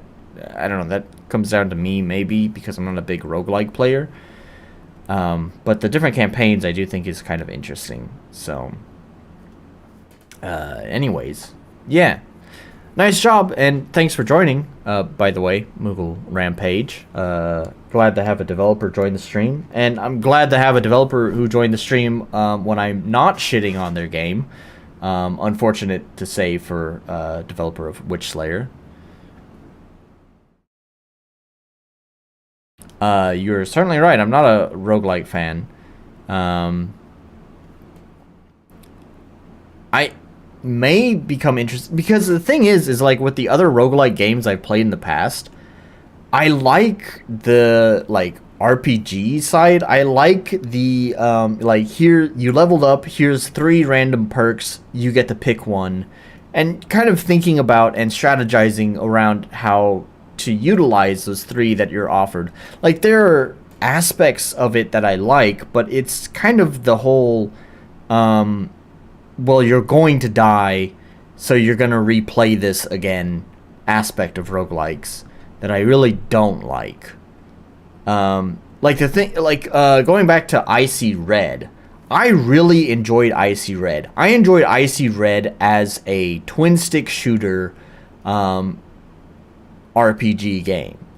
But then when you throw in the roguelike stuff, it really killed it for me. I like the moment-to-moment gameplay. I like the leveling up and the systems there. But then as soon as you die and you have to replay through sectors and replay through levels and have to regain all that power again, it's such a slog. I hate having to do that, honestly. I don't find that enjoyable. Especially when the game, like, you know, roguelikes are designed in a way that you're intended to die. So it's kind of like they throw a boss at you that you have no idea what to expect out of the boss. And, you know, in any other RPG game, that might be fine because your save was just before the boss. So, you know, you learn the boss, you die, you load the save, and now you know what to expect. But with roguelike games, there's a lot more stakes on the line. So you die to the boss because you didn't know what the fuck was coming up. And then now you don't just get to load the save and try the boss again. No, instead you have to play all of the levels up to that boss. You may have a completely different loadout. And now you may know what the boss's attack pattern is, but you don't have the skills that you had prepared for the boss last time. Because luck just wasn't on your side. Soul Survivor really isn't designed for you to die, to be honest. You can totally just finish the first run, especially with the 3 lives. Well, I'm glad you liked it. So one thing I will say is, even if you don't like rogue games, even on normal mode, you can just save scum, save between levels, and not care about the mechanic. That's good. See, I think, yeah, and I think that's something that does interest me more, is it does seem like there's the saving. And if Mr. Orc is right about it being easier, then that's probably fine. I'm just saying, roguelikes in general, this is my problem with them, is that it's just the constantly repeating content to get back to where you were, just to see new content, to inevitably see new content that you don't understand, so you'll inevitably die to it and have to repeat all of the first content, all of the second content, so you can get to the third content, where you will probably inevitably die because you don't know what to expect. So then you have to repeat all of the first content, all of the second content, and then all of the third content, and so on and so forth. And that's the part that really doesn't interest me. There are bosses that just seem to be designed to be cheap and unfair, because that's the point. They're trying to kill you, so that way you have to repeat content. And this is something I experienced with Icy Red as well, where it's like, I didn't know what to expect. I got in one of my the run that killed Icy Red for me is I got pretty far, or what I felt was pretty far into the game, and there was a boss that I thought I was doing pretty well on, but then it kind of started throwing me a curveball. And despite me feeling like I was handling it pretty well, the curveball came out of nowhere, wiped me out, and then I had to repeat all of the first sector of the game, and then all of the second sector just to get back up to that boss. And that was already after having to do that for the first sector when I got up to the first sector's boss, and they threw me a curveball and it killed me. It's the same, it's just frustrating bullshit. Like, you don't expect that kind of shit to come out, to happen, and then it does happen. And like I said, in any other RPG game, that would be fine because you could just load the save and now you know that's coming up. But in a roguelike, you just have to repeat all that content again. And it's like, I already know how to do this shit. Why are you making me redo it? Overall, I'd agree with that. I actually don't like repetition for its own sake, the way most rogues do it. And Mr. Orc says, I love rogues. I love unlocking new weapons and abilities or builds and having stuff be randomized. Many regular games just don't provide a challenge these days. Like I said, there are parts to roguelikes that I do enjoy. Like some of the randomness, I do enjoy that. I like being like, here are your limited options, and figure out how to MacGyver these options together to make an interesting build. I think that's cool. The RPG, like, character building kind of stuff that comes out of the randomness and roguelike nature of it, I think is cool. It's just the repetition part that annoys me, and that repetition naturally seems to breed within this genre bullshit to kill you, to make you have to repeat shit, and that stuff annoys me as well. It wouldn't annoy me, as I've tried to say many times now, it wouldn't annoy me as much if it was any other regular game. It's just that it's a roguelike game where you have to completely restart the run when you die. Yeah, for sure, the meta upgrades and stuff are appealing, but I didn't like the excessive RNG and cheap deaths. SS is an RPG first and Rogue second, in an attempt to address that to some degree. Yep, and that's probably why I seem to like it much more. Then again, also, I didn't die yet to see how bullshit it is. So, because I think that was the most heartbreaking thing about Icy Red, because I really liked Icy Red. But then it has that bullshit roguelike stuff to it that totally ruins what is, to me, a fun game. And that's why you do different builds and stuff, or try again when dealt with a different hand. Of course, cheap stuff will always be cheap. But stuff like Slave the Slayer, love it. Honestly, I haven't actually tried Slay the Spire. I think that's one of the things, too, is why I have a negative view of roguelites, is because I haven't really actually tried any of the, like, really popular ones, like Risk of Rain, what is it called? Spelunky, and Slay the Spire, stuff like that. Those are the ones that kind of, like, helped popularize the genre. I wouldn't say create the genre, because the one that created the genre is Rogue. That's where it gets its name from, is rogue-like or rogue-lite, depending on how you want to say it. Yeah, I don't know. And obviously, I played around with the randomness in my own game with Caldera Colosso. But Caldera Colosso is roguelite in the sense of being very scaled back. And there's aspects of it that I would redo if I were ever... There are parts of it that I would completely redo if it were on the docket, but that would require a lot of work, and I'm not going to completely redo the whole thing because that would just overscope the game. It has randomly created paths in which chests you can access in Caldera Colosso. But the arena itself is actually designed symmetrically, so it almost kind of... That's kind of the problem, is because it's designed symmetrically, what winds up happening is even though the path is generated randomly, it's going to feel more or less the same due to the symmetry. So the only real true randomness comes from the chests. But because also the game only utilizes 3 equipment slots, your weapon and then the 2 accessories, it doesn't really create a large variety in builds. So I don't know, if I was ever to make a new game with something like Caldera Colosso, I'd probably make sure that there's more equipment slots to create more interesting variation in builds, and also not design a symmetrical map.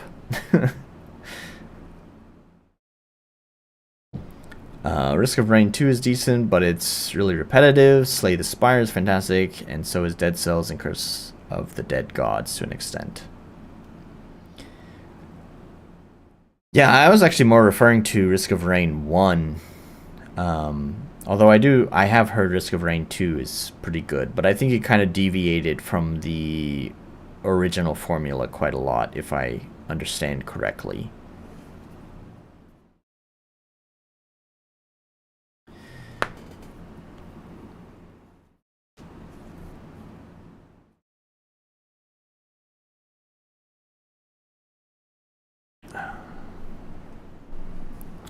Hated Risk of Rain 1.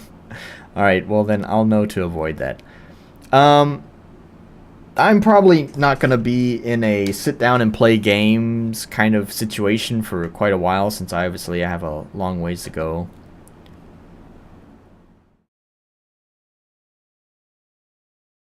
Okay, fair enough. Risk of Rain is the same formula, just 3D. Yeah.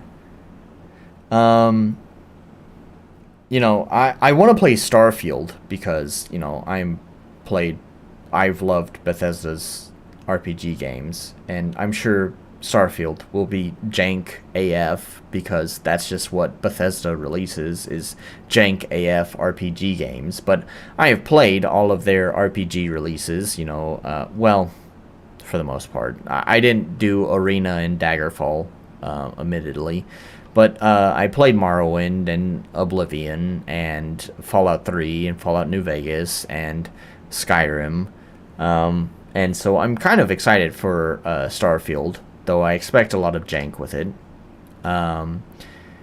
So I'll probably play that this year, and that'll probably be my big game that I play this year. And then I imagine the rest of my free time will be devoted to game development. I mean, assuming that Starfield doesn't release as a complete piece of junk, I haven't pre-ordered it, nor do I have plans of pre-ordering it, because Bethesda does tend to release games in a pretty jank state. I'm going to wait for its release to find out what kind of state it releases in. Played Skyrim and Skyrim and Skyrim and then some Skyrim. Fair enough. Yep. So, yeah, I think that's going to be my big game that I play this year, and then probably nothing else. Maybe I might revisit Cyberpunk, maybe, with the DLC release. I actually liked Cyberpunk on its release, though admittedly I was kind of an exception here because I didn't have any problems with the game.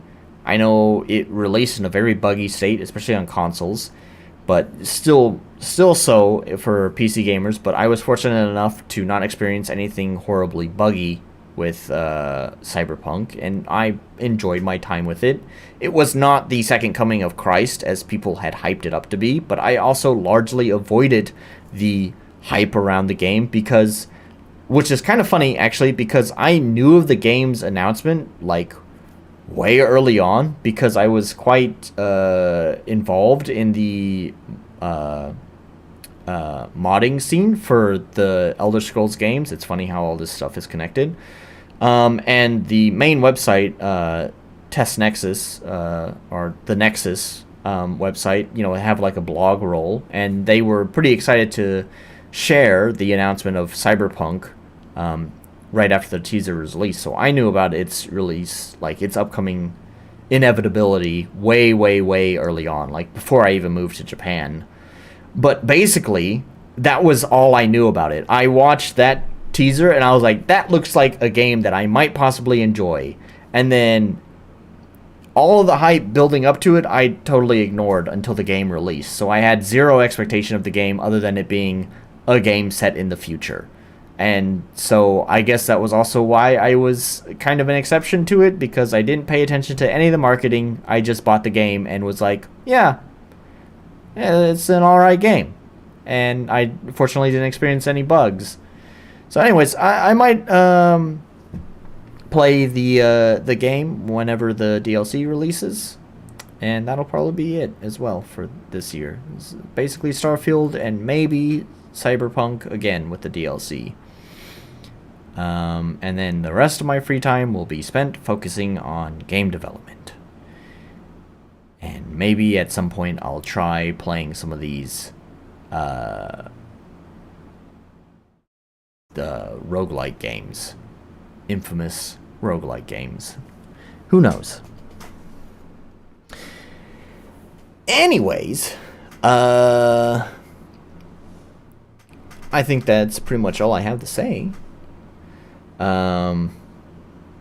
It's late, and I think I'm ready to go to bed. So unless you guys have something else to add to the conversation, I'm going to go ahead and sign off. Say goodbye. So thank you guys so much for joining, Mr. Orc and Moogle Rampage. And I will see you guys next time. I don't know what I'm going to be doing next time. It'll be something. Maybe I'll play games. Maybe I'll do a devlog. Since I kind of showed off what I've been developing in my game during my just chatting section today, it probably won't be a devlog next time. So, who knows? We should totally listen to that battle track. I'll play the battle track as we go out.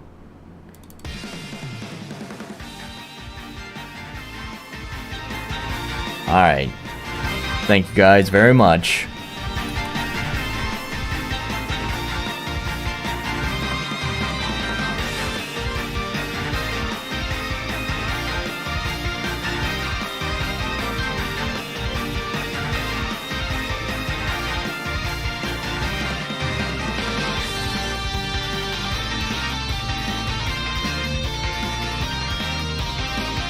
Wait, what do you mean not that one? You mean this one?